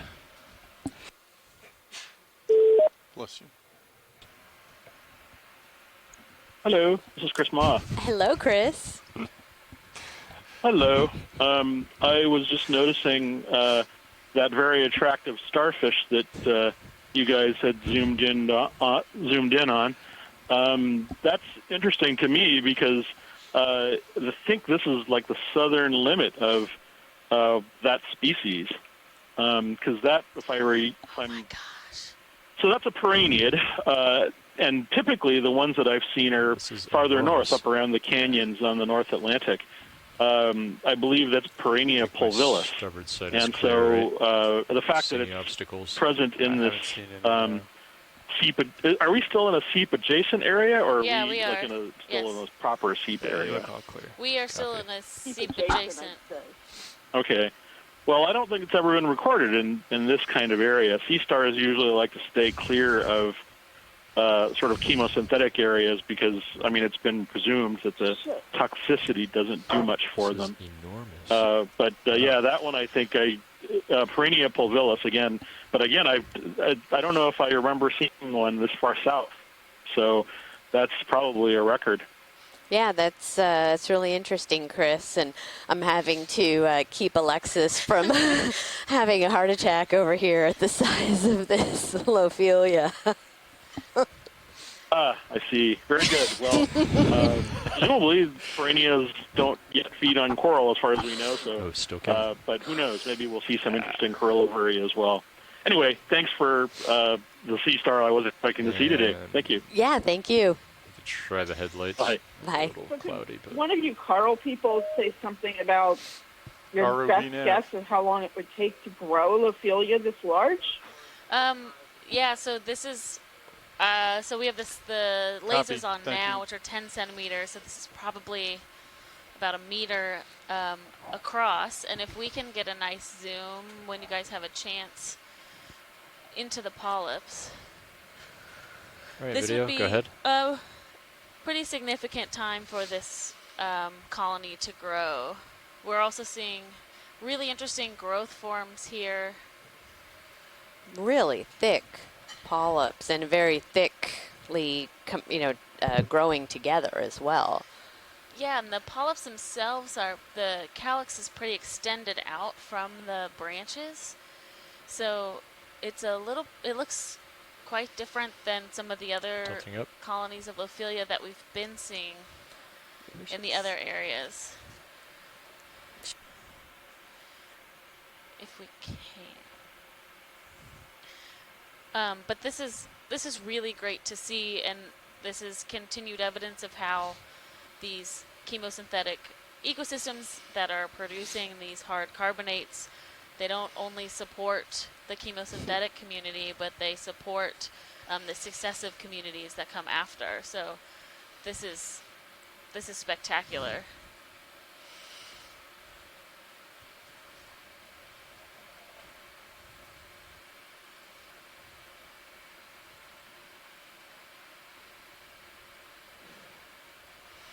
Yeah, really interesting growth patterns. The branching is relatively irregular versus what we are used to with Lophilia in the other areas where we were seeing the mounds.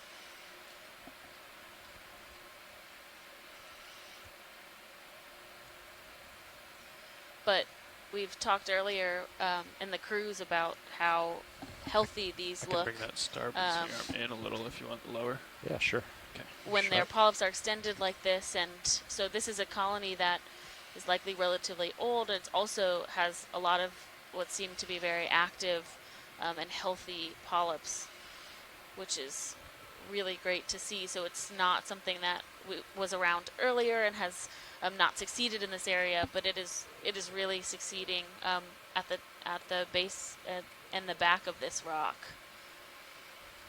Yeah, we had seen a small little one on the one side of the rock, and then as we came over the top of this or around the side of it, it's just, this is huge.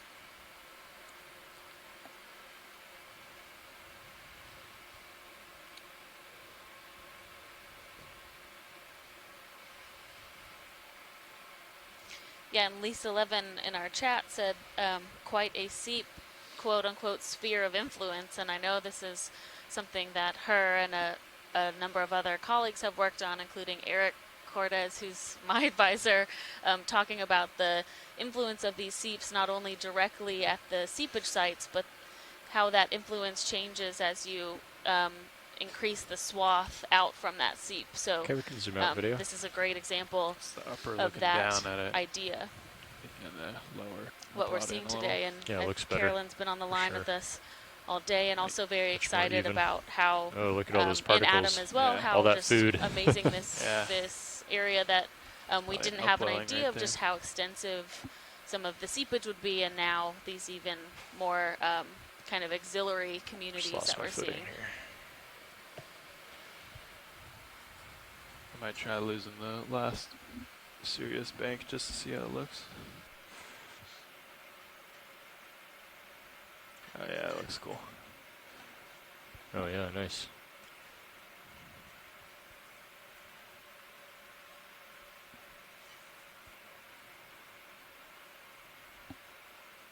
Definitely never seen coral grow in the shape like this. Nah, it's huge. It's like a sphere. Yeah, go ahead. I can center up for you here. Stand by one.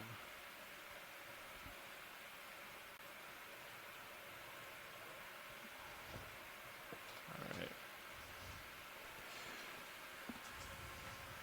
And there are a couple we've seen. This is the larger kind of clump of this Lophilia that we've seen, but there's a couple other clumps, and it could be that at some point there was essentially a recruitment event, or this larger clump has broken off and populated that area just below it, because we see some growing in that little alcove as well. So Sure. a lot of the times with these scleractinian corals, the branches break off over time, and they essentially, like on the mounds, they tumble down, and they can continue to grow and reattach if the substrate is there.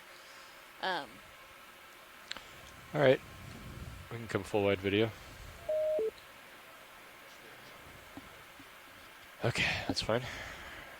I'm gonna come up a bit. Roger, I'm gonna redeploy your swing arms.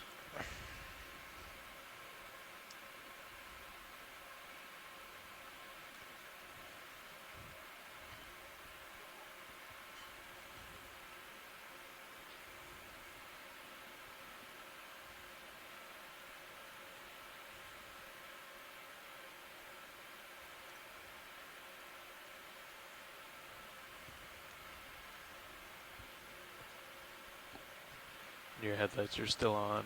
Yeah, we can go and turn them off. Okay. Yeah, that's better.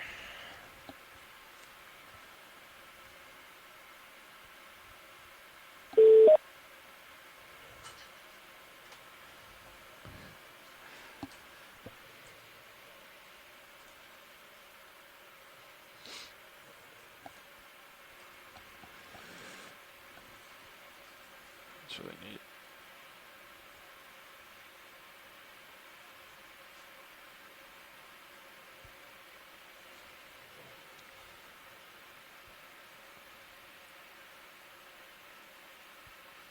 This, the Titan cam does really well in low light. You can see the whole tether there.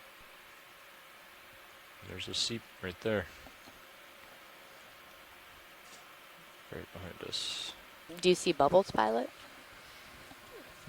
Well, I guess it might just be, there's like a lot of little flashes that I'm seeing, and I thought maybe they were okay, bubbles, yeah. but maybe they're just, yeah. Look different though.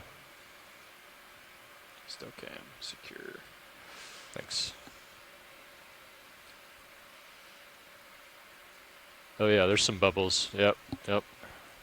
Oh, yep. I see them.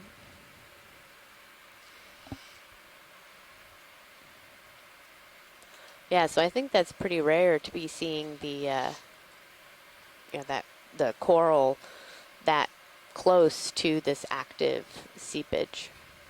Wow, look at that. It's just a pathway of mussels. It's the mussel brick road. What's up, Bob? Yeah. I'm gonna come up over it, Bob.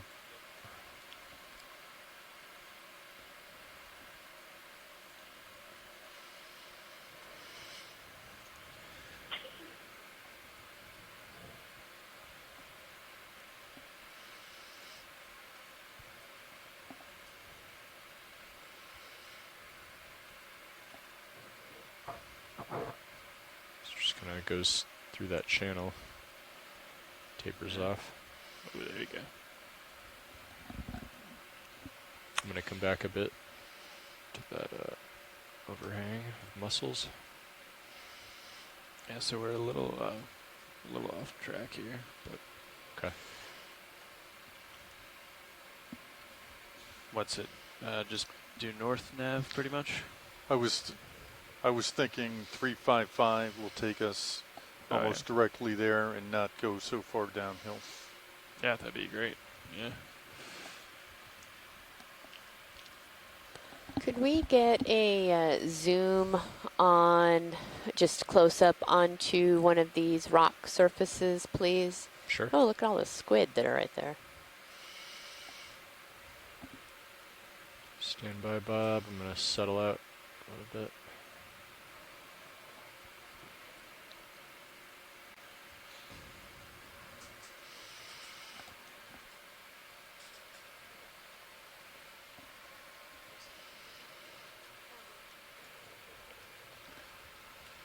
ROV nav. Go in, Bob.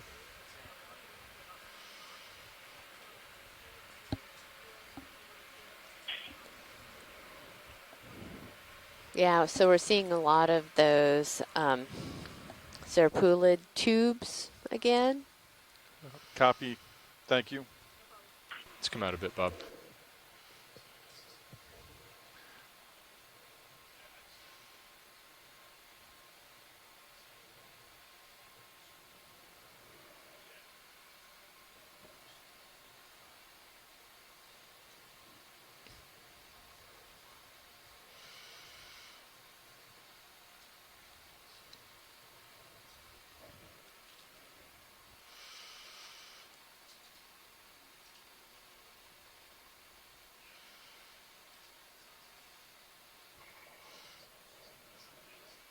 Can zoom in a bit, Bob.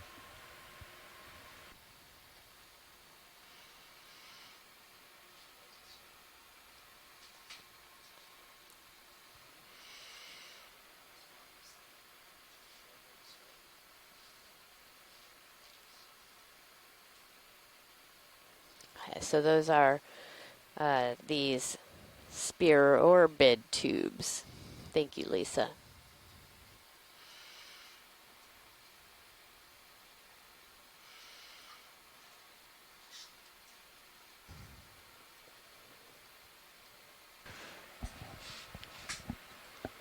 Okay, video, we can come back wide.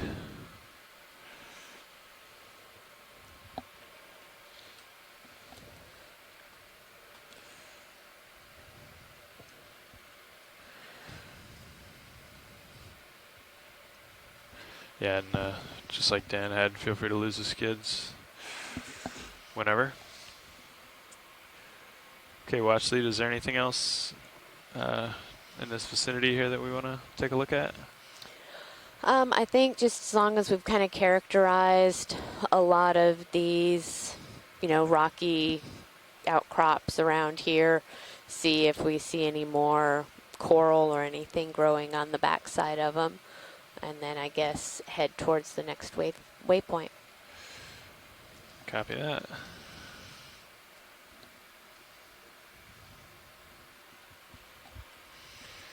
Yeah, I like it like that, actually. I was just seeing if it changes the illumination of D2's camera. Oh, yeah. It doesn't really have much of an effect. You can see the tether really, really well in that Titan cam when all the lights are out. Nice. Okay. Back to manual. Maybe we'll take just one quick look on the other ROV side nav. here.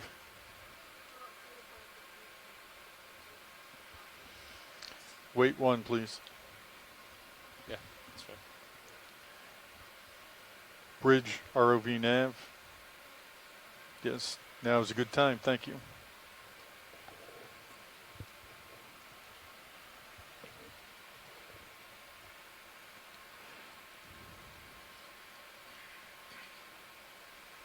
So the sea star over there. Yeah, it's another big one.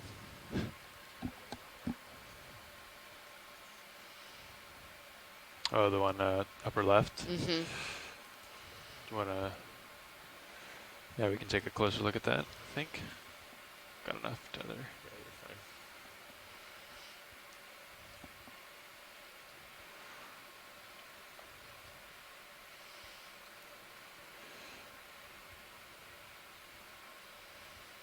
We'll just wait for the call in. Okay, video. Let's start to come in.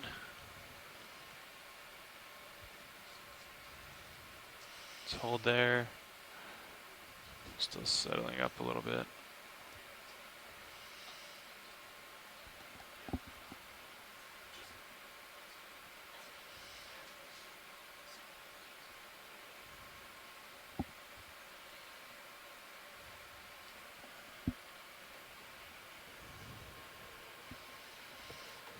Just hold there, video.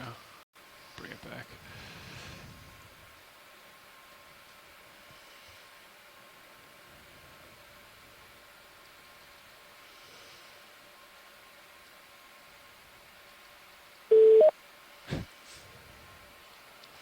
Hello. Hey, this is Chris again. Hi, Chris. Hey, so this is really interesting because now we're seeing Perennia twice, and the first one I thought would have been a fluke, and this one's, I'm not sure if I'm seeing the scale correctly, but it's quite large, isn't it? It is. Yeah, I didn't make note of the lasers on it, but we'll make sure to get lasers as we come back out. That would be great. So basically, they occur along the coast, as I said earlier, but in chemosynthetic habitats, or at least adjacent to them, echinoderms aren't supposed to, the sort of common wisdom amongst many people is that echinoderms thrive on this freshwater quality, and so having them in an area like this where you have, sort of chemicals in the water, much less seeing one that is this sizable, is kind of odd. So, it's kind of a mystery. I suspect it might have something to do with the fact that the family, the Perenniidae, is covered in this really thick skin. So perhaps that has something to do with it. But you can look; it's really comfortable and happy. All of those sacs we're seeing, those are the papilla. Those are the gills that are extended in order to capture gas, oxygen, so it can breathe. So it's far from sort of a straggler holding on. So that's really interesting. There was another sea star over on the right when you guys were approaching, which I gather is kind of is probably the same species, but that's really fascinating. I didn't think I would be seeing Perennia this far south, and much less in a carbon seep. Yeah, and I don't know if you saw, right on the other side of this outcrop, it is actively seeping. There were gas bubbles. Okay. Yeah, the only thing I can think of is that the same skin somehow species protects it, or they're just not as vulnerable to this kind of habitat as we thought. Yeah. A little bit. Yeah, so we're coming down to take a peek at that other starfish as well. To me, it looks very different, but I'm not a specialist. Well, let's see. You may have it in your genes.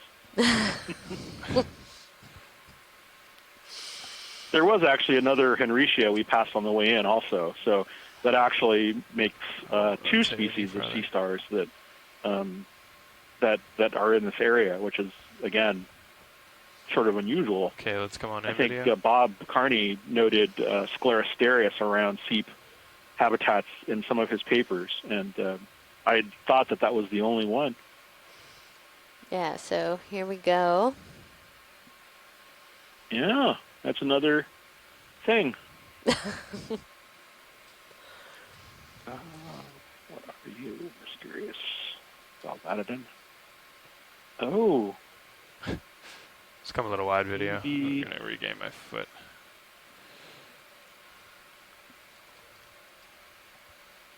This is really strange. Huh. That might actually be Odontaster. So Odontaster is a genus of sea stars which occurs primarily in the Antarctic, but there's a bunch of odd ones that occur in deep water habitats all around the world. There's one, again, that occurs farther north, Odontaster hispidus, and this one looks kind of like that. They're very similar to goniasterids in appearance, but even phylogenetically, if you look at the DNA tree on them, they're quite separate. But it's thought they feed primarily on sponges. So maybe that's what this is the feeding. Video. Let's come on in. There's a lot of food here, and they're happy because they can eat a lot. I don't know. That's really weird. Those are, as far as these kind of go, these are like the oddballs of sea stars. A lot of the things you were seeing earlier were things that I was sort of expecting. Yeah, they're sort of in the area, and these are certainly this is within their known range. But now this is the difference between trawl and in situ. It's not just on the East Coast. It's in a seep habitat. So that's really interesting. These are sort of more heavily armored, and they have paxilla. They're little sort of table-like structures on the surface with spines. And they have a big tooth that's on the underside that they used, presumably it's used somehow to feed on sponges. Okay. So they're it's just bizarre to see. So when he's done them. We'll line up to the north. Okay, video. Well, just another fantastic example of why we need to be out here and, like you said, to kind of be ground truthing and have eyes on the ground to be able to document this. Absolutely. Yeah, no. And also I note your intrinsic ability to tell apart different morphotypes is on key. So consider yourself heartened and is that the me video? Treat yourself to some ice cream on me today. Oh, okay. Thank you. I will definitely have my daily dose of ice cream, although those chocolate chip cookies at lunch may have done me in. Oh, dear. Well, I've had those chocolate chip cookies. They are something, I'll tell you that much. Chris, this is video. Anyway, yeah, no, that's really something. And the papilla on these are extended as well. So I think video's trying to ask something here.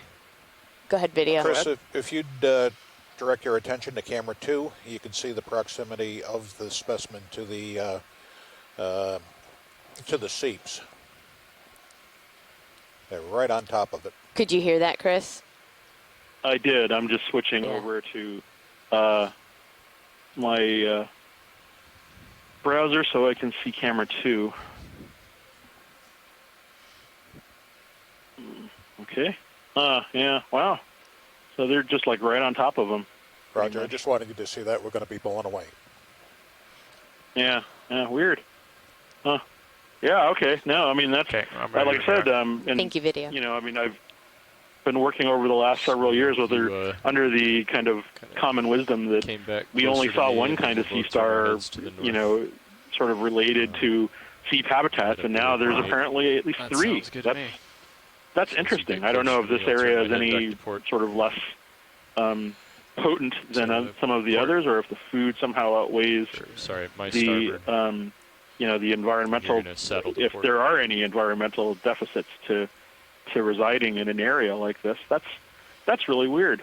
I mean, that's an interesting Still want me to mystery. go on starboard, right? I'll have to I thought put you it were into gonna my head notes there. and, you know, Lateral to add it port, to the paper that you're still pretty far out in front of me. That's why. there's Yeah, often yeah, a I gotcha. discussion about whether imagery is worth a paper, and I've really sort of big on writing a paper Come about back in these closer images, and then go north. Gotcha. Yeah. and you know, things like this are what make those kinds of papers worthwhile. Is just this, you know, this bringing this bizarre case of, you know, taxa that live in these weird habitats and ground truthing them, you know, to science. So that's really something. Anyway, thank you very much. I'll definitely. I've been paying attention all day, but I definitely will be paying more attention now. All right. Thanks a lot. Thank you, Chris. Thank you, Bob.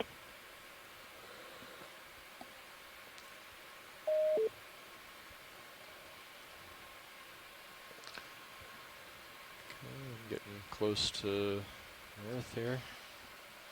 Okay. Well, actually, we're just rearranging the vehicles a little bit to make our way north to waypoint 8. 30 meters. Yeah, I think so. That sounds good. Decimal 2. Great, thank you. Sure.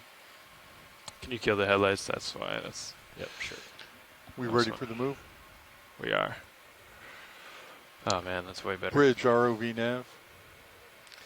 I'd like to request a move. Range 30 meters. Due north. Decimal 2.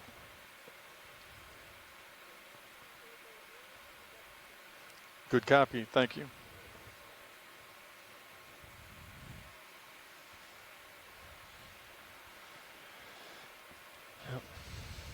So we're seeing a lot of these quill worm tubes in the sediment again as we are headed. So Sirius we camera just at were at a 40 nice degrees. outcrop of rocks, really pretty large Come features. down a couple and meters and we give are you more working tether. north Yeah, I know, now I'm way out there. towards waypoint Backing up. 8. And we're currently at about 399 meters, so just about 400 meters water depth. Yep, that looks pretty comfortable there. Yeah, we've seen a lot of interesting things, lots of stuff to look at today on today's dive, characterizing a never before seen seep site. So that's pretty exciting. A very active seep site with a lot of interesting observations that we haven't necessarily seen on other similar sites. Yeah, we haven't, we on this expedition on the Okeanos right now have not had much other seep site, many other seep sites that we visited. There was one other site that we were ground truthing that turned out to not show signs of active seepage. And we kind of encountered a very small area on one of our canyon dives Definitely where on the there was a move. rock with some bacterial mats, but Yeah, it wasn't taking this very is long. by far the most extensive seepage that we've seen on our Camera's down at expedition. 5.5. But we have Carolyn Ruppel on the line as well as Adam Skarkey, who have been instrumental in the work out here on the Atlantic margin, looking into just how many of these seep sites might there potentially be, even though this work only started a couple years ago, really. Yeah. What is probably the earliest was about 2012 or so. I believe so.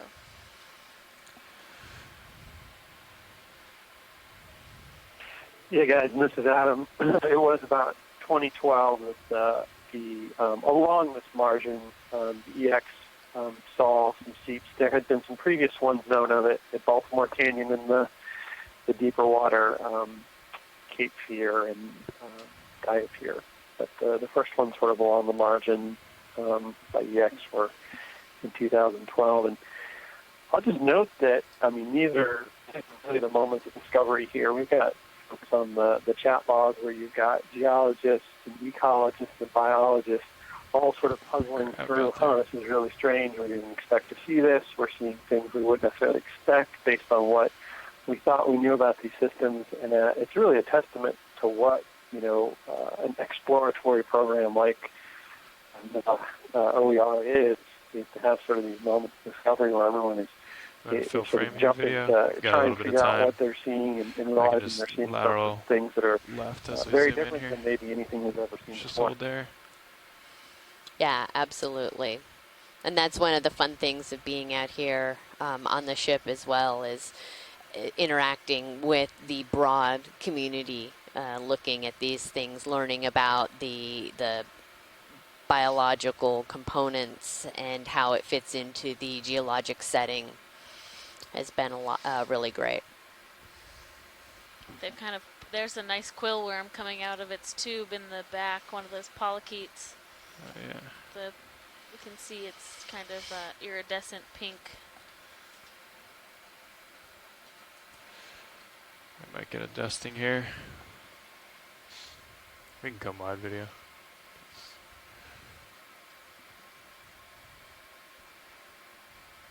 Not sure if that'll clear up in time. Tilting down.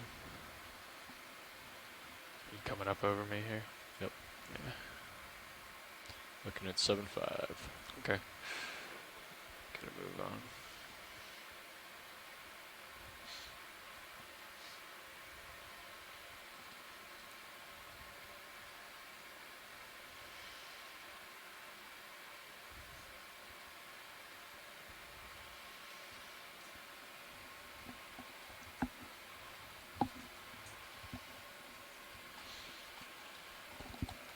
Let me know if you guys see anything out on the sonars. Like how the other co-pilot saw that big carbonate out there.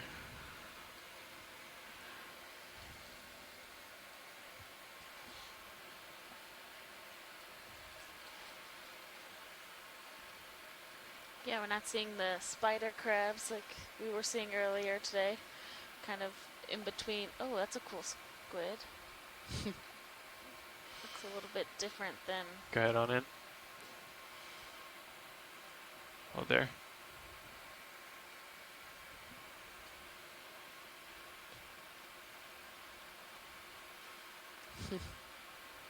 Ah.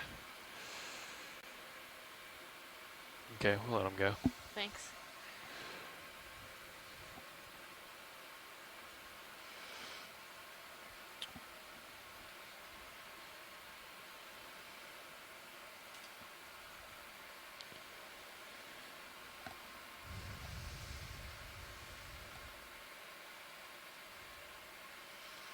Oh, we're seeing more mussel shells again.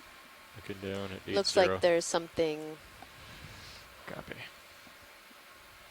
largish in front of us.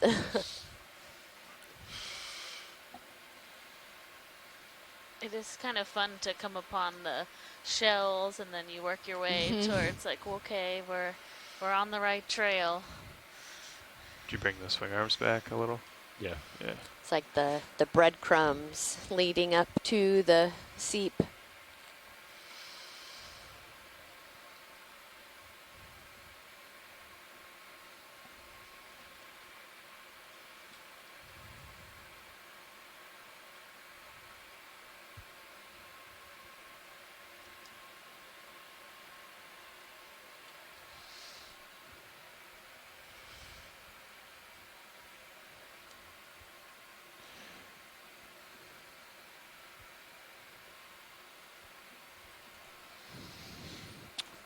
266 on the DC bus. Yeah.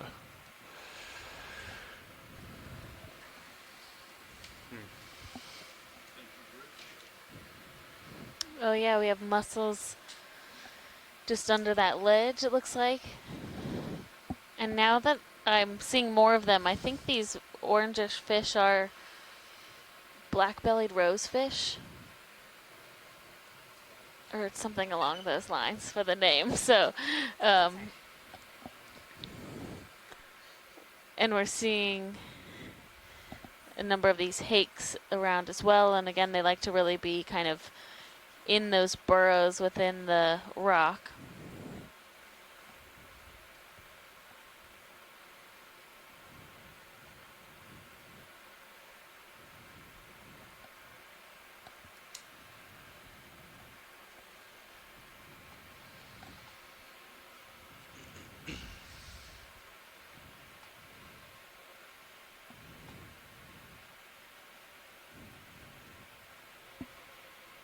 So they said that move is done, right? Okay, copy. What do you think about another one, co-pilot? Sure. Yeah, let's get another one in. 30 meters, same. Same, sounds good to me. Bridge ROV nav. I'd like to request a move. Range 30 meters, bearing 000 degrees, speed .2. Good copy, thank you.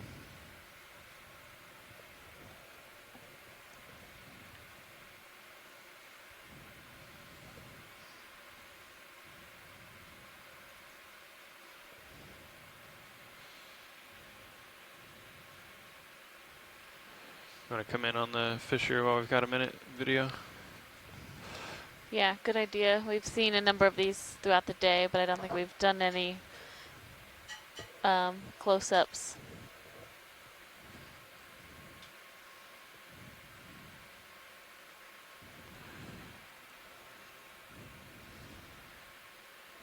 Is that Max?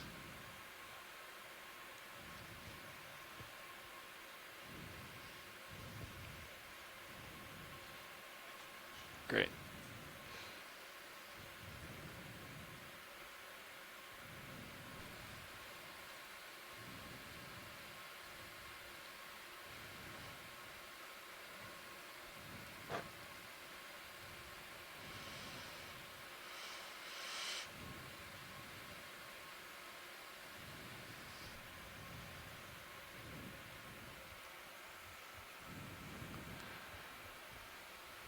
Okay, do you want to get a full specimen here video? Sure, I'll center up. Tilting down. Copy. 7-0.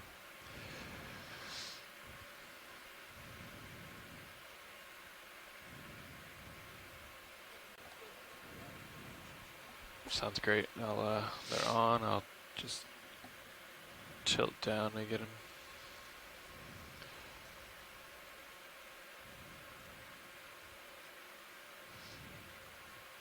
There's lasers there.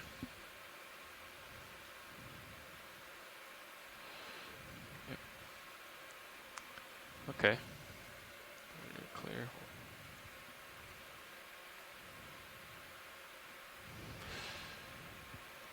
So I don't know what you were seeing, Dan, but there's definitely a strong current now. There's a little bit. Yeah. I mean, you can see it. Just yeah. I think when I was behind that rock feature, it wasn't too strong, but it's probably stronger now that you're on top. Should probably go ahead and push ahead, looking down 8-0. Copy, pushing ahead.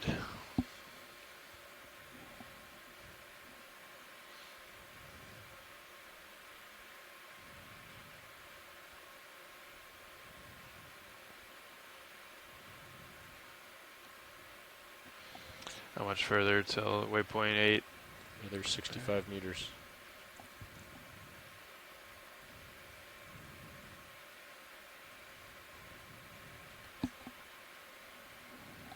Tilting up.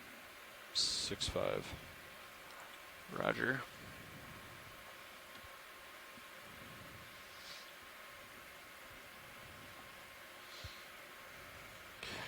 So Nav, in that SCS display computer, there's a TSG salinity on the left.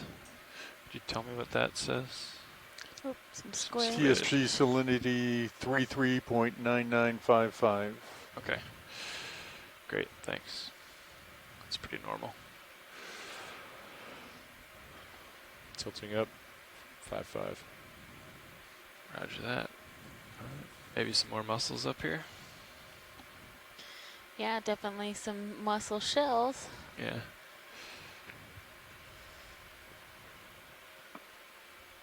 We've seen a number of ctenophores today as well, swimming in the water column, which Ooh, some squid ink. Squid ink provides some, hopefully, some interesting foreshadowing for today's midwater section of the dive, which will be a little bit later. We will have an extended dive today, so we'll be doing a midwater transect from roughly 1700 or 5 p.m. local time for about an hour, so between 17 and 1800. Just above this site that we're at today, which gives an interesting opportunity to look at, not only we're looking at the Benthic community associated with this Seep site, but we'll have a chance to look more extensively at the midwater community. Do you want to range the Sirius sonar out to 50 meters? Nav?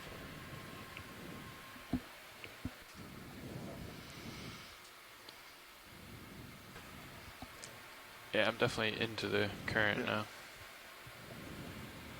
So if you, here I can show you. See, this is the Sirius sonar on the right, Roger. D2 on the left. You see this number here, that's the range. Yes. So you can hit up to 50. And then down. And you can also change the resolution. Right now it's on low, so you get the fastest passes. What did you say you thought As you those increase fish the were? resolution, it Black belly slows the passing rosefish. down.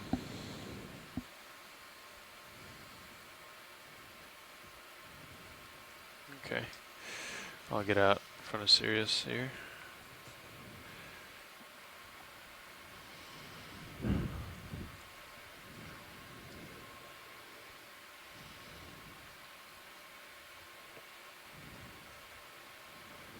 Coming back to you, co-pilot. Copy. Copy. I think that move's about done right now. Yeah, as soon as I line up with you, I'm ready for another one. All right.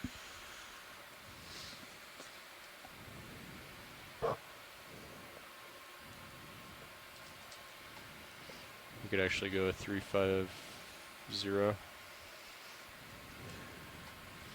350. Sounds good. So we'll do 30 meters at 350 now. Copy.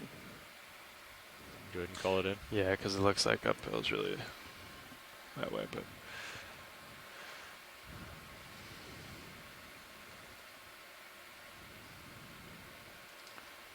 Bridge ROV nav. I'd like to request a move. Range 30, bearing 350, speed .2. Good copy, thank you. Camera's at 45 degrees. Roger.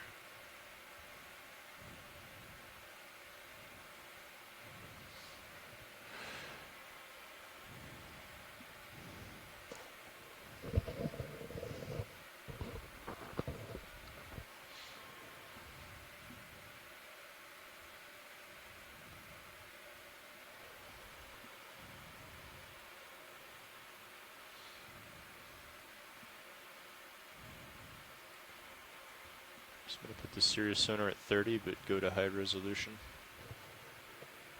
See if that helps us see anything interesting. You can change it to 180 too, if you want. Yeah.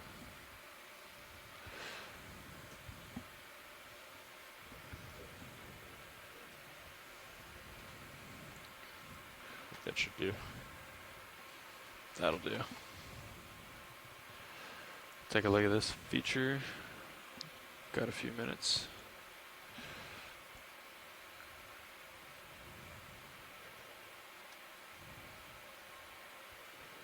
Tilting down.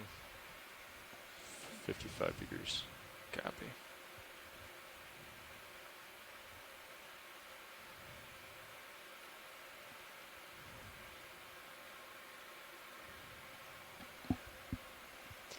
Yeah, so we're seeing a couple of these smaller carbonate structures, kind of similar to ones we saw before approaching those larger boulders.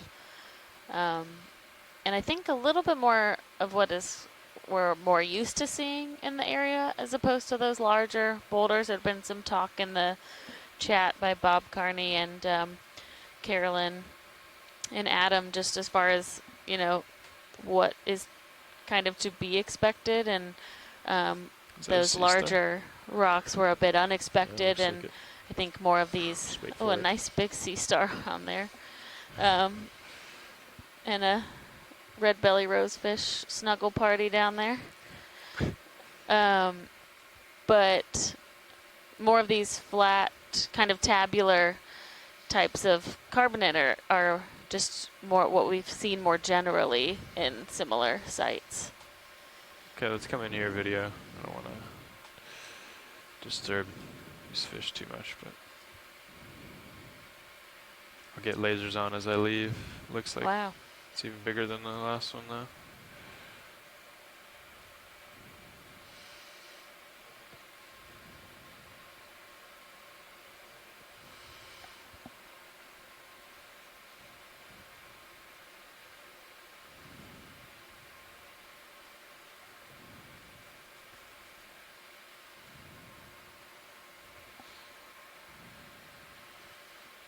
Tilting down.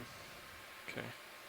I don't have a ton of time here video, so maybe we'll just 70 degrees. come wide, get the lasers. Great. Bigger than 10 centimeters. Yeah, I think the last one There we you go. saw was about Yeah, I this guess we're size, Okay. maybe a Just tad about halfway done smaller. through that move. Okay, we can come wide video.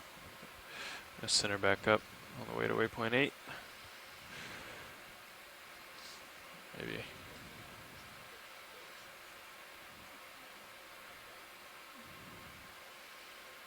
The one we just left there.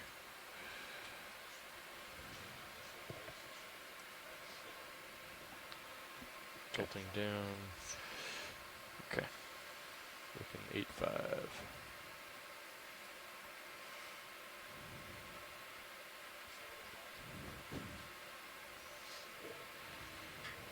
Okay, there you go. We gotta go.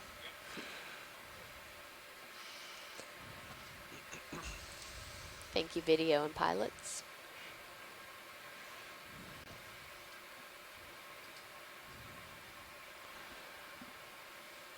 Okay. Coming back to center. Copy that. Tilting up a touch. Looking 7.5. Roger. Oh, we're looking in that move, Nav.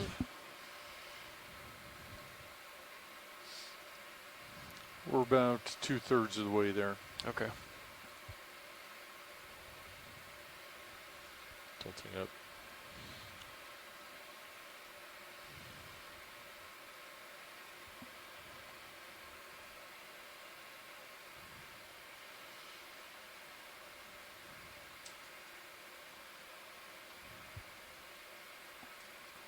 Okay, Sirius is back on track. Camera's looking at 45 degrees. Copy that. I'll come down a little bit. Yeah. More tether. Thanks.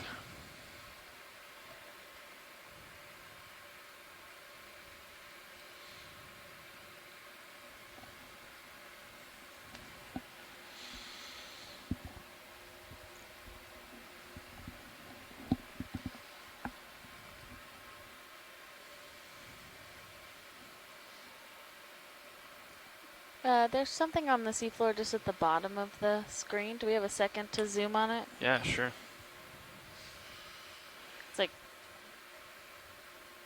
Yeah. purplish, bluish. Yeah, stand by one.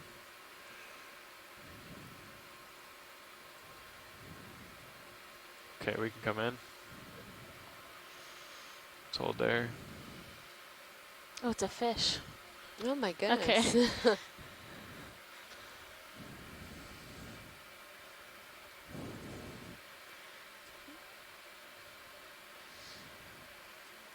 I think it's a fish, right? If you Yeah, just get a yeah. quick Keep coming. zoom on it.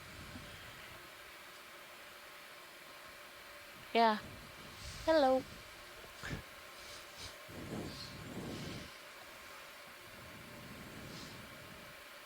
Great, and if we can just do lasers on when you guys are ready to come out. Sure.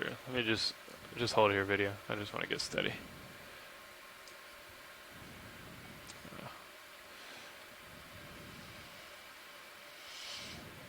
Mm-hmm. Okay, let's come back in.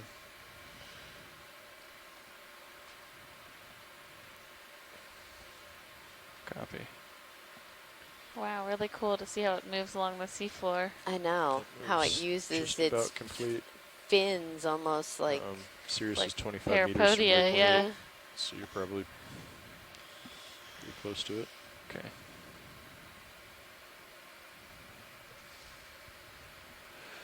Okay, video, we can come a little wide. I want to get lasers on it while we still can.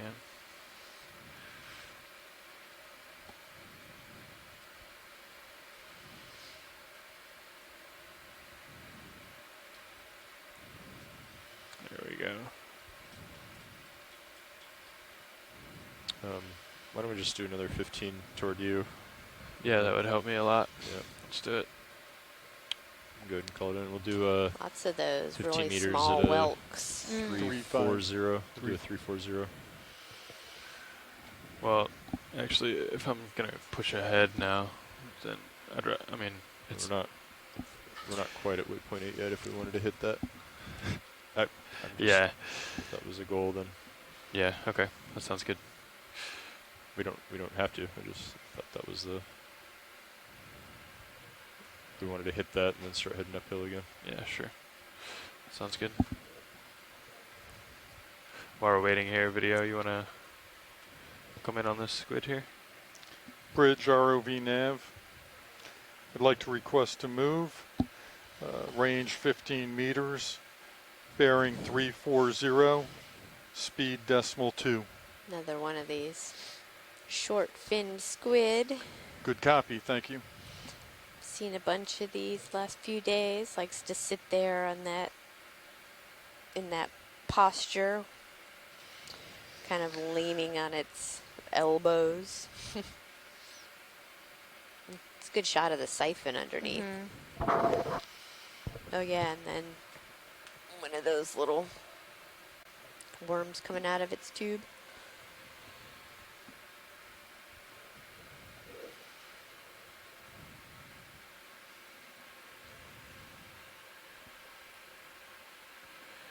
Okay, whenever you're clear, video.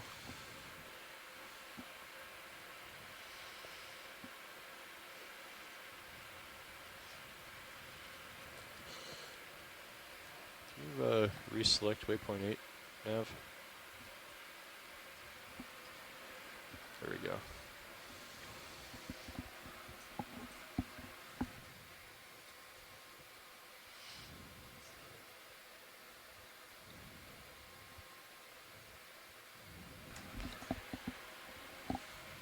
How far are we? Still another 20? Sirius is 22.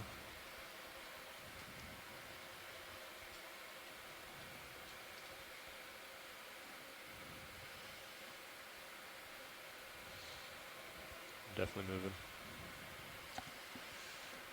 Okay. I'll line up with you.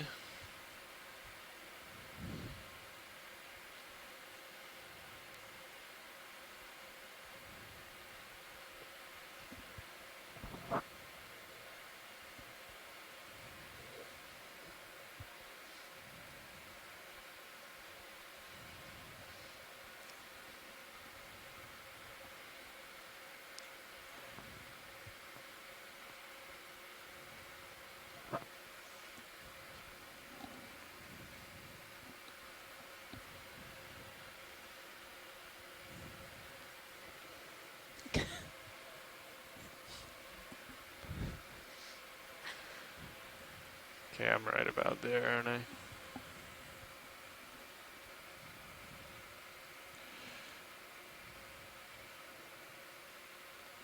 I don't think this is gonna, this waypoint. It's gonna yield much. I don't see anything on center, did you? No.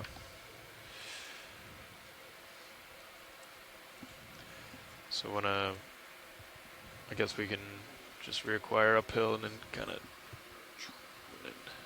Okay. Where's waypoint 11 now? What's that looking like? I'm gonna start turning my head to port. Okay.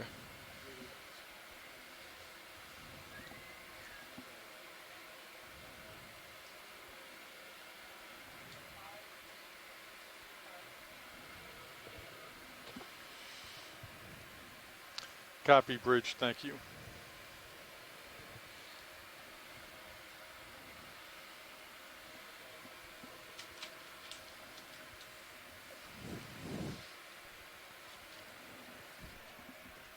Go ahead.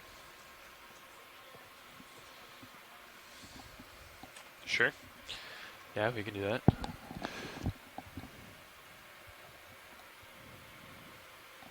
you want to start now? Did you say Nav or Dan? I was just getting squared up and then I was gonna go. Oh, gotcha. Nav Dan. Hi everyone, this is your front row. Sitting pilot right now is Chris Ritter, and to my left. Navigator Jim Myers. Dan Rogers on co-pilot. Bob Knott on video. And Art Howard on clipping. We're all engineers out here with the Global Foundation for Ocean Exploration. Looking for seeps today. Thanks, guys. So it's our great ROV, and is that our scour? That's something we scoured? Yeah. Yeah. Oh, okay. It's like, what in the world? Yeah, it's our great So I'm ROV looking at and video teams from 290 right GFOE now. that really work to maintain the Camera's at vehicle 50. as well as produce all of the It's gonna video move in that products way. for both scientific use as well as public use. And then in the back 290. row with Art is Yeah. myself, Alexis Weinig from Temple University, That and bearing- I'm the what was- biology what's that science bearing to lead for this waypoint now? leg. 255. And Amy Wagner from Yeah, California so I can State come over a bit University, more. Sacramento. I am the geology the science same. lead for this leg. And like Chris said, today we are down here about 40 miles off of North Carolina looking for, or really looking around, a active seep site that On 255. has been pretty exciting so far. Since we Copy. came down, we've had a lot of biological activity, including a very intense midwater when we first approached, lots of shrimp and fish. He's able to And then push up as we pretty quick, so continued we could on with probably our just dive track, call in we've 30. encountered lots of these 255. quill worms, which is what we see kind of scattered across the seafloor, all polychaetes that kind of carry their worm house around with them. And then we've encountered chemosynthetic mussel communities, Bathymodiolus, as well as a lot of bacterial mats. Bridge ROV nav. And then a bunch I'd like to of request to move. Range interspersed in there, a 30 bunch meters, of authentic, bearing authogenic 255, carbonate outcrops. Speed decimal 2. So carbonate that is precipitated out of the water column over time, or actually underneath the surface of Good the copy, sediments thank over you. time because of these methane seeps that are coming out. We've had, we have some folks on the line that have done extensive work on trying to identify the location of these seeps. Adam Skarke from Mississippi State University and Carolyn Ruppel from the USGS in Woods Hole. So we thank them for being here with us, and looks like we may be starting to see a few more mussel shells. That's usually the early indication that maybe we're getting closer to another active seep location. And we have seen some areas where we are seeing actual bubbles coming out of the seafloor, so methane where you can see those bubbles rising, but we've also been in some areas today where you don't see that active bubbling, but there is still likely methane seepage coming out and fueling some of these communities, or the formation of this authigenic carbonate as bacteria is processing that methane. So just because we're not seeing the bubble plumes themselves all the time doesn't mean that the site is not actively seeping. And it's been really remarkable seeing how much these communities, these methane seeps, can support the diversity and abundance of the biology in the surrounding area. So providing that kind of base of the food web in these areas. You know, we do know, if you're familiar at all with some of this East Coast region, that we have the Gulf Stream that flows up along the East Coast that does provide a relatively abundant, you know, fishing region and whatnot. But as you're seeing here, these are sort of your typical carbonate slabs that you would see with a normal seep site, and the abundance of especially shrimps and crabs. We saw a whole bunch of spider crabs earlier that is thriving, at least in part, because of the transfer of energy from these seep sites. Is that a big crab under there with all those fish? Yeah. Yeah, can we take some close looks around the rocks to see if we see any living mussels? Sure. How far are we through the move now? Can we come on in here, video? We're approximately 20 meters into the 30-meter move. Okay. Hold there. Why don't we go ahead and have the ship come do an easy stop? Think we need Bridge, ROV nav.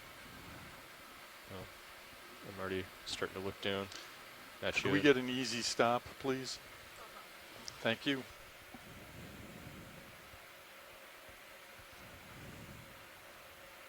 It's hard Yeah, to can we see just under come out there. a little bit, so maybe not Sure. quite so zoomed? Yeah, there's a big crab under all of those fish. We have a lot of sponges growing on Yeah, I that don't- rock, it appears. I don't see any mussels. Yeah, agreed, not seeing live ones there.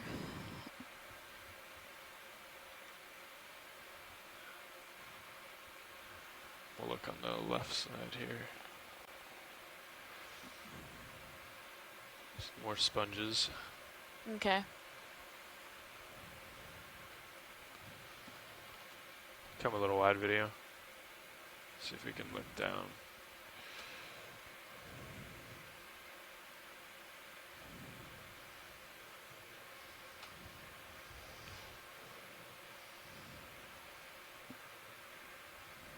Would the live mussels be sort of on the edge of the rocks?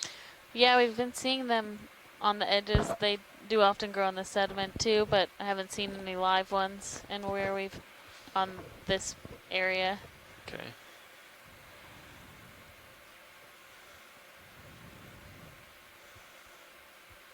Start to come in here, video. Just take a look back there.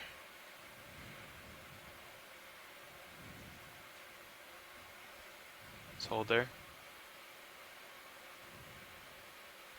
Yeah, looks like shells just broken up over time. Great, thank you. Sure.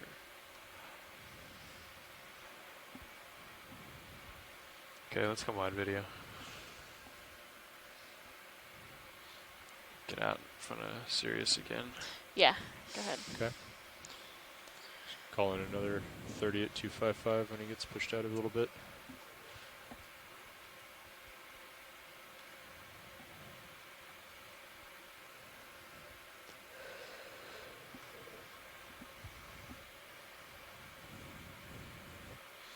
Yeah, I think we can go ahead and get that in. Bridge, ROV nav. I'd like to request a move, range 30 meters, bearing 255, speed decimal 2. Come past Good Skid's copy, video. thank you. Thank you.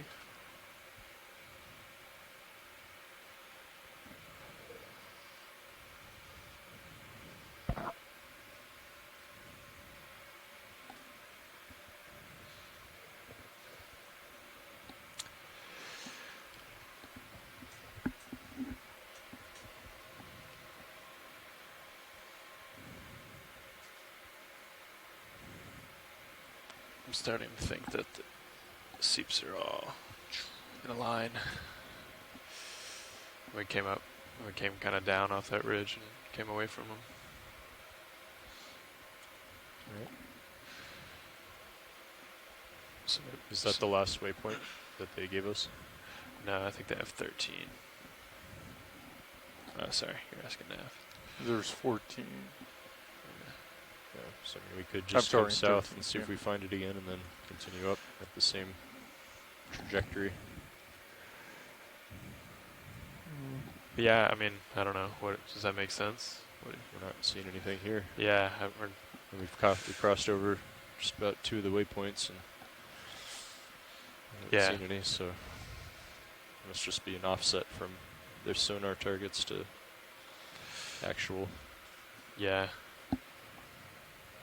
We can double check, make sure that's okay with watch leads, but that makes sense to me. Yeah, that makes sense. I'm just gonna run out and talk to Shannon real quick to look at the bubble plume data again because Okay. it's not on the Fleeter mouse screen. Okay, yeah, sounds good. But what you're saying makes sense, and so feel free to head towards that direction. Okay, sounds good. Yeah, we don't see anything in sonar out here, so we'll head that way and let us know if Shannon sees something different out there. Yeah, sounds good. So once this move is done, we could kind of kitty corner the slope, or actually just come straight up slope here, back down to the south. Yeah, I think that'd be smart. What little slope there is anyway. Yeah. This way? Yeah. Yep. Yeah. Okay. Something like that. Yeah. Okay, looking down. Okay, let me push out a little. So you're at 250.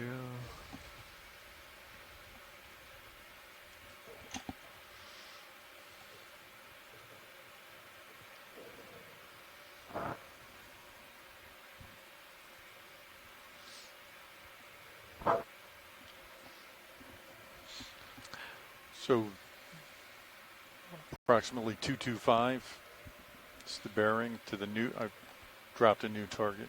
Okay. Yeah, that would make sense. My sonar. Yeah, I guess they're still doing that last move, aren't they? Yeah. Yes.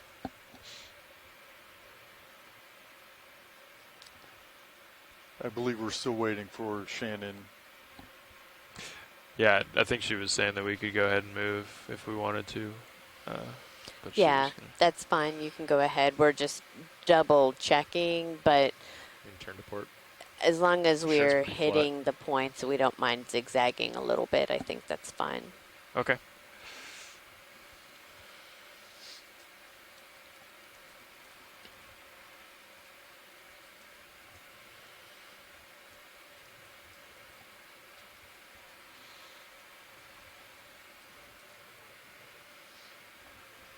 So I'm looking 220. Roger that.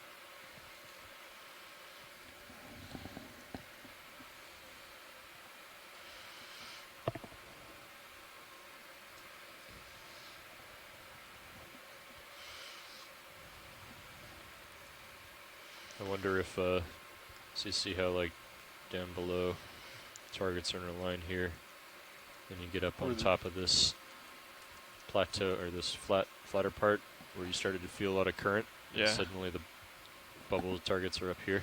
Yeah. So I wonder if like there's just more current up on this part. Come on so in video. It appears that the bubbles are coming from the north. Yeah. I like that hypothesis.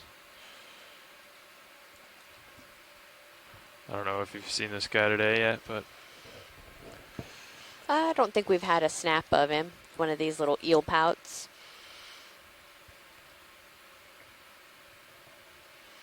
Get a good shot of him.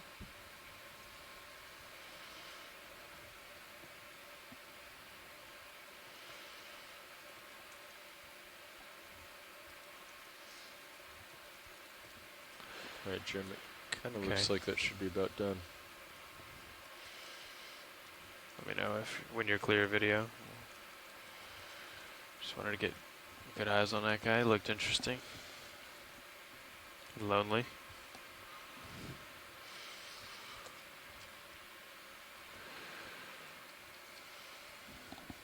Yeah, what do you, from that last move, what is it? Does it look like we're about done? Okay, gotcha. So we're going to go 220, which I'm lined up on. Sounds good. And as soon as the bridge is ready, you can do that. 30 meters? Or 20? We could do 40. If, sure. It'll be, it'll be about halfway, and then this is pretty flat. Not much going on, so. Yeah. 220? Yeah.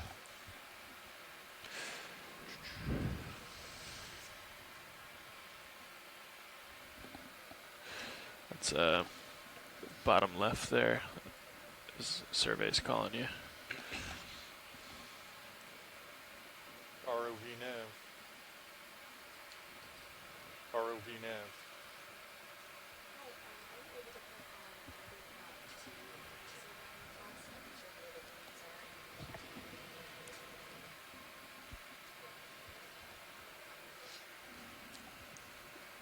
Yeah, let's go ahead and get the move in real quick, Jim. Yeah. And then we can talk to Survey 1.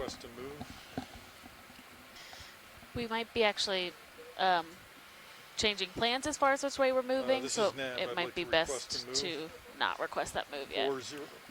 Oh. Check that, please. Wait one.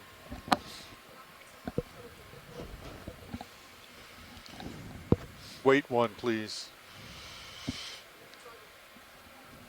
Okay. Yeah, they said they might be changing plans, so I guess if she said go to MB Proc 2, if I remember right.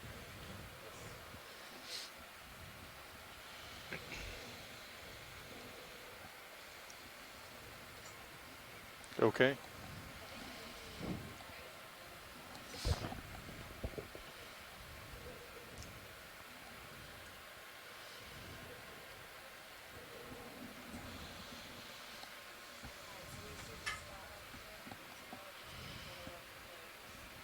Yes.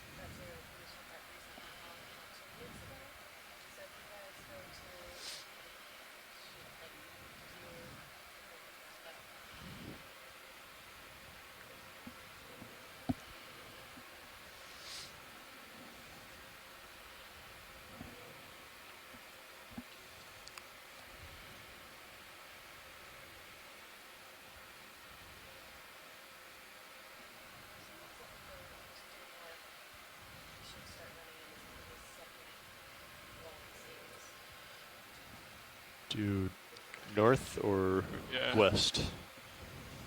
So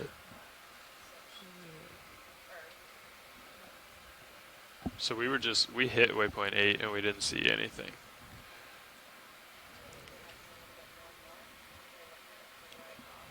Right, so We could certainly try, if that's your preference.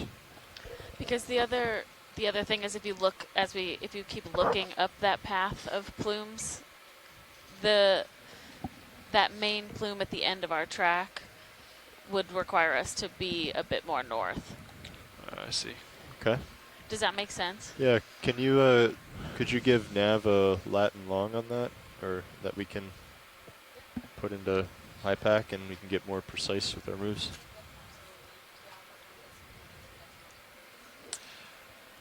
Remember what high pack takes. Yeah, we'll Or just a range and bearing from yeah, or that. one of the waypoints, I think would be easiest.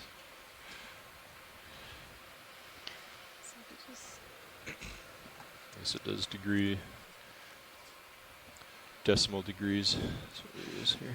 So, Shannon, I have a quick question while you're here. The plumes that we were seeing earlier, do they line up with our targets that we had? Okay. Okay. Yeah. Yeah, like southeast. Okay.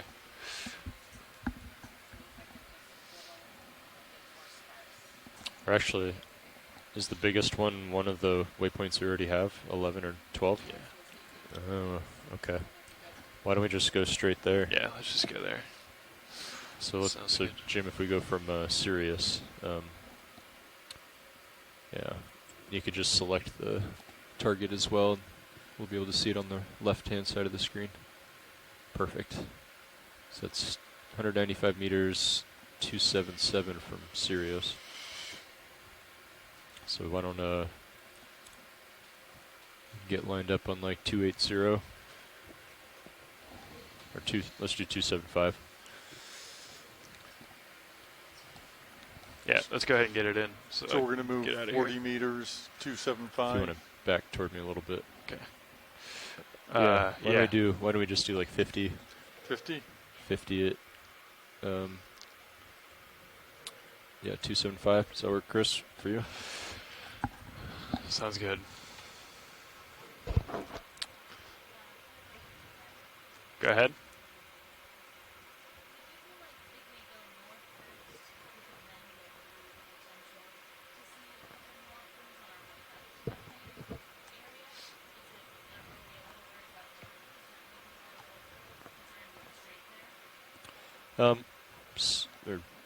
I guess we had just passed over waypoints 8 and 9 and didn't see any evidence of any seeps nearby.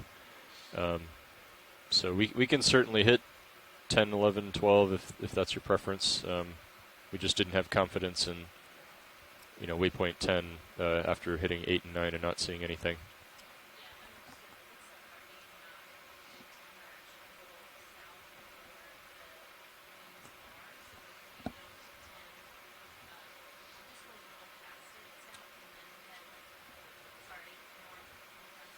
Okay. Okay. So. You want to start to bring your head around north so I can get that way too? Sure. So that's a 280. So why don't we just do like a 290, 50 meters or something? Yeah, that sounds good. Bridge ROV nav. I'd like to request a move, range 50 meters, bearing 290, speed decimal 2. Okay, I'm lined up at 290. Okay. Good copy, thank you.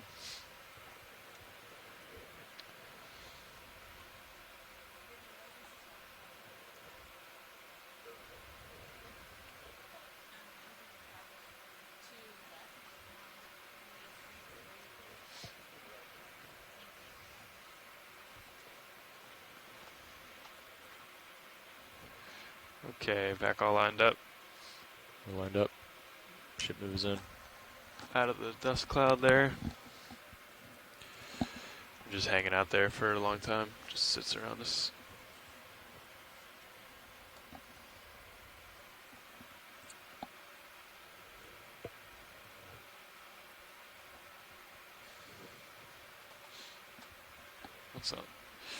What's on the left wing there?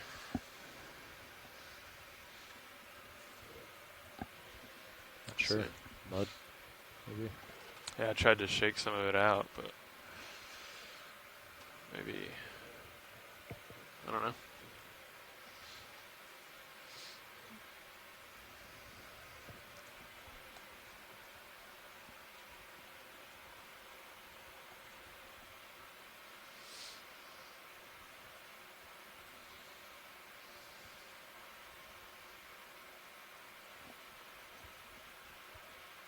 Sirius is moving.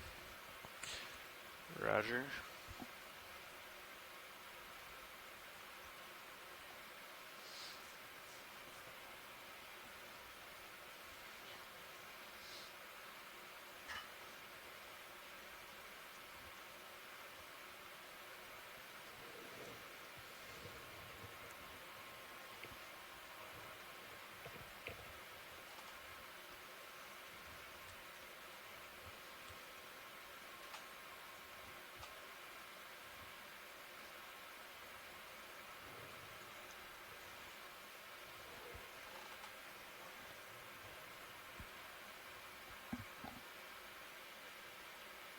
Oh.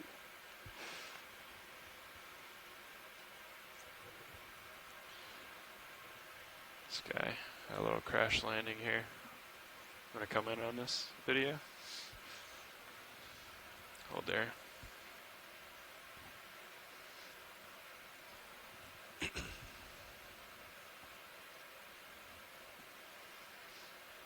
Okay, looking down 70 degrees. Okay.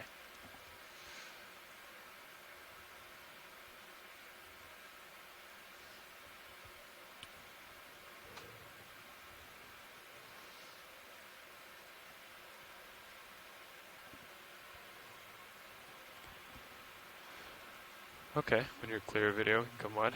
Just wanted to get eyes on it.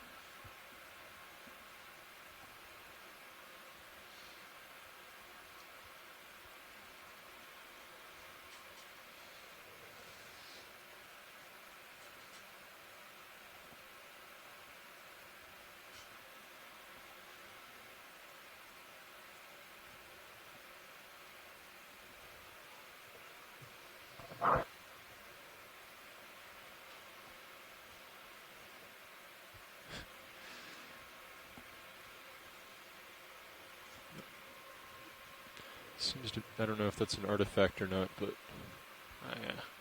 I've seen that on a couple passes now. Okay.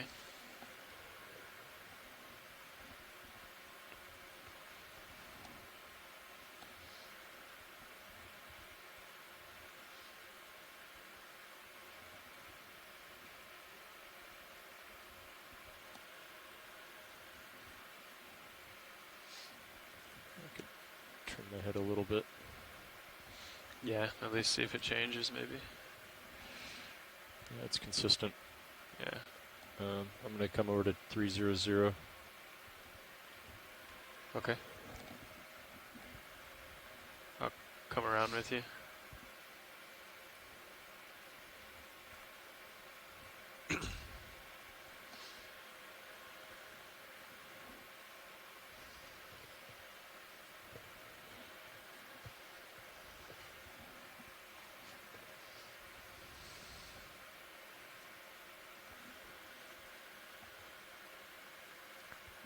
Coming down, give you a little tether.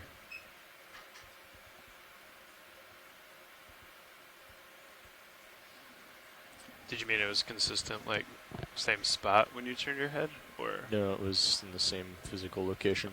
Okay. Pilot, this is Watch 1. Go ahead.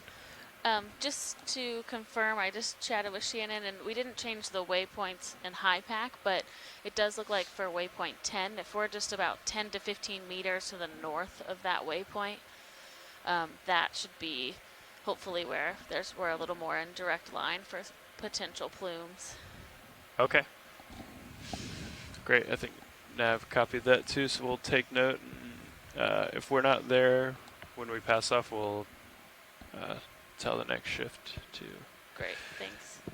We're keeping a close eye out and sonar too. See if we can see anything before we get there.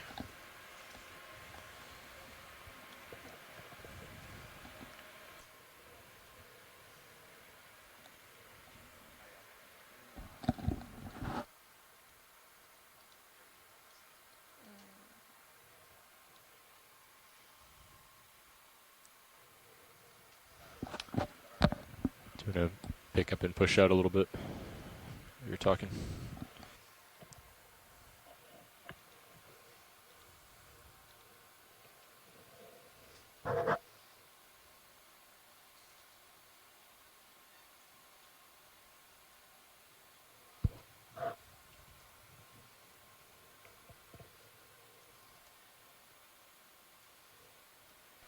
So I think I'm looking at a 300. I think that move is a 290. Is that right, Nav? That's correct. Yeah, 290. So we need to turn a bit. So we are seeing a few of these bacterial mats again.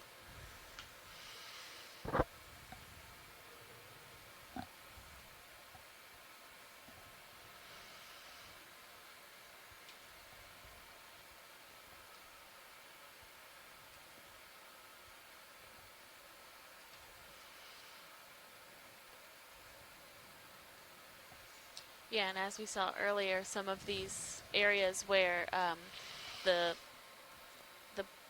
dot density essentially on the bathymetry isn't as intense, so you're not seeing quite so many occurrences of repetitive plumes.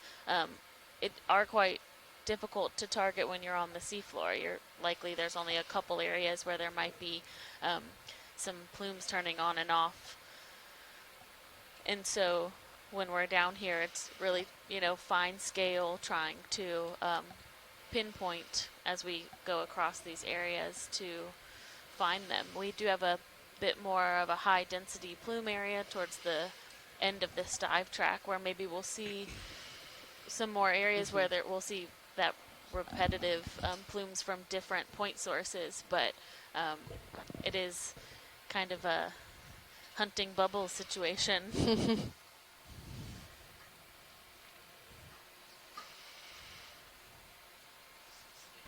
Can we come in here, video?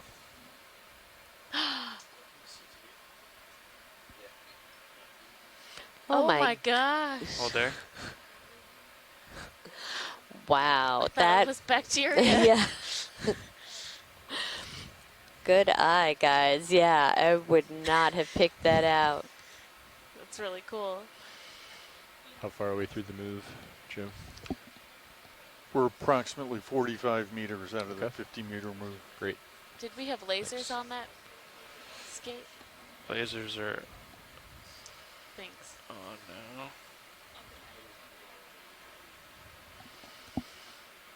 Makes you wonder how many are hidden down there that are smaller than this, because this skate is at least 30 centimeters.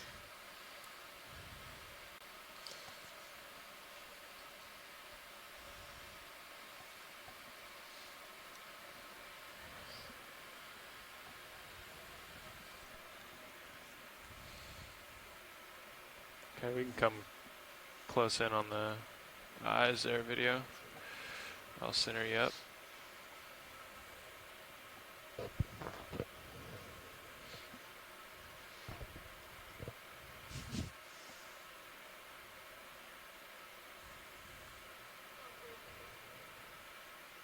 Copy, Bridge. Thank you.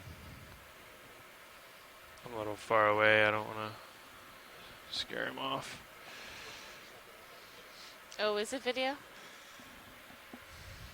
So if we want to go a little north of it, we could do like a... Okay, we can come wide video. We could do like a 280 or something.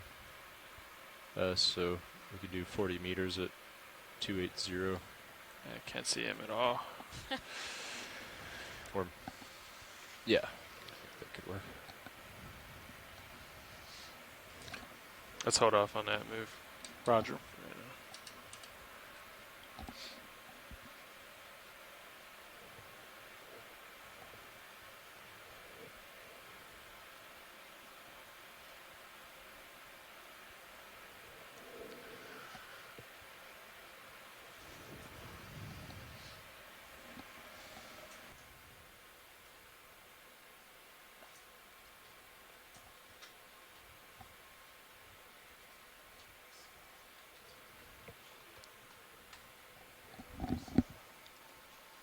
Doing a quick pilot change.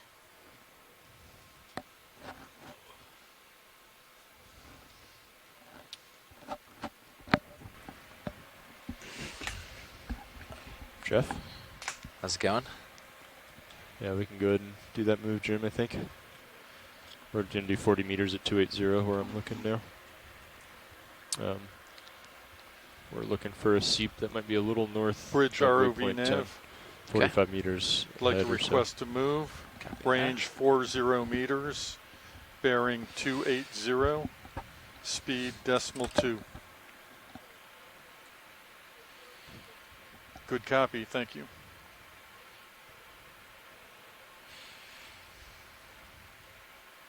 Looking for bubbles.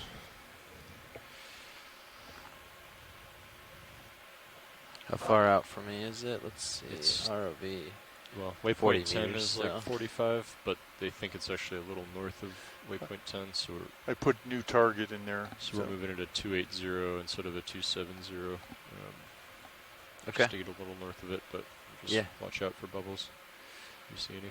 Copy that.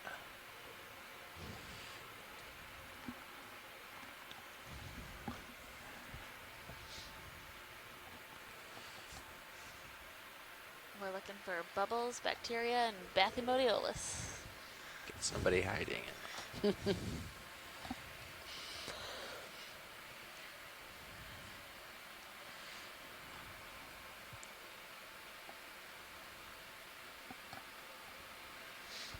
Fish.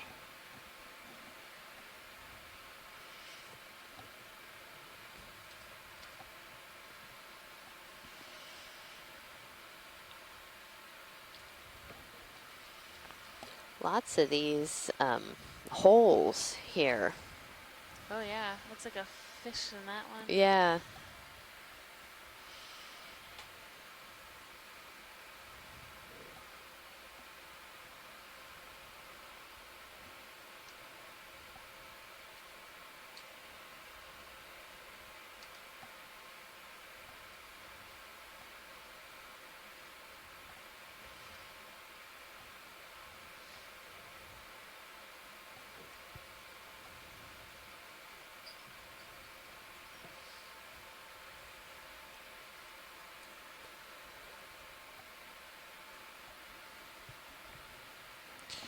It's like another skate coming up. Is it skate or bacteria? That's the new game.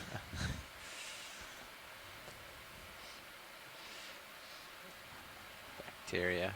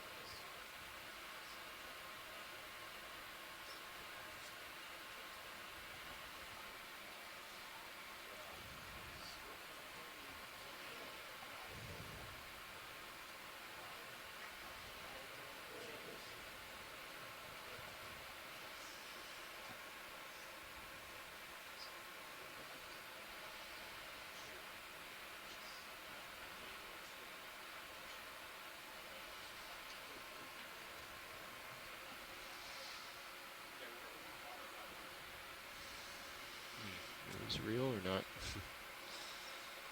It's hard to tell, yeah. Can you activate the target that you put, the new waypoint there? Just so that we can, I can get a general bearing. I know it's not perfect, just 236, Could be thanks. something off port. It's supposed to be system return. Okay, off to your port. Yeah. That's behind me now? Yeah, that's behind me. Okay. Or off to my port at least. So come around and see if I can catch it in my own sonar here. Might also be the current's coming towards you, right? Right, So it could be a little farther ahead here and Yeah. coming back at you in the water column.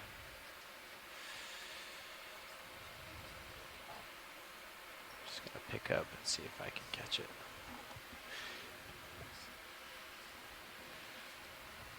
There we go. Oh no, that's just dust.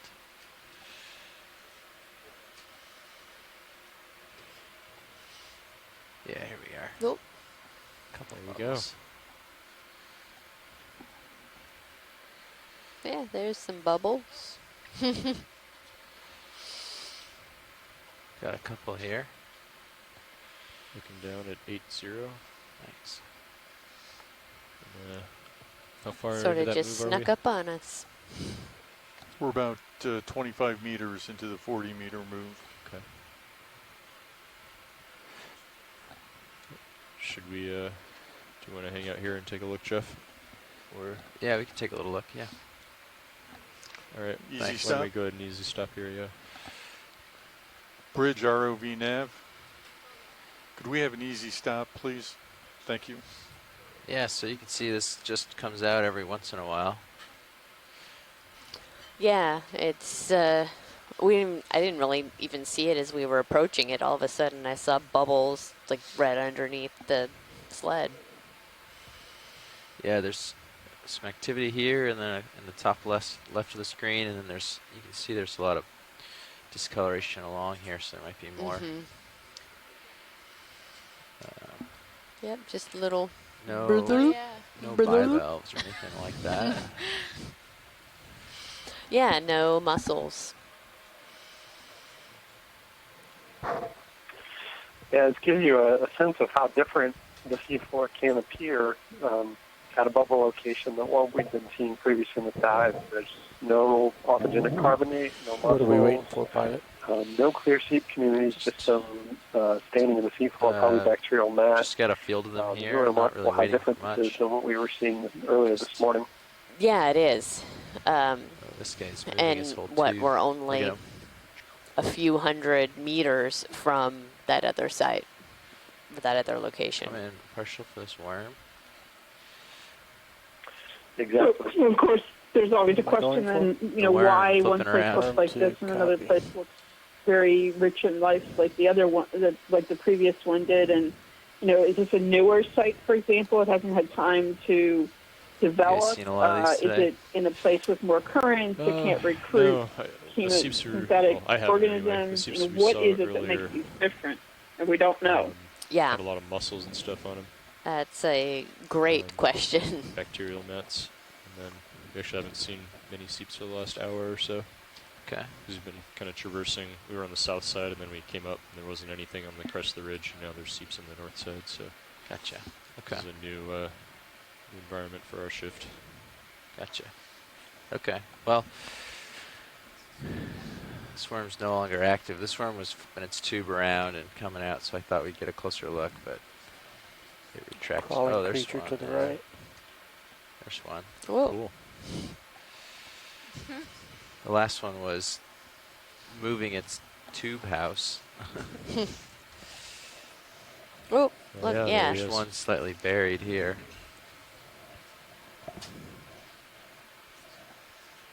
Series is pretty well settled out now. Okay.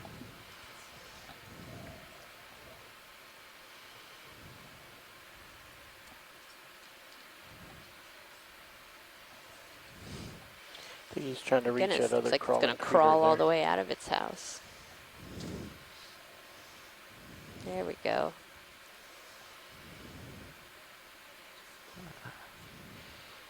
Yes. I think I'll move over here now.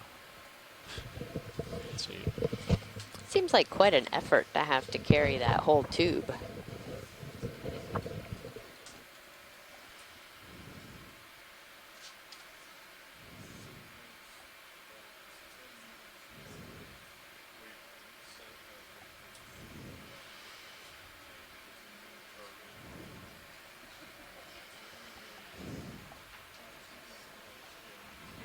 Okay.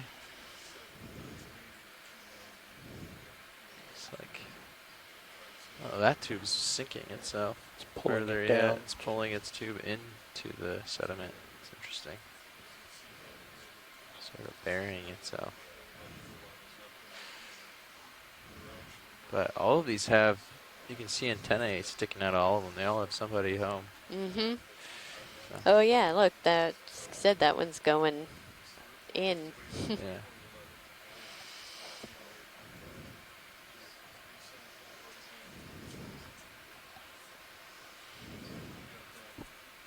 Okay. We've got some footage of that activity. We can come out video. We can see the size of this methane field.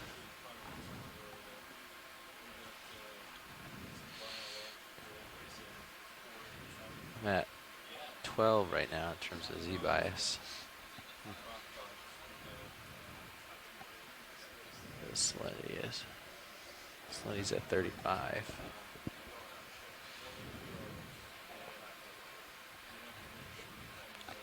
Tilt this up some.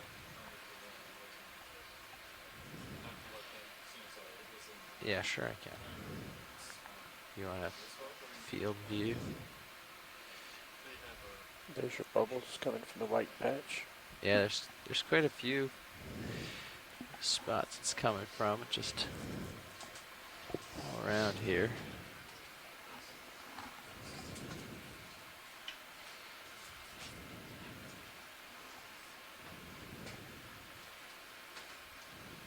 Lots of bubbles.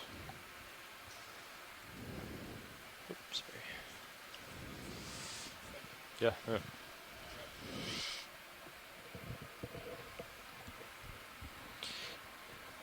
Watch lead if you need a tighter look at anything. Otherwise, I'm just gonna keep floating along, see if I can characterize the size of this field. That'd be great. Thank you. Did we drop a target at the end? Yeah, multiple seeps. All right, good. You did get a target in there. Thanks. Was that where you are right now? You're on this one right now? Yeah, yep, that's where we Okay. are now. And I'm Okay. sort of floating along. Okay. Tilting up.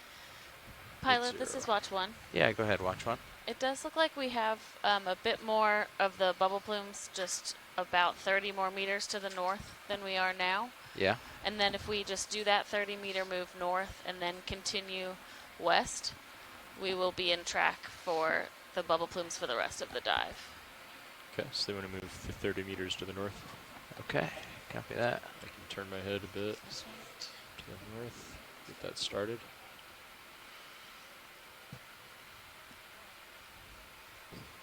You're kind of faced to the south right now. Yeah. It will be slightly downslope, though it's pretty mild. Okay. We have a pink fish center screen on the bottom. So, Yeah. so you were looking at heading. I was thinking the lower.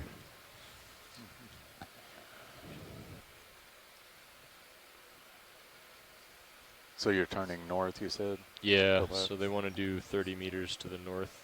Okay. Okay. We're just getting lined up here. There's another big spider crab off in the distance.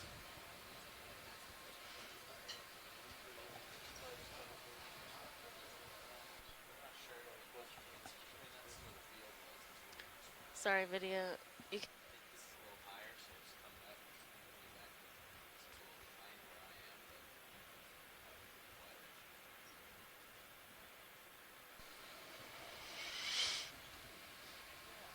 All right, Sirius is at due north.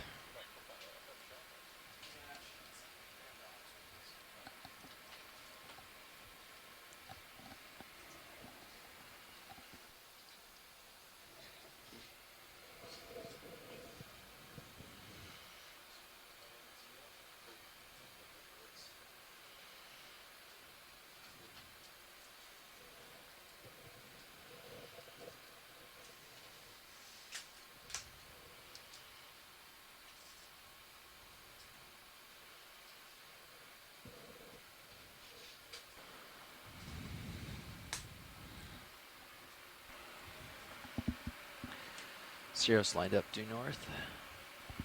Copy. When you guys are settled in, we can get that moving. Yeah, I'm settled. I already see a lot of activity here. So.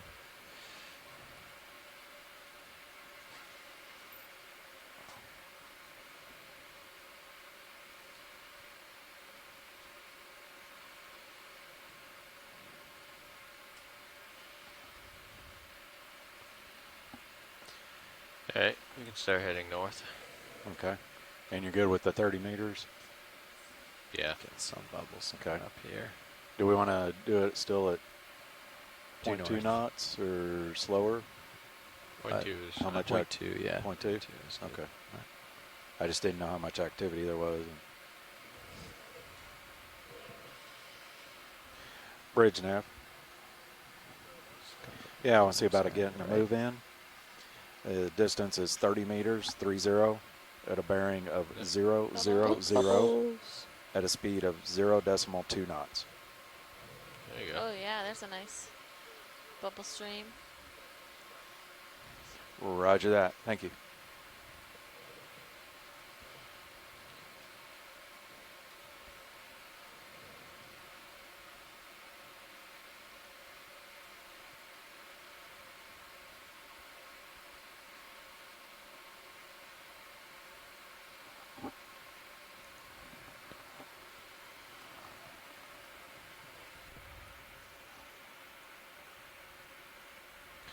Yeah, you can see more in the back too. Yeah. Here, it's not like a constant stream anywhere. It's every like Nav, go 10 ahead. seconds, 30 bubbles comes out. Also pretty heavy. Even at 12, it just sits right down when you let go of the stick. Wow. Is the water just It's at 35 right now where we are. 35 Received. and a Okay. third, Yeah, yes. keep me up to date. I see the wind up a little bit, but still manageable up there.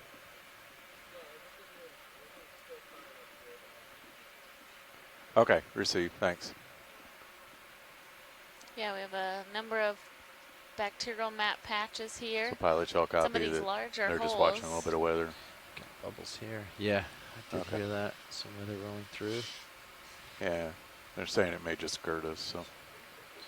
Okay. Just keep an eye on the wind as it builds and shifts. Yep. let me know, watch lead, if you want to look at any of this. Okay. Whoa, bubbles.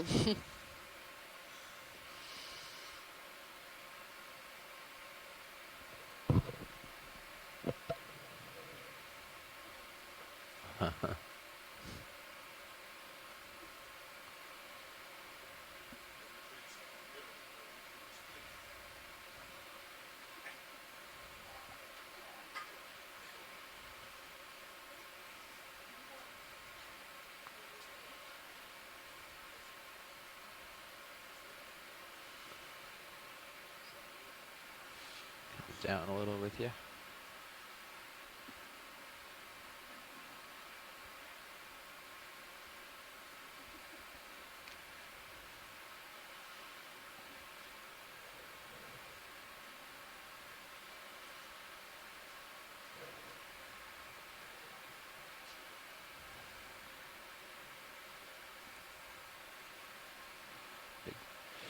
Big bubble it's coming through the Sirius cam right now. Oh, yeah.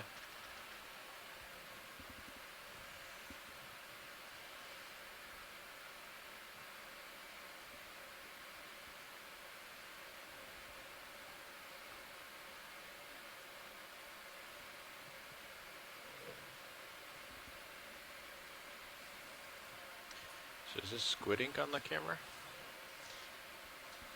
Not sure. Yeah, I don't know for sure. It's been there since the frenzy this morning. It's hypothesized to be critter innards from much earlier today. That's the official engineering video description.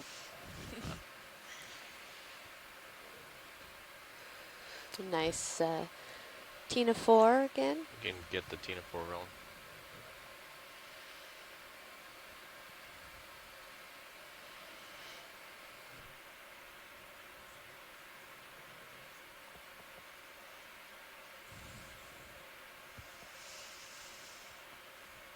Yeah, we've seen a number of these in the water today, relatively close to the bottom where we've been spending our time. But we will be doing a midwater transect after the benthic portion of this dive, It's coming out. where we'll spend about an hour in the deep sea, or the not backscatter layer.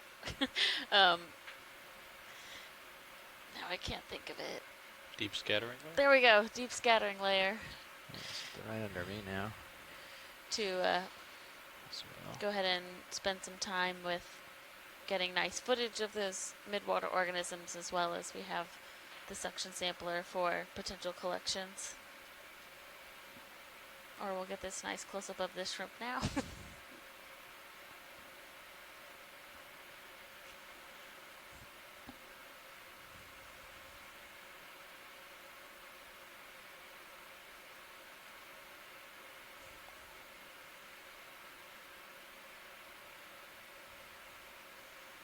Is this spider crab feeding on something?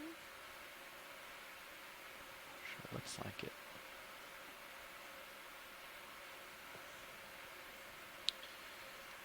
Let's go ahead and partial.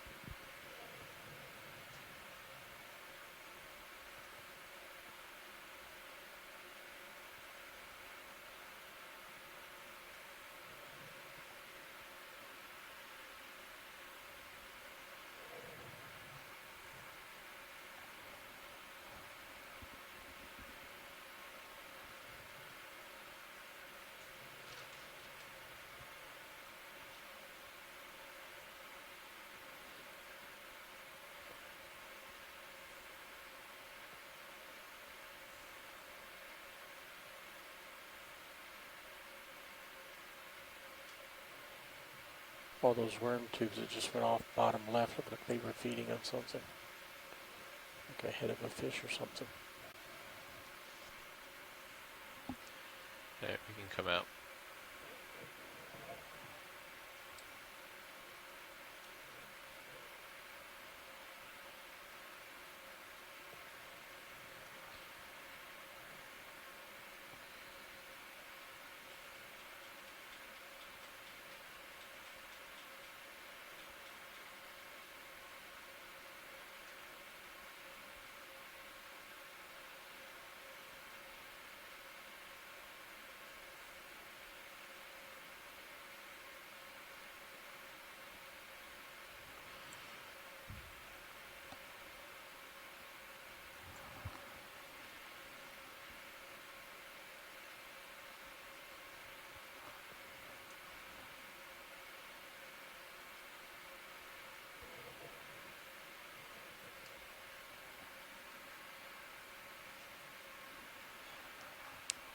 That move's pretty much done.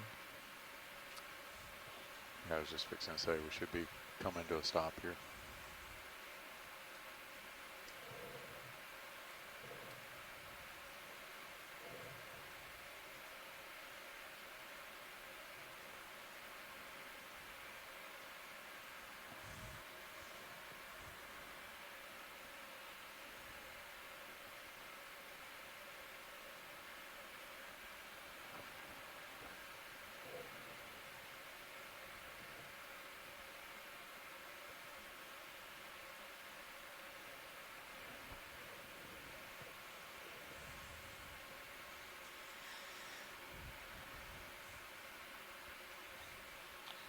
Looks like ship stop. Yeah, I've been settled for a while as well. Yeah.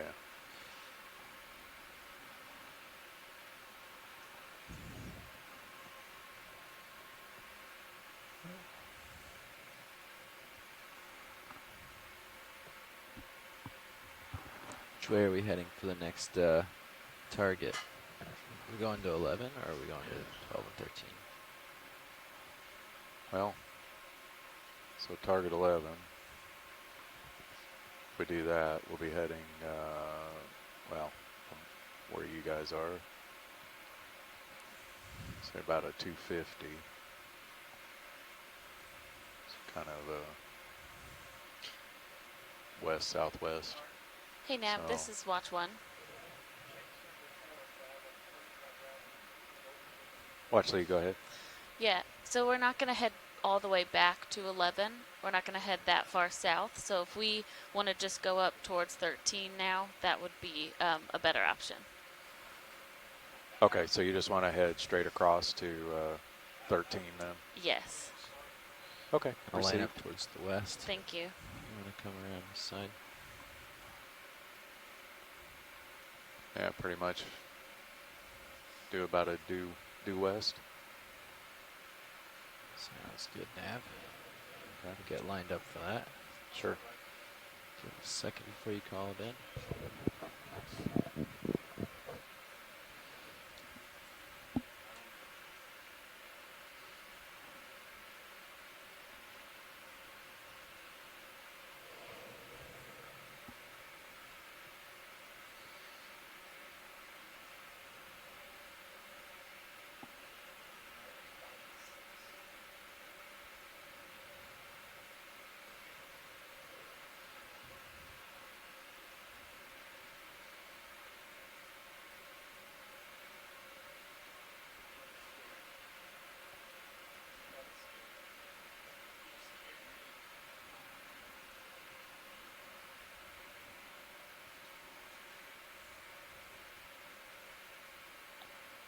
Okay, I'll start wagging my head.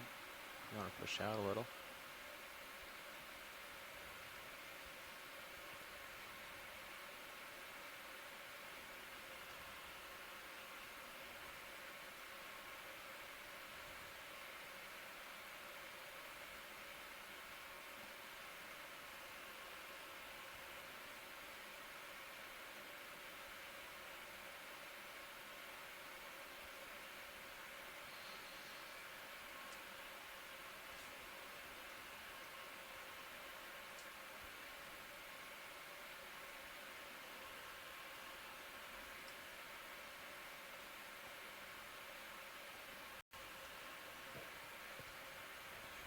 Okay, I'm lined up to the west.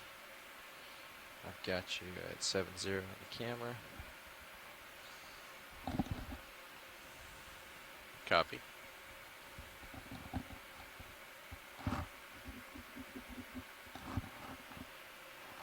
You just want to move another 30 meters on that one too? Seems like that's what's been... Yeah, let's let him push a little, see if there's anything Yeah. really interesting right here in tether length. And yeah, Sure. we'll do another 30.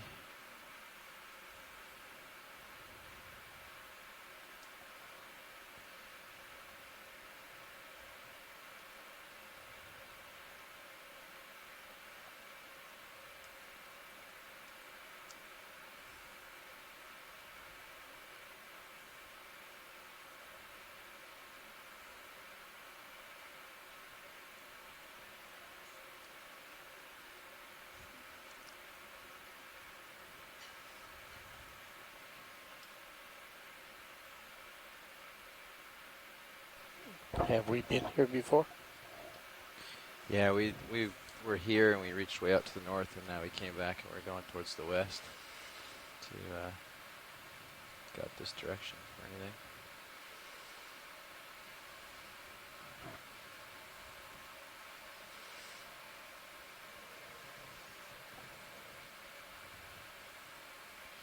Tilting up.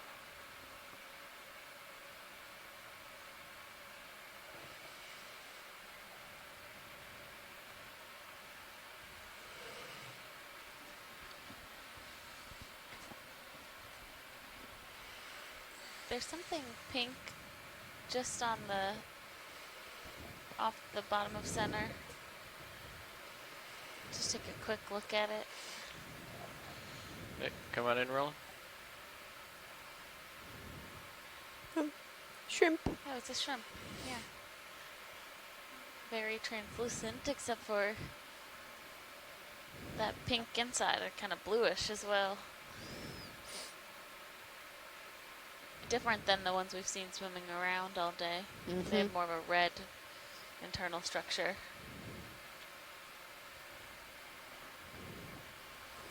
Video's clear. Okay, coming out.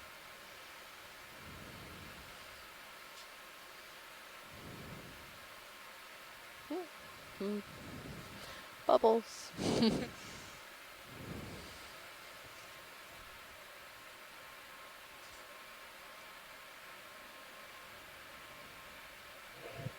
So we're starting to work our way west now towards You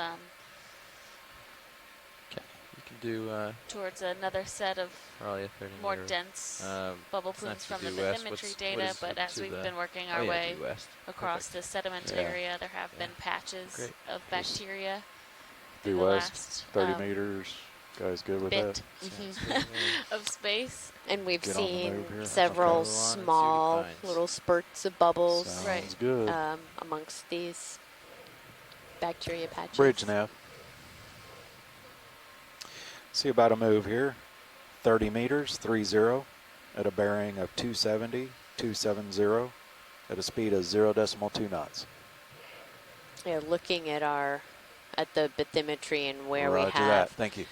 the bubble plumes from the mapping, that area that we were on earlier this morning that was towards the southeast, and it was kind of on the southern part of this ridge, was, you know, very different in the number of mussels and crabs and hard kind of carbonate outcropping structures. And then now that we've gotten a little farther north into the of that ridge and to the west, it's a very different landscape. And as Carolyn and Adam have talked about, you know, we don't understand enough about what controls all of those factors. And I'm wondering if some of it has to do with just the sort of north and south side of a ridge with the surrounding oceanography. Because if the southern side of that ridge would be getting more kind of currents and things, or input from the Gulf Stream as well.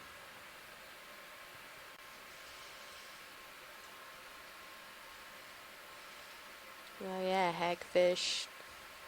After a worm. True too. Or eating a fish head, maybe. Oh, fish head. No, that. Oh no, a mussel.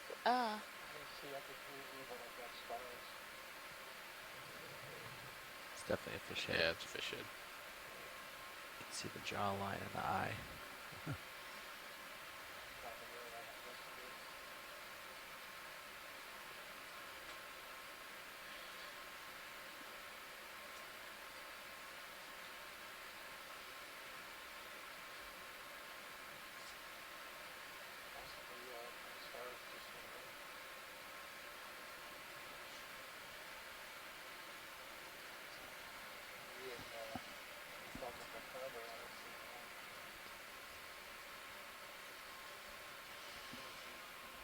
It's kind of fascinating to watch as it is wriggling around to try and eat this fish head that is much larger than its own head.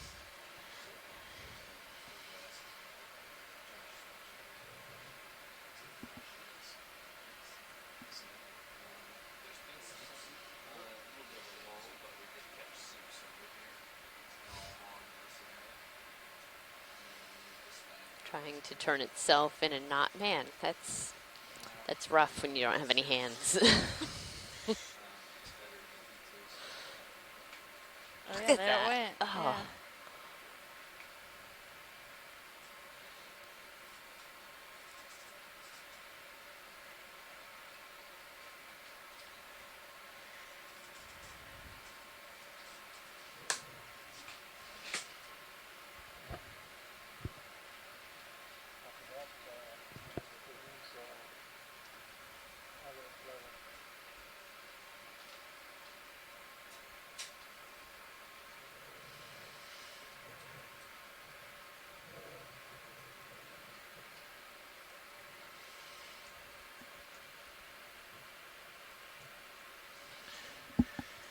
Hey, Roland, if you're good. I'm good, pilot. My routers have locked up, so I need to reboot my router. Copy.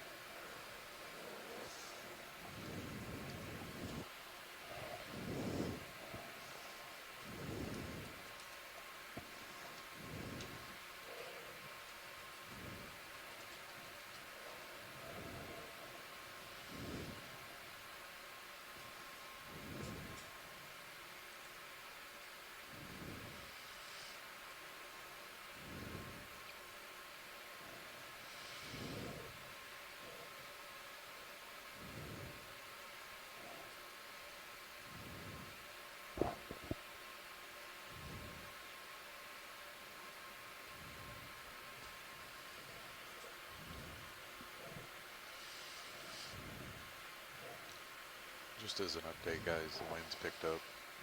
It's staying about 20, gusting to 25. Copy that.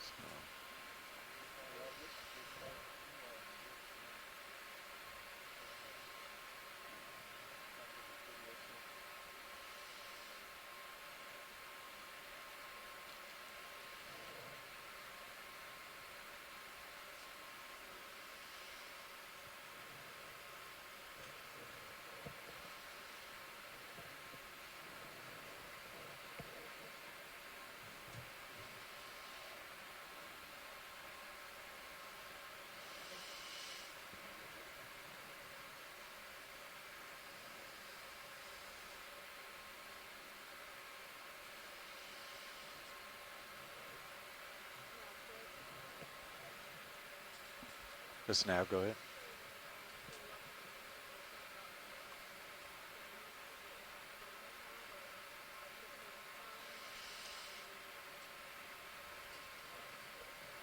Received, okay. And it looks like it's holding the same direction though, right?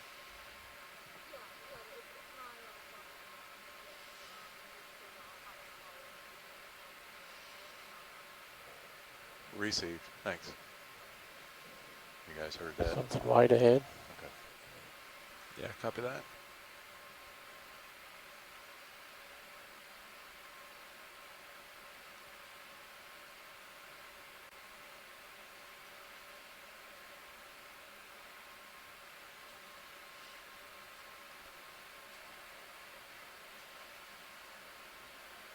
Looks like another anemone, which we've been seeing throughout this dive around these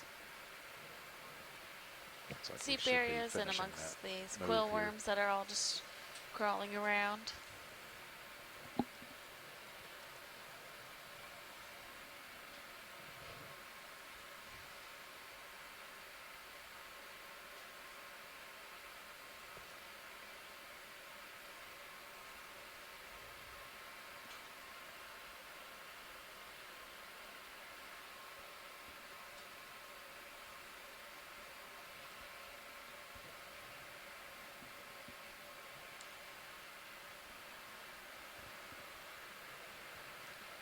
All right, pilot camera's going to about 3.5 there.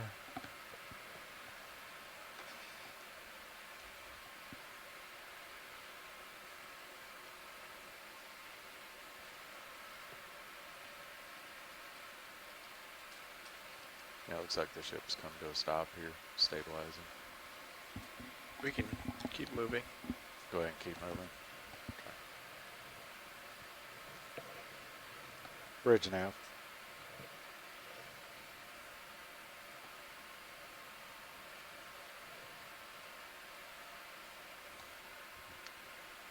Bridge now. Y'all ready for another move?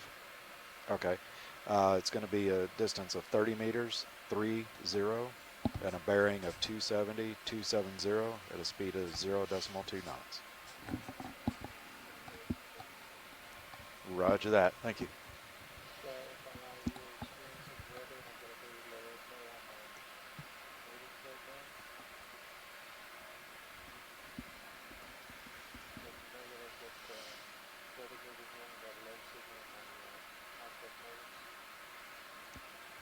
Copy that video.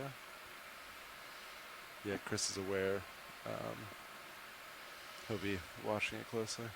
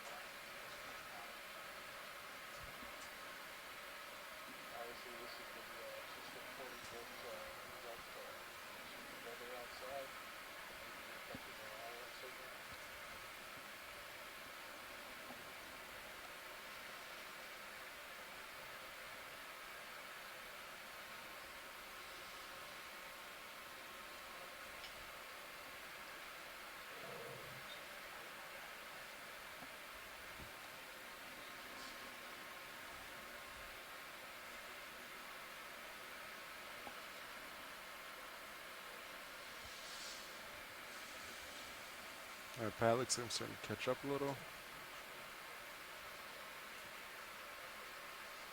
You set camera back to 4.5. Copy.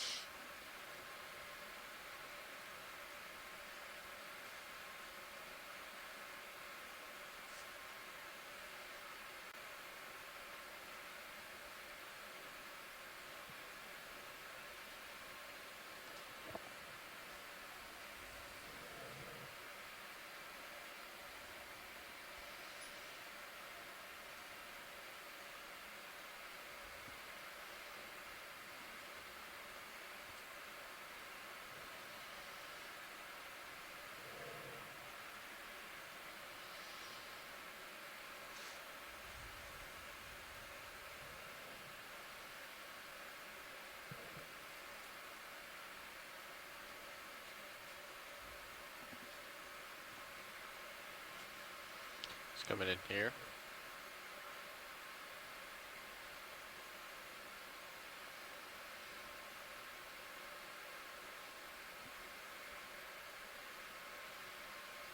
Let's get the sea star. Crab carapace. Oh, it's a carapace. Yeah, you can just come in tight on it.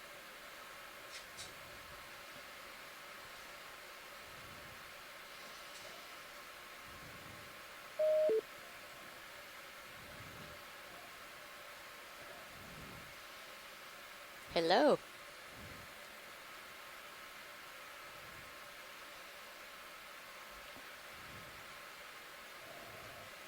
Yeah, it's coming up.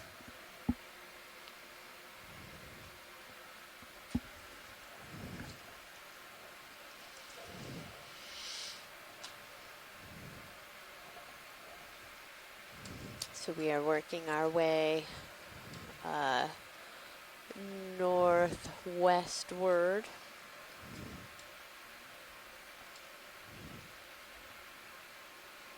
And should be back in some areas of additional bubble plumes shortly.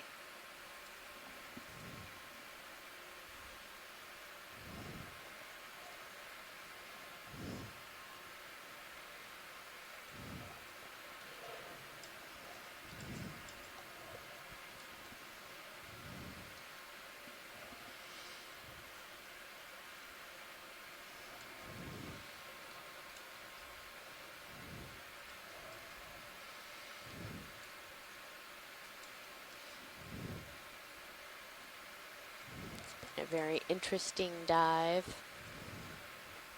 thus far with a lot of active methane seeps and a lot of evidence of previously active seepage.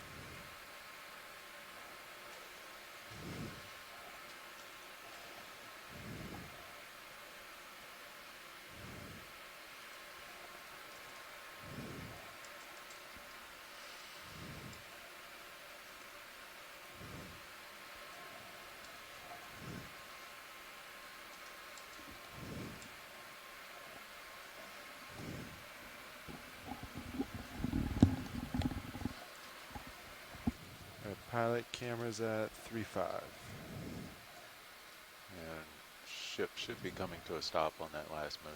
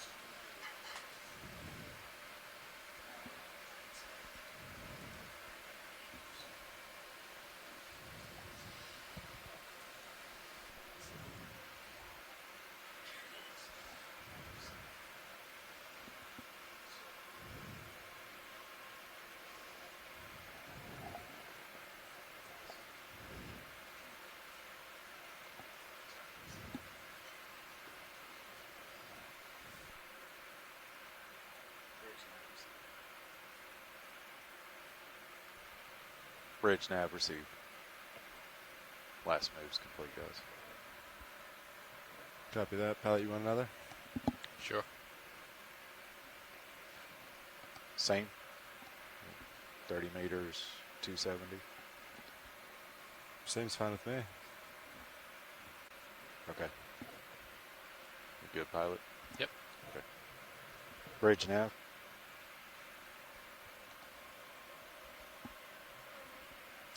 Yeah, if you're ready for another move. 30 meters, 30, at a bearing of 270, 270, speed of 0.2 knots. Roger that. Thank you. Let's get this guy real quick.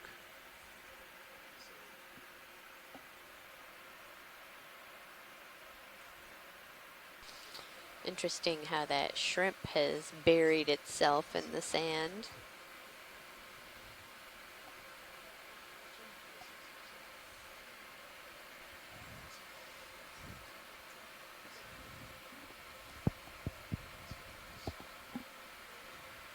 Yeah, it's really weird.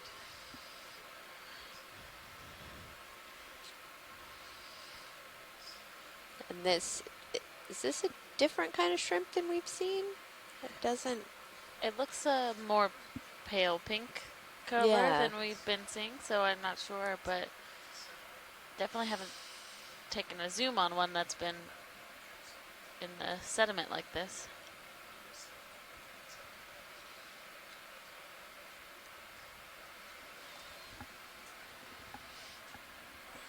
Oh, it's moving. Video's clear. It is moving, yeah.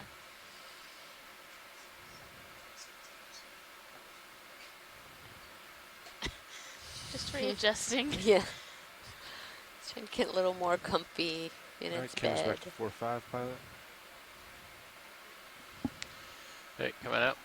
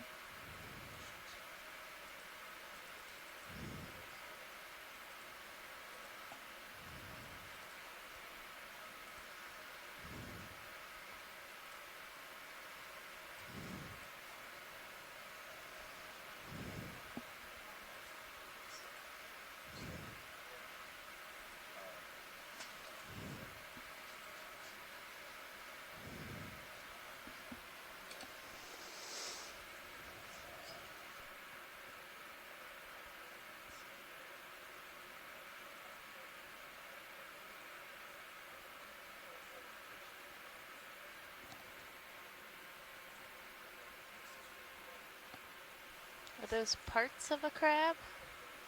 I believe so.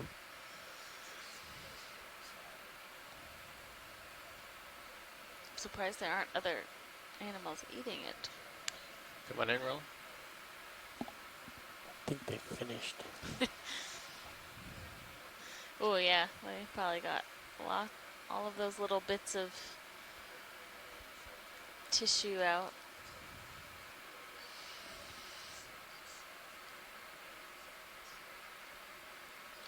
There's another one just buried, right, or part of it. Yeah, part of the carapace. Guess it's also possibly molted. Yeah, that is. It could have been a molt as well.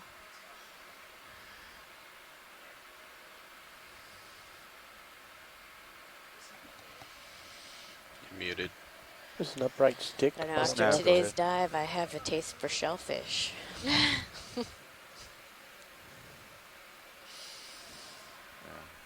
I was watching.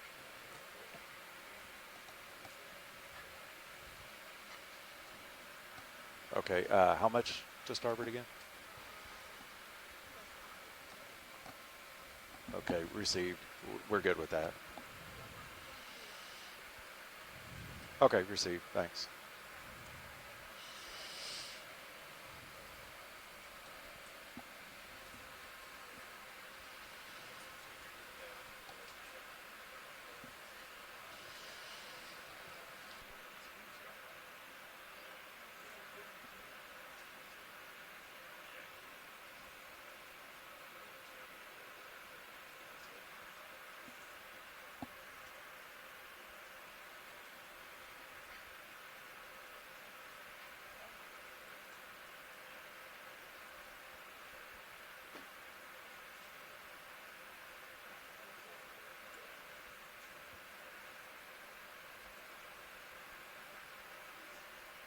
Bridge nav received. Okay. Last move's complete.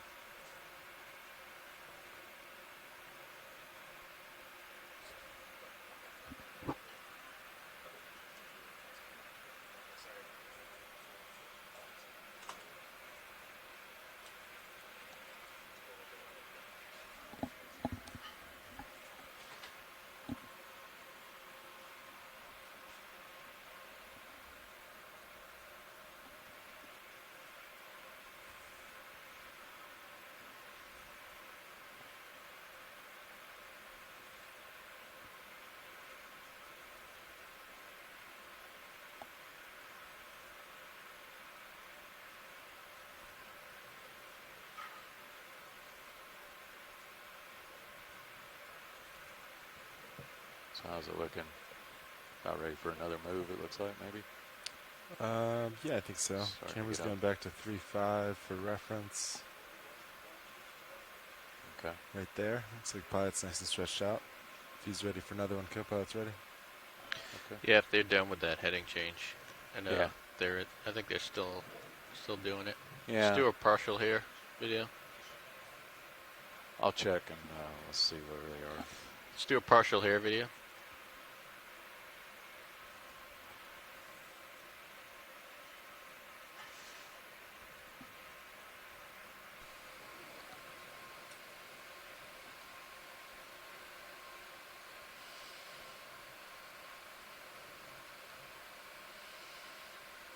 Whoa.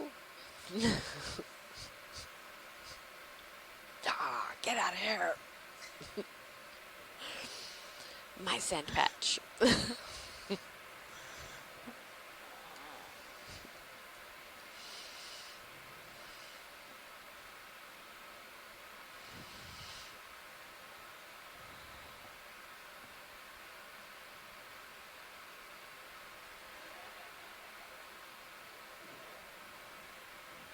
Some line on the ground. Yeah, what is the... Yeah, I was just gonna mention that. Let's take a look at it.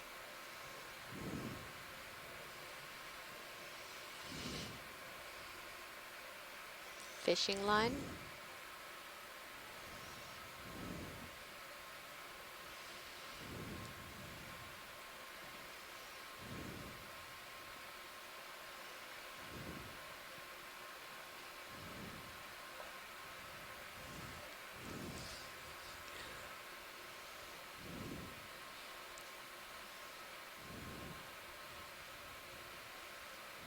Let's come wide. Let's see if there's anything floating around.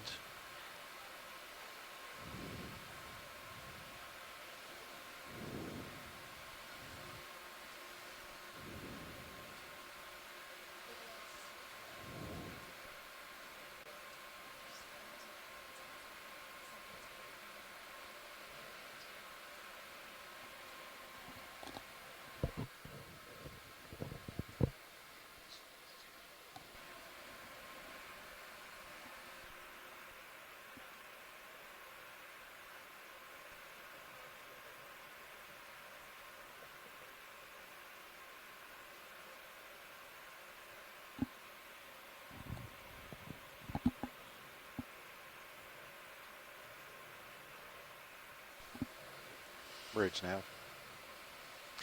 So I don't see anything floating. I think we're just gonna hop over this.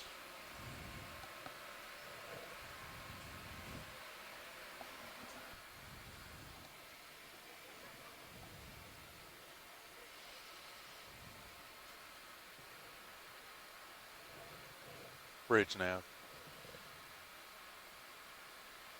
So there's a bit of this I just want to see how fishing y'all were line doing that on we're that, just gonna go over. It doesn't seem like change there there. was any No. sticking up in the water column, but just let our ROV team be cautious with that. We wouldn't want anything Okay, to received. snag on the ROV. I'm going to check. We may have a move for you here in a second. Yeah. Yeah, we can get moving. Ready? Yep. Okay. Bridge nav. Yeah, if you're ready, we'll get a move in. Okay, distance of 30 meters, 30, at a bearing of 270, 270, with a speed of 0.2 knots. Roger that.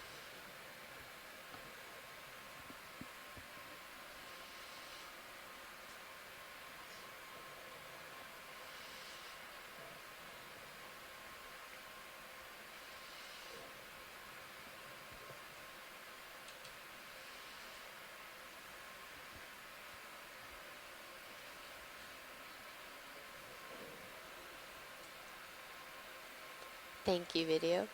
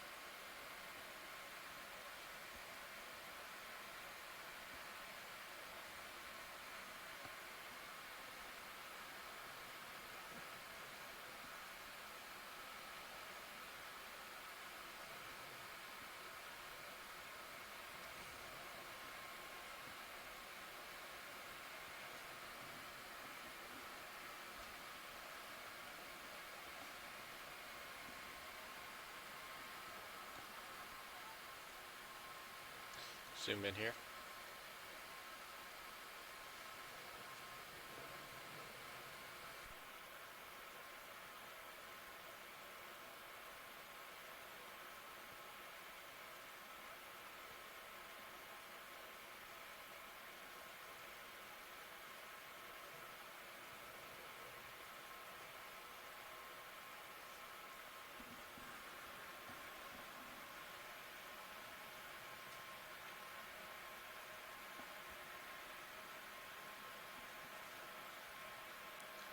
Alright, you can come wide.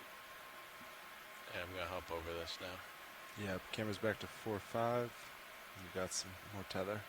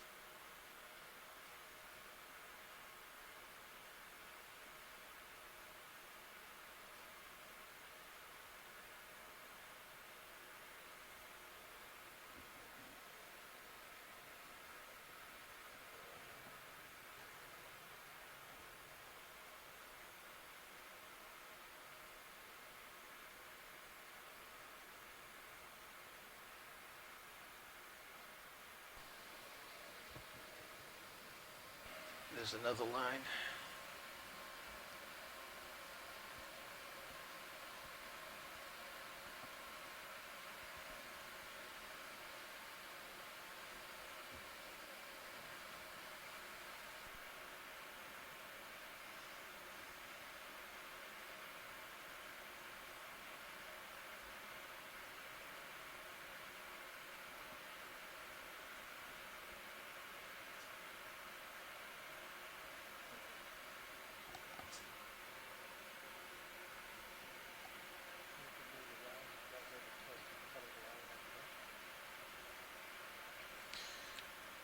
Depends on the line.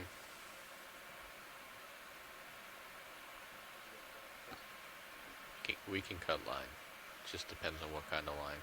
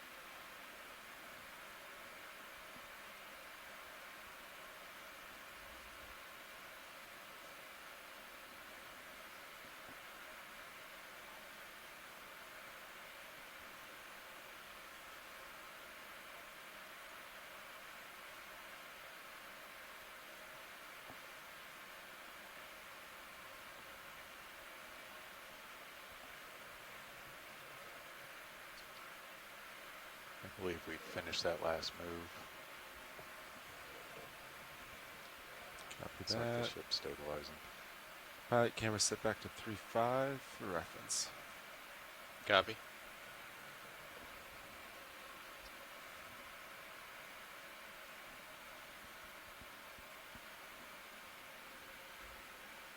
I can check on it, but we're going to go right now a little bit south of waypoint 13.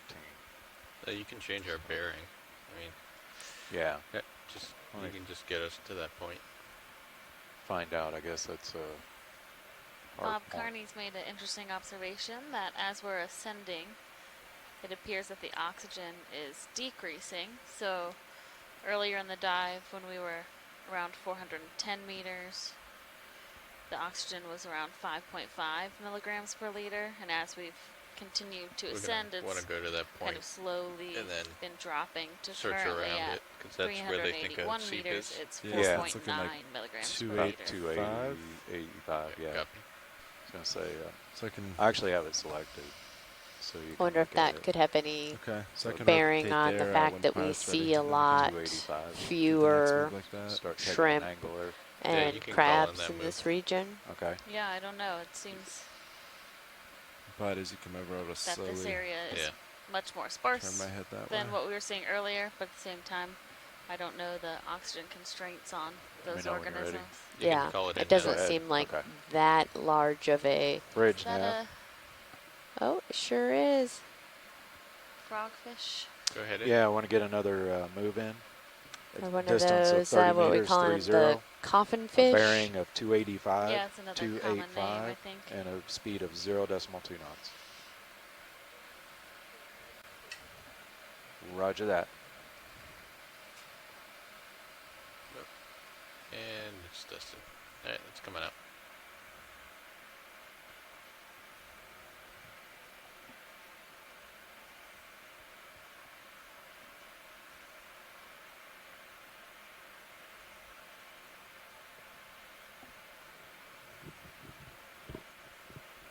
So Bob says that the oxygen minimum in the West Atlantic is not usually considered a physiological barrier. And Lise 11 also says that she doubts that oxygen is low enough to affect the distributions here, except for maybe super active animals.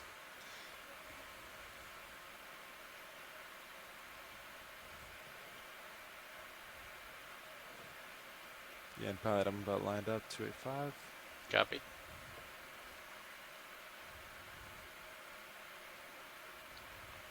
And ship's moving that way.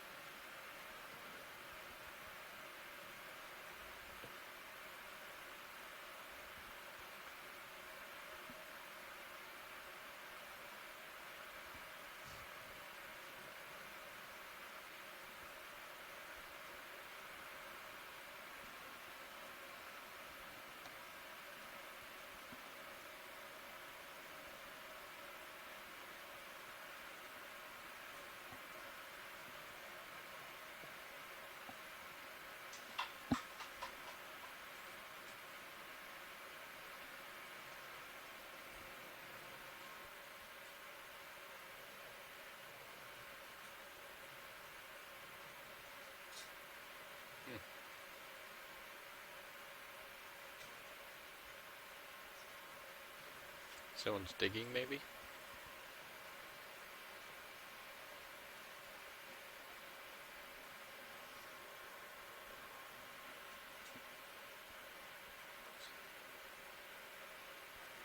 Camera's back to 4-5. Copy.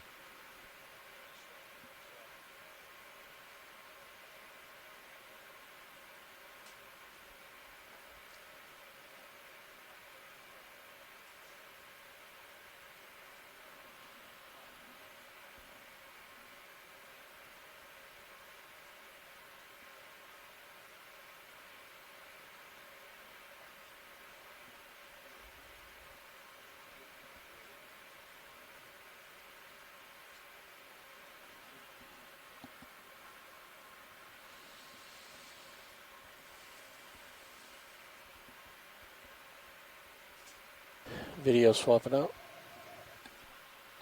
Copy.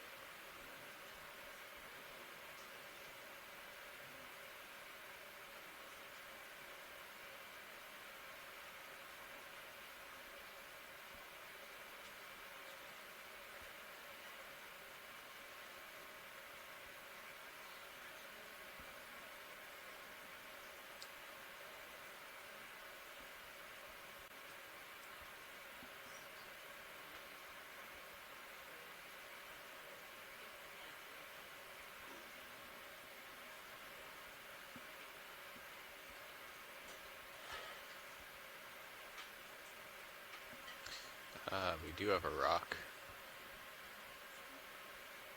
Ooh, a rock. Is there a rock in our basket? Did we get a sample earlier? We do Yes. have a rock. Okay. It was not collected like in situ. It wasn't attached. Josh, no, I guess was it you that collected it? No, that wasn't me. I Okay. just saw it in the camera, so Oh, okay. I noticed we were a little heavy, and I was like, oh, we have a rock. Oh. That explains part of the reason. Oh, I got all excited. I thought we had a rock on the seafloor. No, I'm sorry. Oh. I was just talking to myself. Oh, okay.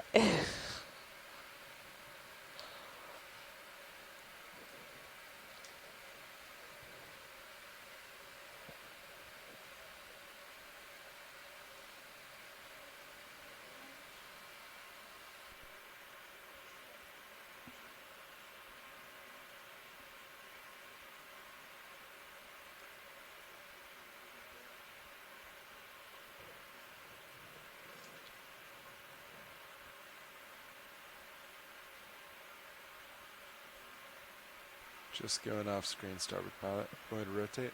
No, you're good. I'm coming back. Copy that. Yeah, it looks like the ship's stabilizing after that last move, by the way, too. Sounds good.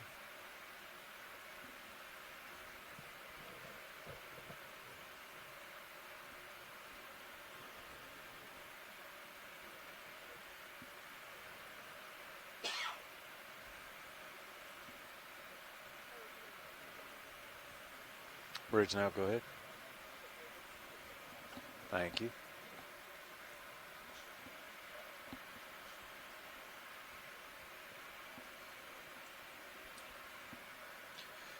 You could probably put another one in. Okay.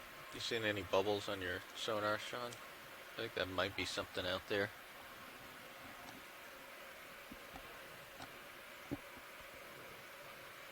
You want to go same distance then? Is that Sure. about right? Just these. How far are we from the point?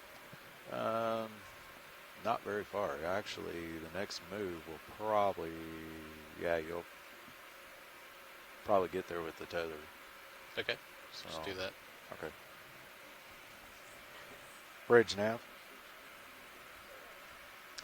Yeah, I want to see about another move.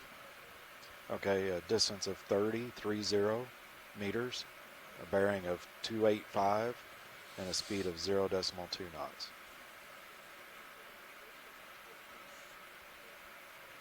Roger that. Thank you.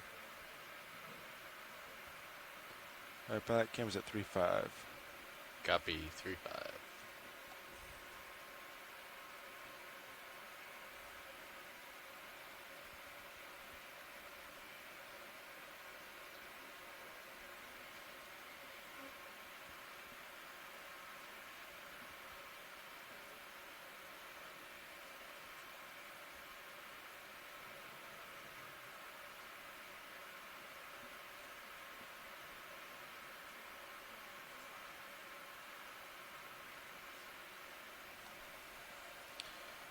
Watch lead's calling you, Nev.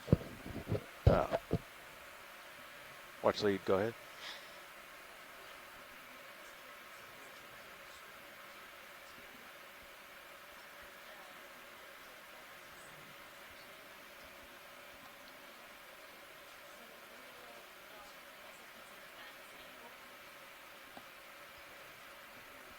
Okay, received. I'll make a note of that then.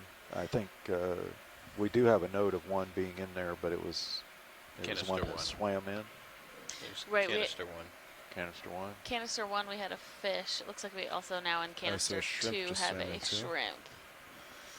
Okay, I'm not sure when he swam in, but we'll mark him here. I mean, that's fine. Yeah. That's fine. Okay, received.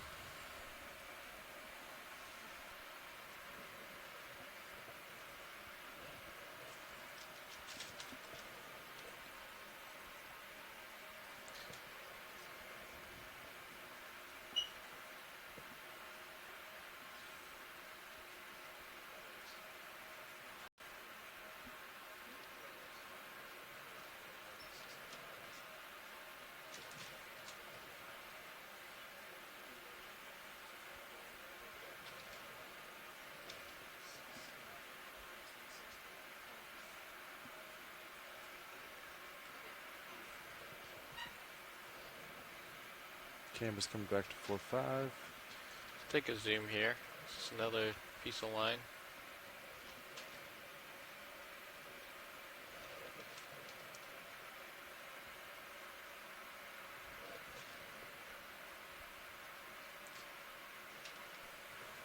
Yeah, it looks like maybe just a lot older.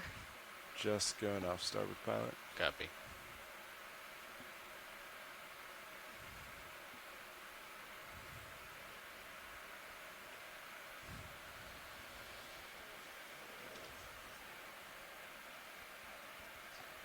Alright, we can come on out.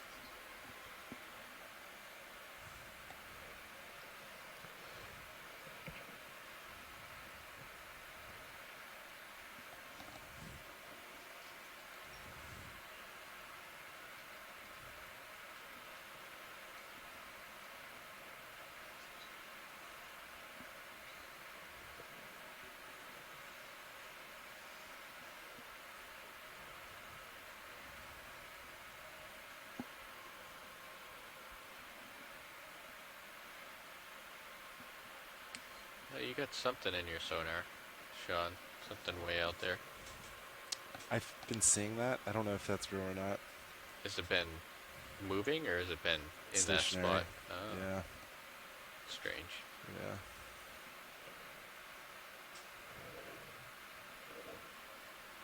Is that the one to the upper right there? The upper left. Upper left. Okay, not the one to the right. No, that's me. That's you. Okay.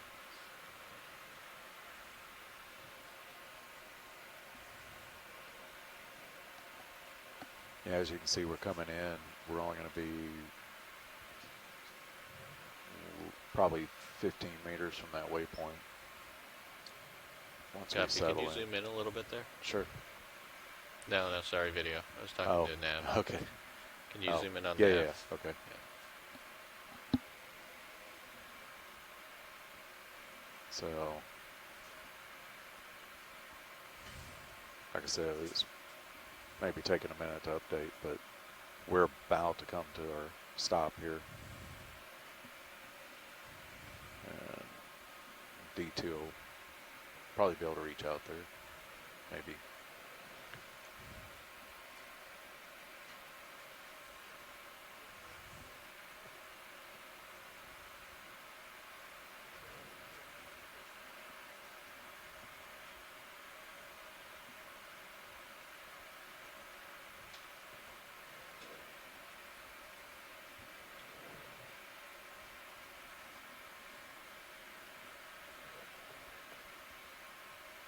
Just off the port pilot.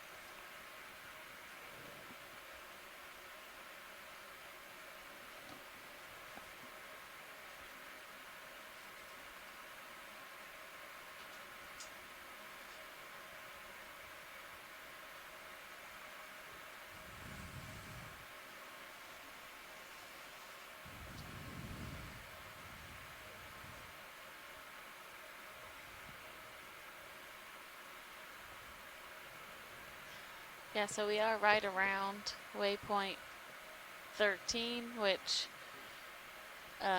we do have some plumes on the bathymetry data. Bridge so nav, go ahead. We'll just keep an eye out for Received, thank you. bubble plumes around here. Ship stopped.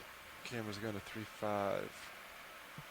So let's move Sirius over that point, and then I can look around. So you just want to 360. move Yep. about Put Sirius right on it. 15 meters. Yeah, whatever it is. Yeah, it looks like, let's let it settle for just a second.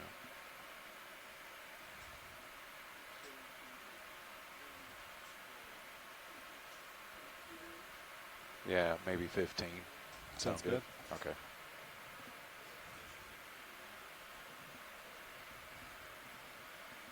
Bridge nav.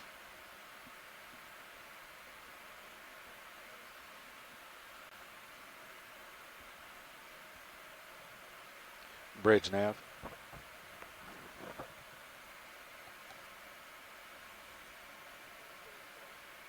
Yeah, I want to see about another move. Distance of 15 meters, 1.5, at a bearing of 285, at a speed of 0.2 knots. Roger that.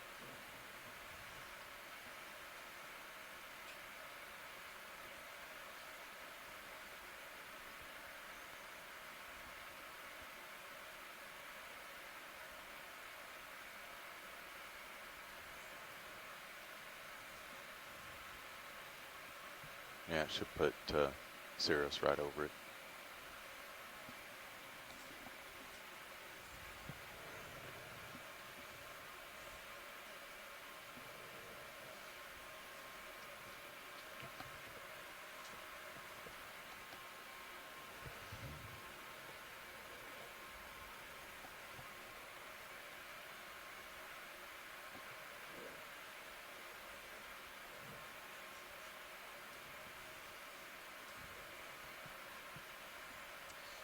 Get some bacterial matting.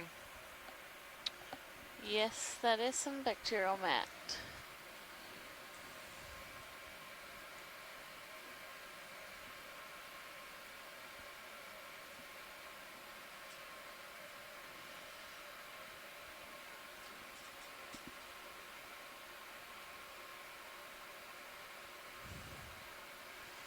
yeah, a couple patches here.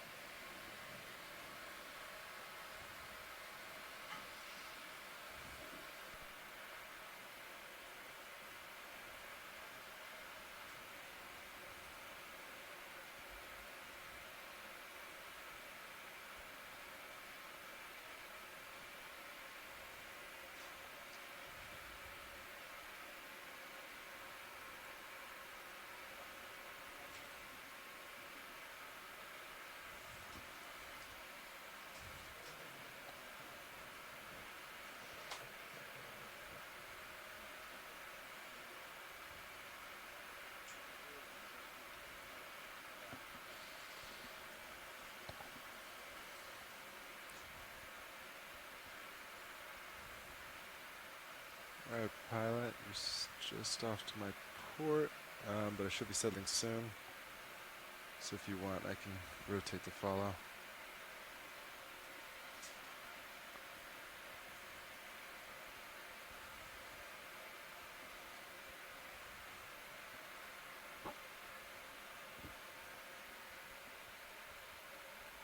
Yeah, we're almost done with that move.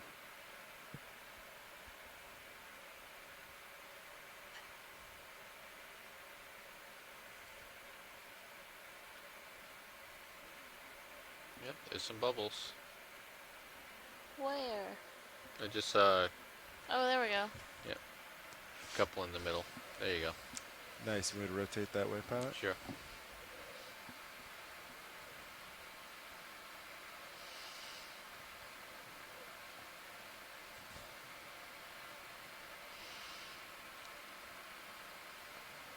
Watch lead nav. Go ahead now. I assume you want drops on all these. Sorry?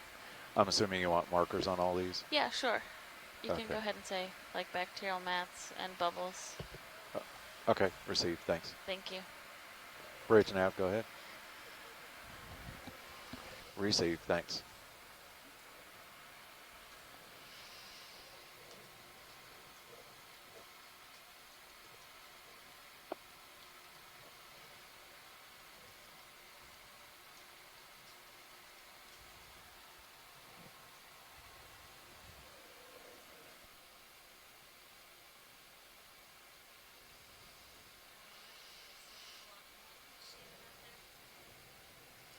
You guys copy ship moves complete. Yeah, copy that. Okay.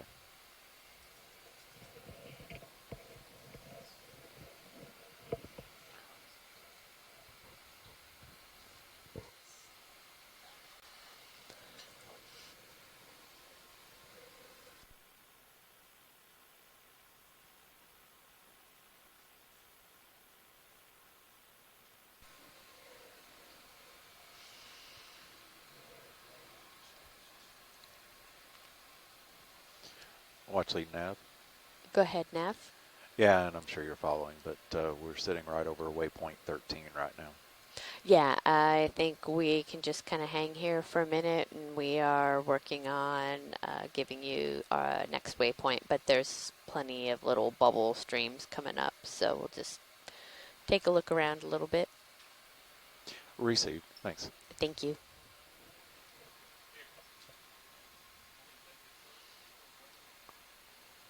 Yeah, we have lots of bubbles coming out of these holes.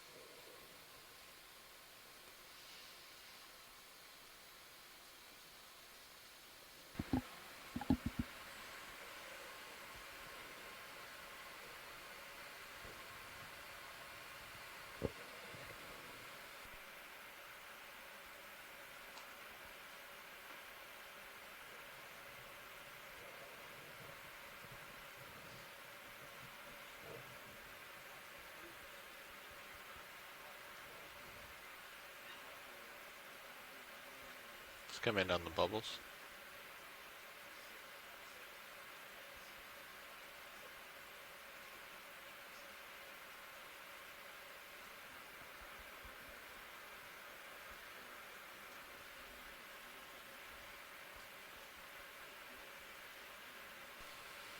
Could we come in on the actual kind of matte, the gray and white just above the hole, please? Sure.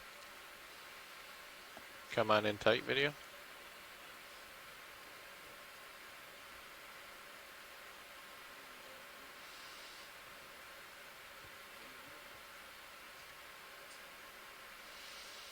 Ooh.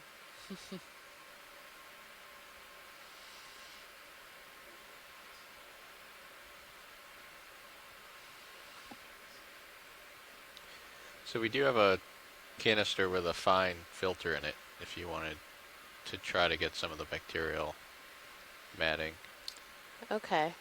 I don't know if you have any interest, but just so you know, you're aware, we do have one canister with the fine. Okay, thank you. I actually do have interest, but I'm trying to think about, we already have 2 canisters. That's true. With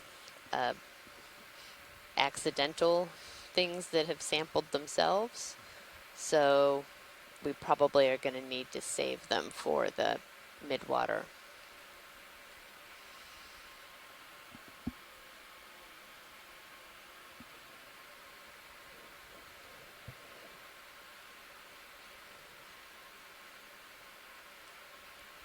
All right, thank you.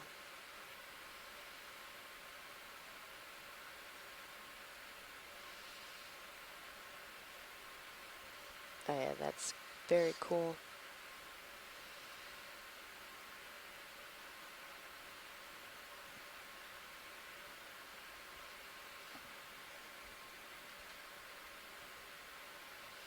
And Carolyn says that this is looks a lot more like what they have seen at some of these other sites in this area, and these shallow sites.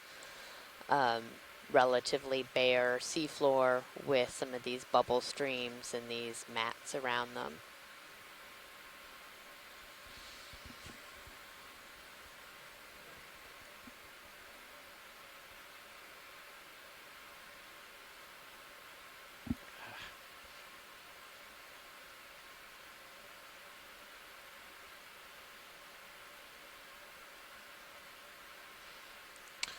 These are definitely not like Old Faithful, right? I don't think you could set your clock to them. When you're good, Brian. Is that a worm in the middle, or is that just more bacterial mat? I am not sure. It doesn't appear to be moving.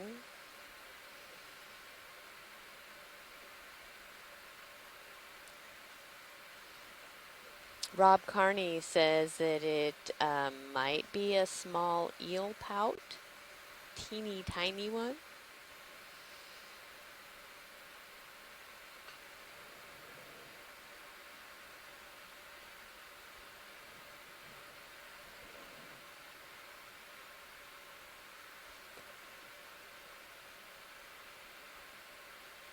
All right, thank you. Watch lead and video whenever you guys are ready.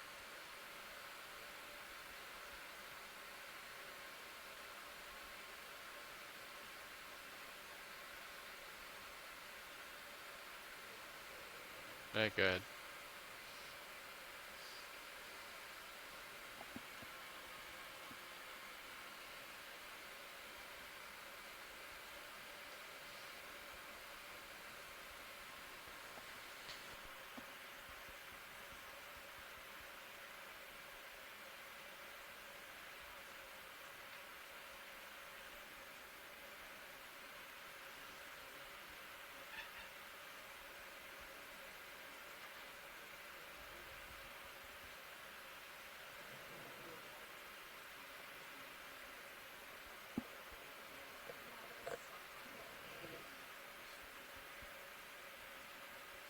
Snap, go ahead.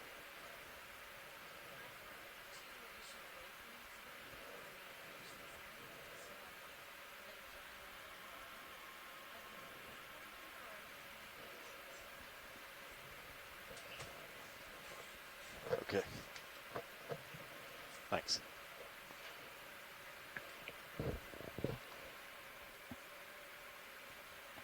Okay, so this is a new one for me, guys. adding a... Just double click anywhere on the map. Yeah. Just double click anywhere. Right click. Properties. Ah, okay. That makes it easy. Shrimp. Canister 2. Yeah.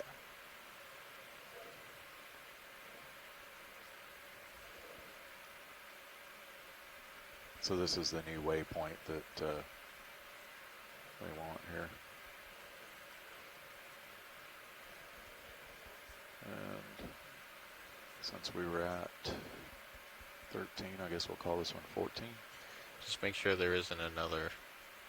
You can call it new waypoint alpha. You can call it whatever you want.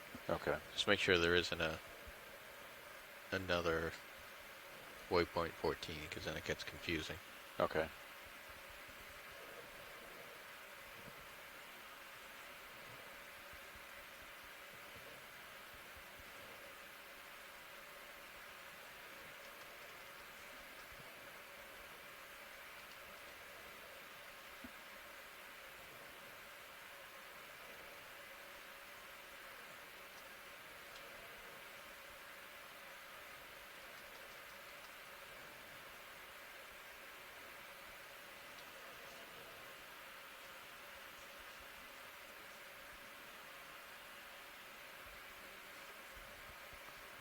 Okay, where'd it go? It's a nice It bubble went stream. to wherever the. Yeah, we've had quite a few nice bubble streams in this little area here. Yeah, I think I must have typed it wrong. Either that or it's... It's so fascinating Down in why this is much more typical of the sites that they've seen at this similar depths, whereas just a little deeper we had a very different community and bottom. Yeah, I don't see it either. Maybe zoom out briefly. It's... Oh, it's down there. Yeah, let me edit. I must have... It could be right. 74, Yeah, far 49. away. Yeah, it's interesting how those 26, divots have formed yeah. around some of You where can the verify bubbles are with, coming out as well. Watch leads. Sorry, go ahead. Yeah, watch lead nav. I'm putting the new waypoints in, and does that look right? It's... Yeah, it's pretty far. Yes, that looks right. Okay, okay. Just wanted to make sure. Thanks. Sorry, yeah. I should have said. Okay, so stand by, guys. I'll get the other one in. And then... There are a lot of bubbles here. Yeah, we can spend some time here looking at these different, how extensive this area is. We just wanted to provide a couple more waypoints since we have a bit of time left in the dive.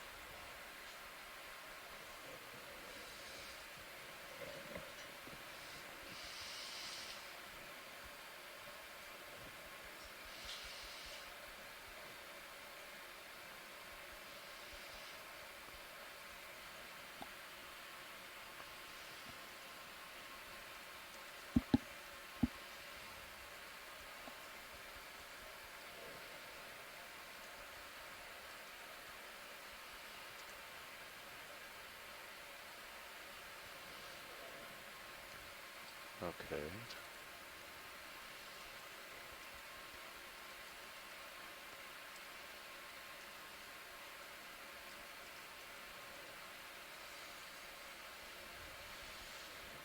Let's do a snap here.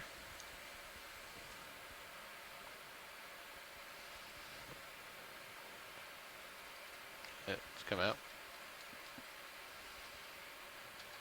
Yeah, Rob Carney and Carolyn have been discussing in the chat of how the seafloor seems very kind of spongy here, and because of that, we're getting these, you know, kind of conduits of where the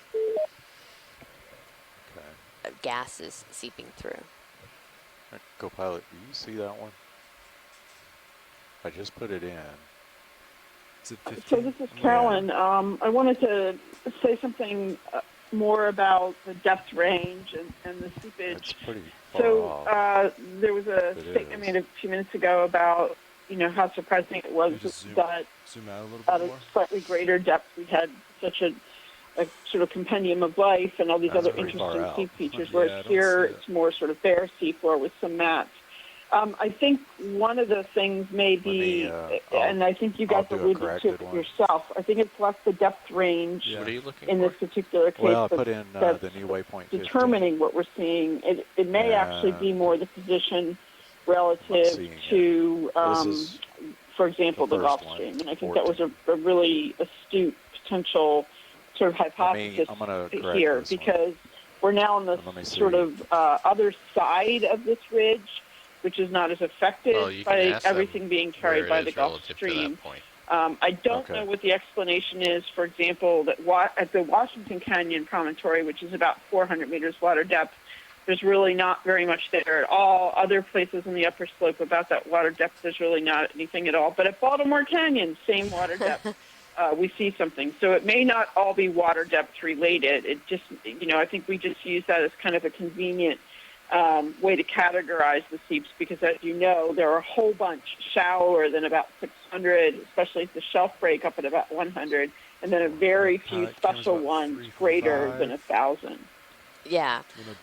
Yeah, and that was just kind of my, you know, looking at this, trying to think about why we could possibly have had such different communities down. And yeah, I don't know that it was. Okay, I got it. It wasn't that much deeper, but that was the only thing I could come up with. And especially seeing things like the corals and whatnot that, you know, they, even though it was near a seep site, it was more, hey, here's a nice hard rock substrate with a lot of current flow to bring food, and that's why we had a couple Lophelia patches there. 170 copy. Yeah.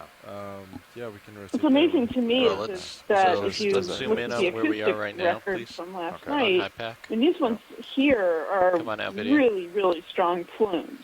And So yet, let's sort of you know, you mark might this think that field a little bit with a couple have waypoints. wonderful chemosynthetic communities and propagate to the seafloor, but it doesn't always work that way, clearly. Yeah. So I've marked it with a Bacterial mat seeds. Right, the same amount put of another one gas down, may 'cause be I'm coming still out and seeing creating the bubbles. bubbles, Right but Yeah, just there's just a mark lot it more bubbles, going on bacterial at that mats. other location. Right, no problem. Maybe oceanographically, like you said.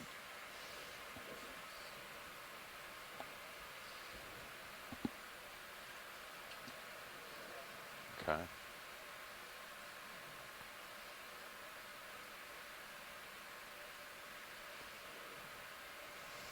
Yeah, and for our last couple waypoints, if we have time to make it, we are going to work our way based back on the calculations essentially to for the transect, other we'd be coming side off where bottom we started, about but now more of at the 1640 shallow local. depth where we have a couple more plumes So from the bathymetry data. So it'll So be it looks interesting like to this see continues if out over back on that side, if we're seeing in this direction. similar communities like we're seeing right Okay. now, or if there is any type of shift back to what we were seeing earlier. So you want me to get an update from? That's all right. Okay.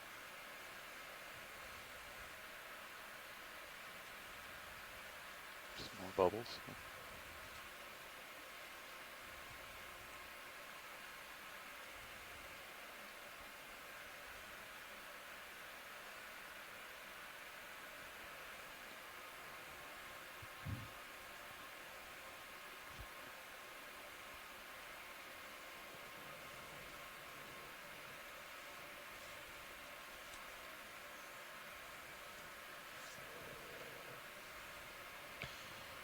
So Ooh, there's a what's the nice bearing to that next plume.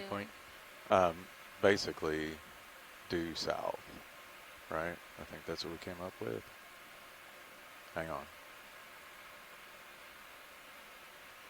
right here. Yeah, Wow. 170. 170. All right, so let's put a waypoint where I am right now for bubbles and bacterial mat. Okay.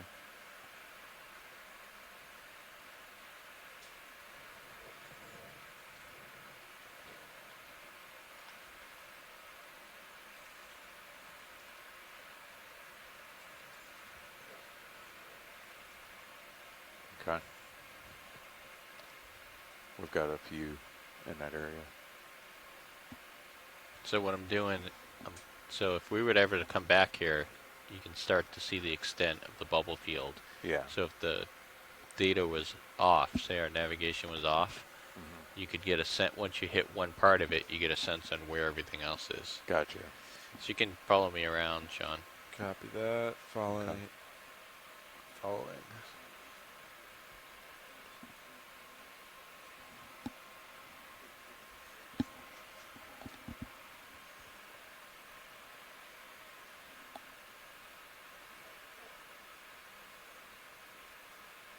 It's about 200 there.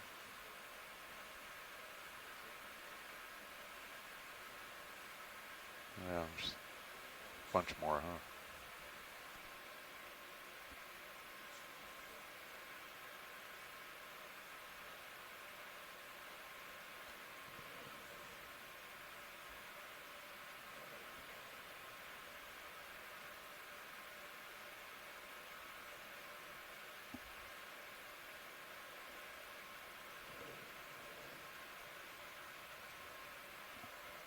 Yeah, this is it's a pretty big field.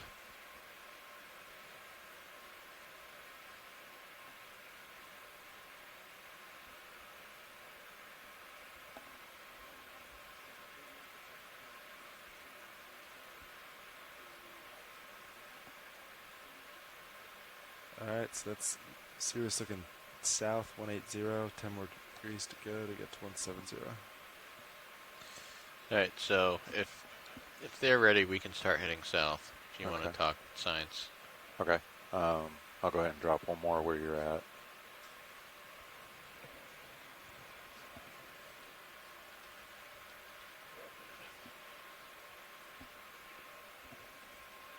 And again, we've got 40-ish minutes. Okay. So, okay. So, I mean, how long is it going to take to get down to the other waypoint? So,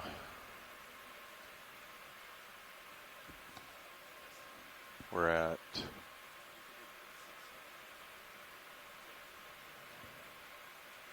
so it's about 270 meters. I mean, assuming we say 2, put us there about the time we have to come up. Okay, so you can run that by watch leads. Okay. Watch lead nav. Yeah, I just want to let you know, got the new waypoints in, and the first waypoint's about 270 meters south. And if we were to just keep moving the whole time, we'd get there about the time we have to come off bottom.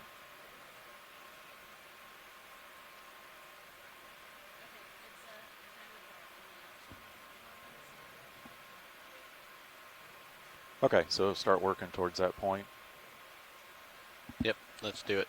So let's call in the move and start moving that way. Okay, receive. So, want to go not 270, 170?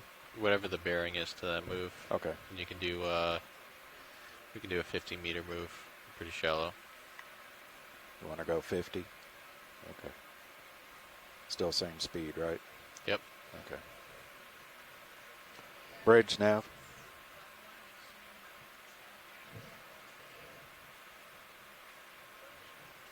Yeah, I want to see about a move. You ready? Distance of 50 meters, 50, at a bearing of 170 at a speed of 0.2 knots.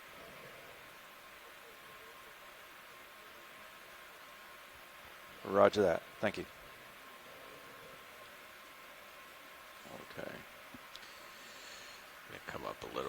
dust myself off.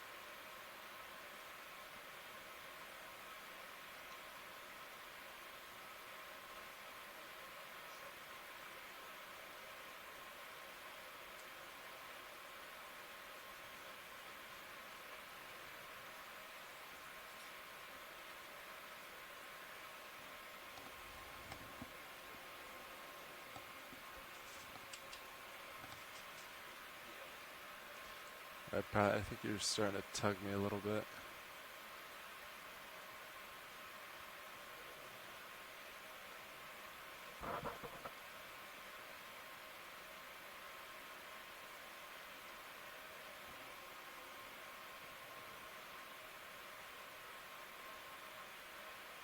Yeah, definitely tug.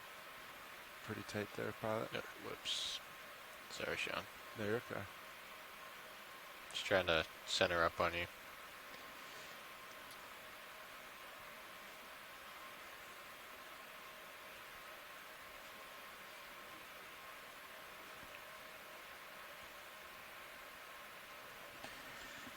Right, heading back down.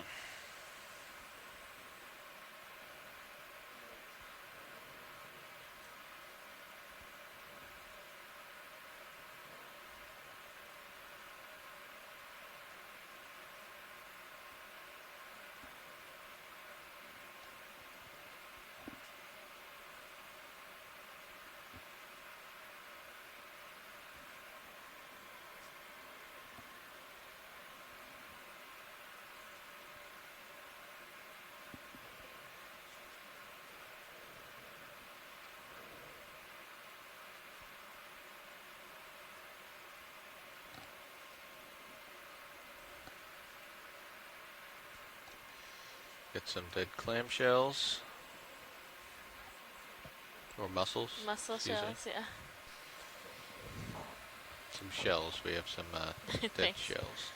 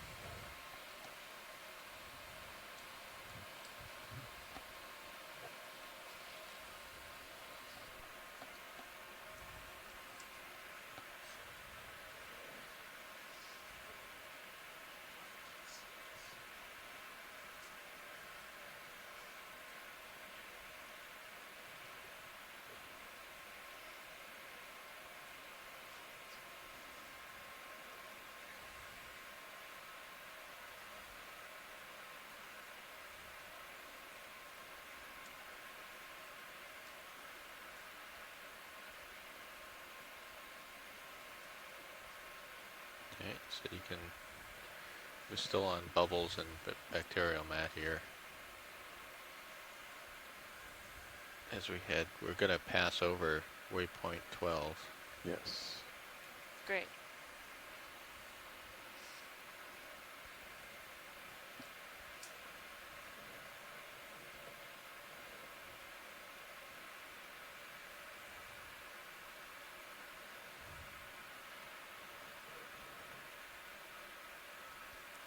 So Mark, you can feel free to, as we're going through this, drop points. Okay. So as like that. it's as it's interesting, you know, if you want to try to map out if we're following, you know, patches of bacterial mat. Yep. Or we find something interesting that someone might want to come back to, something like stationary. Okay. Then you can feel free to mark all that stuff because it's useful for anyone else who comes back here. kind of keep track of where everything is and how big it is. Yeah, because they'll have our dive track, but they won't have, you know,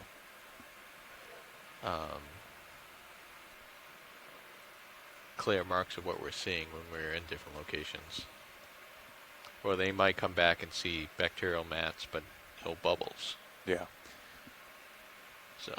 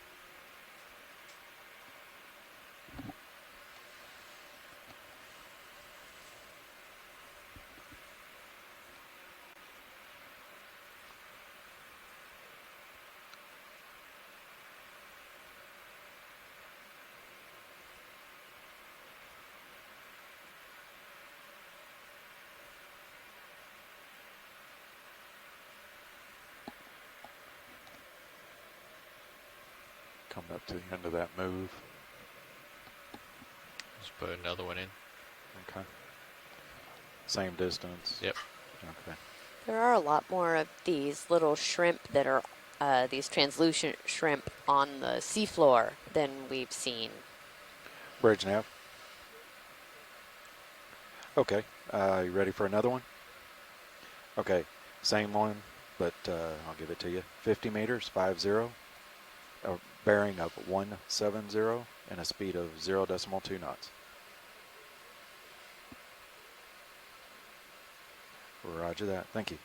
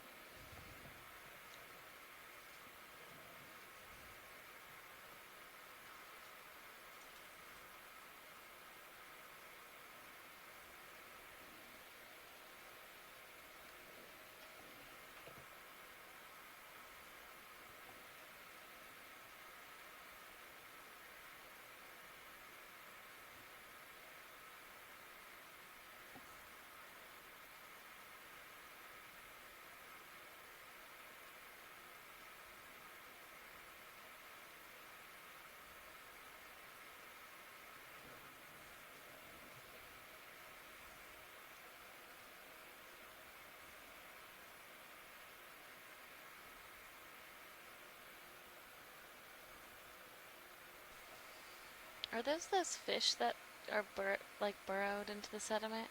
The yellow, orangish? I think they are, yeah. The, what we call those, orange-bellied.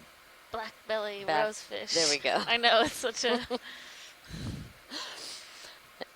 Some color, belly. I do believe last year when they dove on Pea Island, there was a lot of eel pelts. I remember reading about that in the summary, which we haven't seen too. I mean, we've seen some, but we haven't seen a ton of them amongst the soft sediment.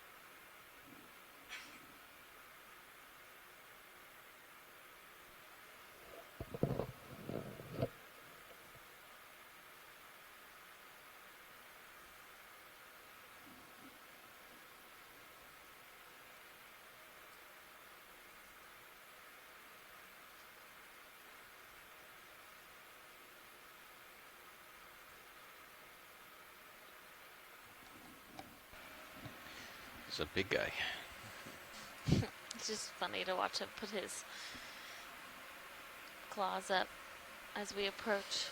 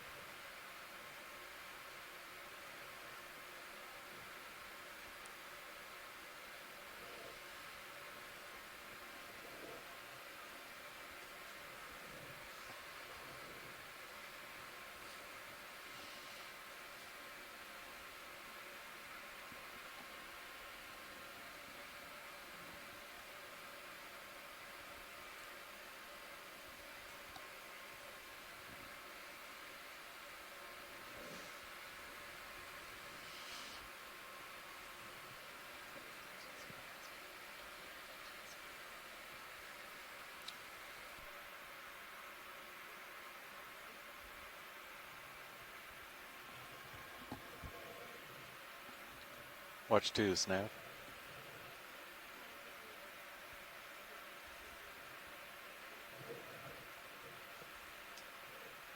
Yeah, stand by one.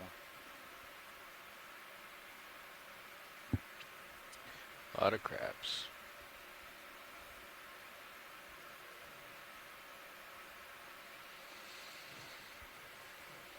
Watch lead 2 now. Yeah, it's about 175 meters. And just be advised, we're probably 20 minutes or so from needing to come off bottom. Roger that. And as we're kind of transitioning between these sites of Copy. active seepage, it gives us an idea of what the surrounding area around these seep ship's still sites looks moving. like, which is also important data for us to have.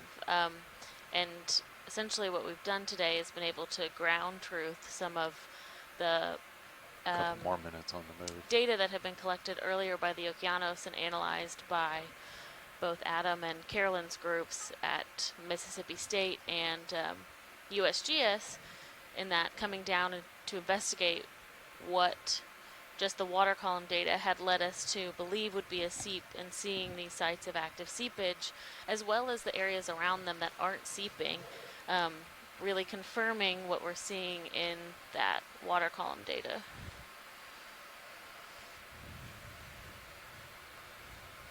Yeah, because as was mentioned earlier on in the day, that there are a number of these that are, that have been identified through this multi-beam data, but a only small percentage of those have actually been ground truth, have been dove on and been able to recognize active bubble seeps. Yeah, and as we're seeing today with these seep sites that are even very close to each other, how different they can be. So the more chances we have to get eyes and cameras on the bottom of the seafloor, the greater chance we have of starting to understand just how dynamic some of these systems are. And even though they might look similar from the bathymetry data, they can be quite different when you come down, dependent on some of the other conditions, like Amy mentioned earlier. It could be to do with currents. The Gulf Stream could have an influence. The side of the feature, whether it's north, south, could all impact how these communities are developing. Yeah, absolutely. I want to do another move.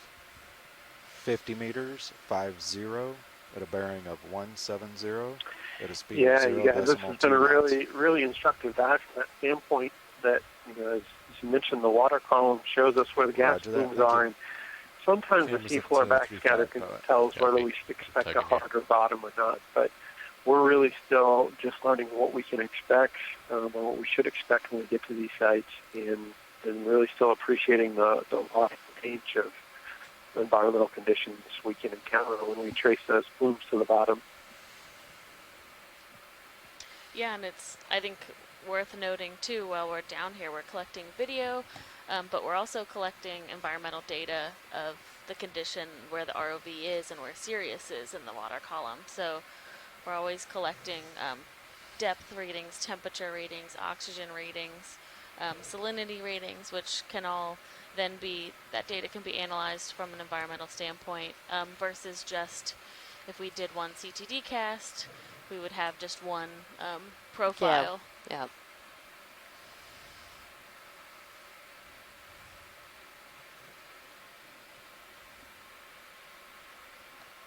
Couple hermit crabs.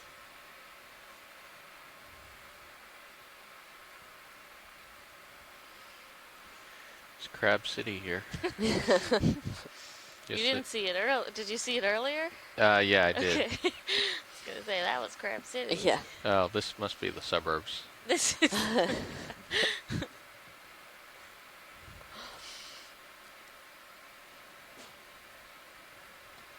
It is interesting because we haven't really seen these spider crabs around the other canyon habitats we've been in. On the last couple dives, we've seen more of the red crabs. Yeah. So, interesting difference in populations. These spider crabs are really entertaining. They are.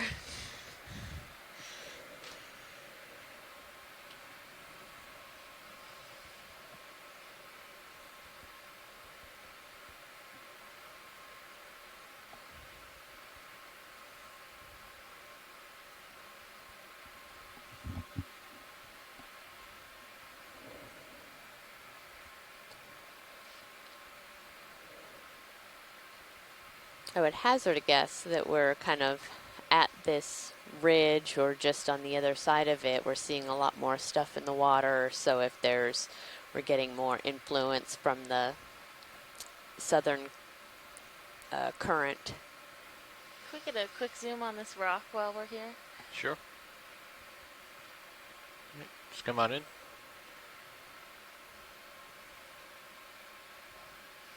Just take a quick look around. Okay, thank you.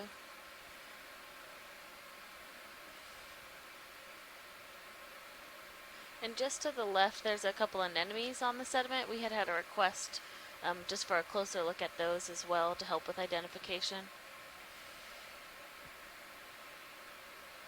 Alright, go ahead in.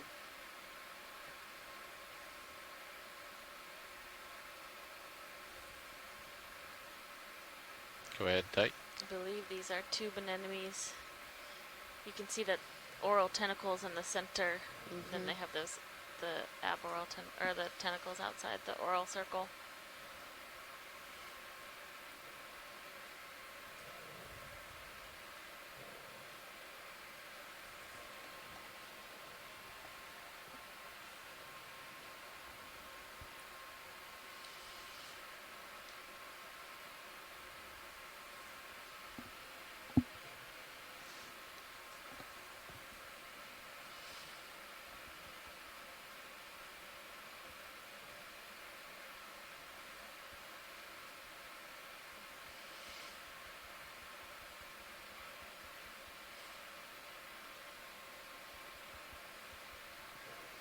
That's great, thank you. Alright, when you're good, Brian. Camera's back to 4.5.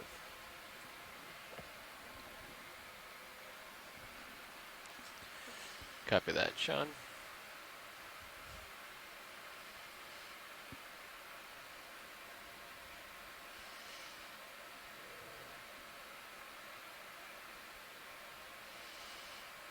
Seeing a few more rocks. Great.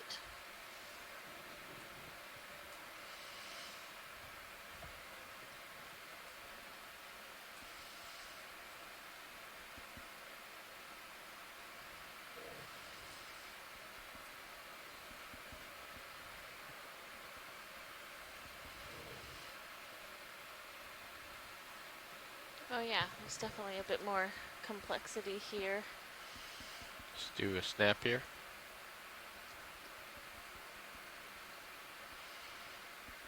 Possibly a sponge. Okay, thank you. Right, come on out.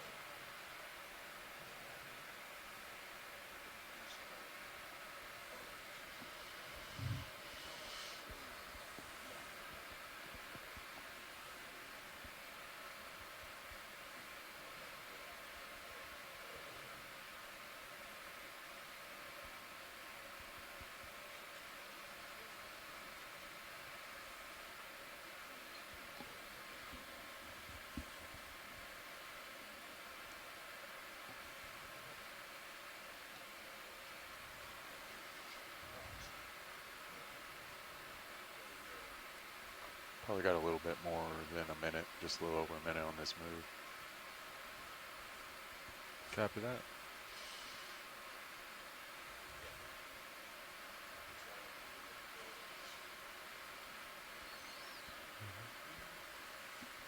Yeah, still lots of crabs and those black belly rosefish on the bottom.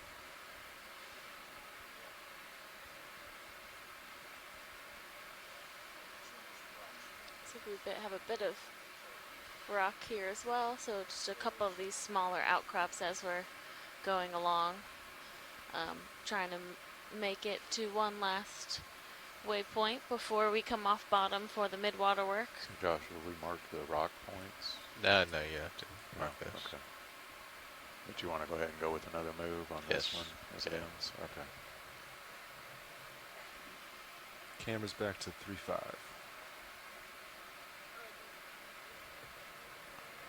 Bridge nav, go ahead. Okay, I'll give you another one if you're ready. Okay. Distance of 50 meters, 50, bearing of 170, a speed of 0.2 knots. Roger that, thank you.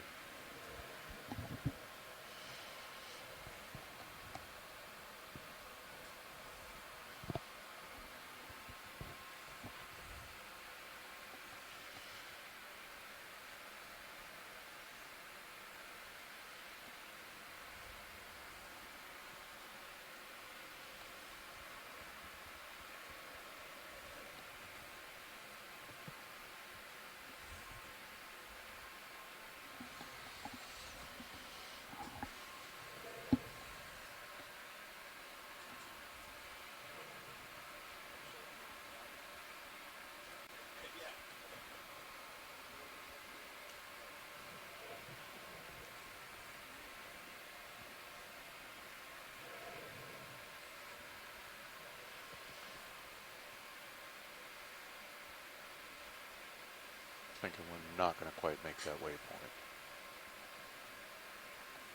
Yep. Probably this move.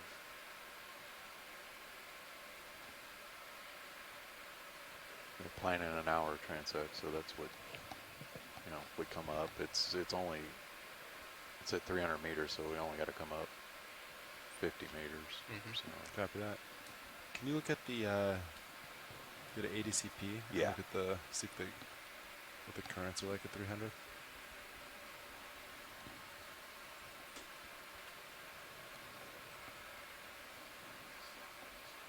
So should be under 5 minute. Yeah. And then here's the 300. It's like southwest.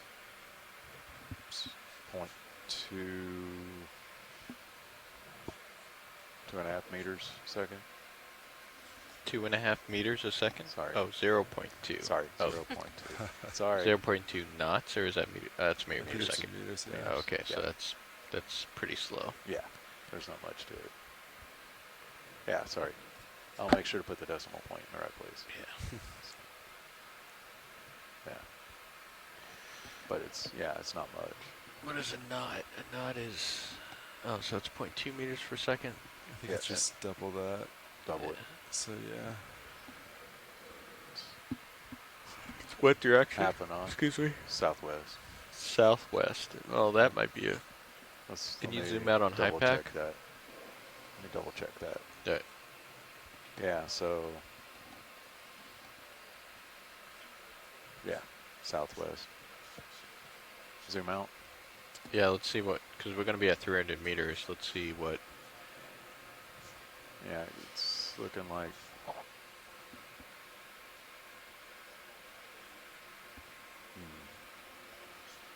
Zoom in over in this area, right? What's that? Zoom in over here on this area. Zoom in? What do you... Do you want to see? No, I'm trying to look at the bathymetry. Yeah. And so this is your 300 meter line here, Yep. right? So if the ship's going to be moving to the southwest, Yeah. we're going to be running into the ground. Yeah, that's true. Yeah, maybe. I guess we won't know until we get up there. Yeah, we'll Maybe have to just stay see. still. Keep ship We steady might, if there's hopefully enough we'll be current. able to stay still. That'd be it. Because if Just we have wanna to go sit to the still. southwest, then that's a problem. Yeah. You're saying just get there and then try to sit still and see We'll what get happens? there and we'll see what the current's like. Okay. And if we need to move to the west at all, that's a problem Yeah. because it gets shallow. Yeah. Well, and the westerly part of it is less.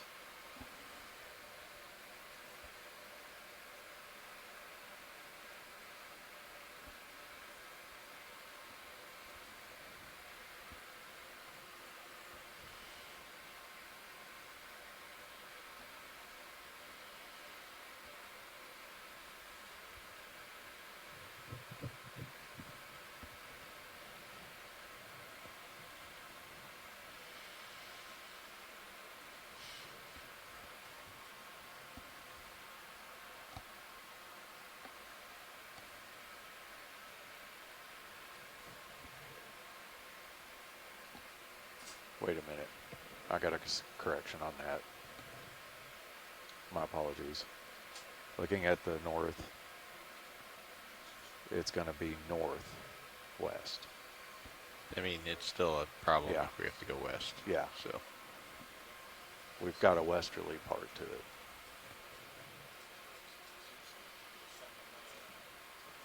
But it's very slow still. Hagfish has his head in the sand.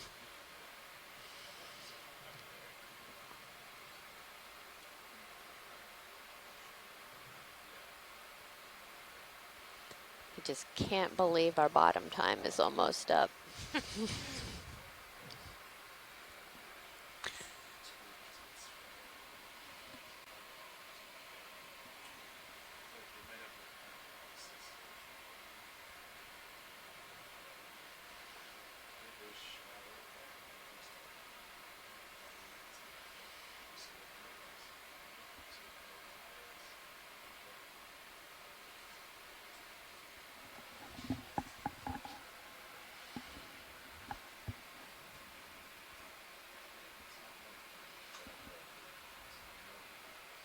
And we are moving upslope as we are moving south, so we're currently at about 347 meters water depth.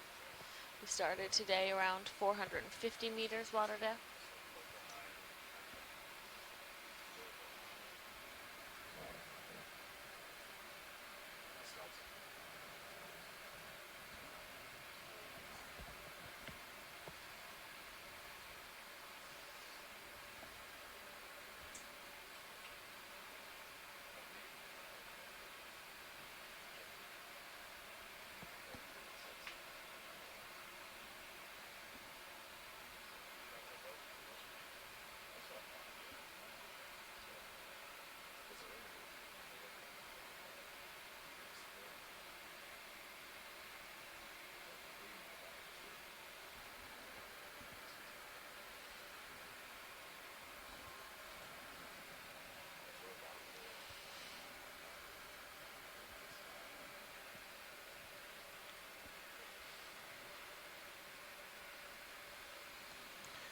So what's our off bottom time, Mark? About 2040. So we need to Yes. stow everything and get off bottom. Yeah, we're going to be coming to a stop here on that last move. And I'm just going to double check real quick. But yes, I think we're going to need to get ready to go. We've got some time built into it to get ready.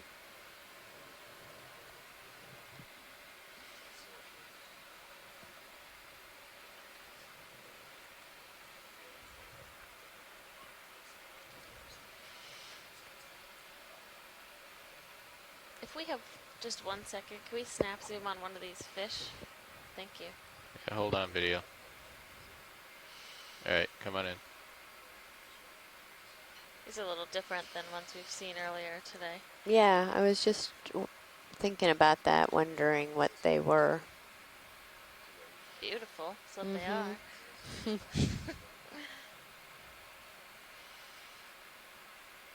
Great, thank you.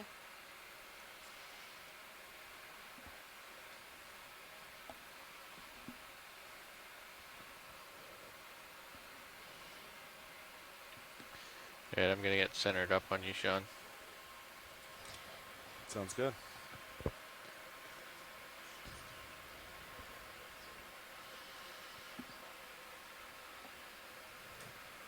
Bridge nav, go ahead. Receive, thank you. Okay, yeah, guys, we'll get ready. Come off bottom here in just a few seconds anyway. You're at 45 degrees. Yeah, camera's at 4.5. Okay, delta's So at. this is 14 going to right now. conclude the benthic portion of our dive today. All right. So when you're ready, we can start coming up at, what are we doing, have been 15 exploring or 10? what was a Okay. potential seep site and now is 15 a is fine. confirmed cold I'll seep dial site in where to methane was 15. coming I mean, out it's of the gonna be pretty seafloor, quick. both Yeah. in bubble plume Short trip. form as well as just seepage that bacteria was About 15 there. So we're off using bottom. for consuming. You There we want go. to click the off bottom button there, Mark. And we are going to get the ROV set up to do a midwater transect. So I think about 300 meters is our water depth. And we'll be at I that can't hear you, depth you're for muted. 1 hour. Yep. Sorry. And Got the button. yeah, we had a And really marked off great bottom. dive. Lots of interesting features, So we're doing- differences between seep sites. A really spectacular find that was originally mapped on the Okeanos Explorer, and then we got to come back and explore it in person. And we had Carolyn Rupel and Adam Skarke on the line with us a lot today.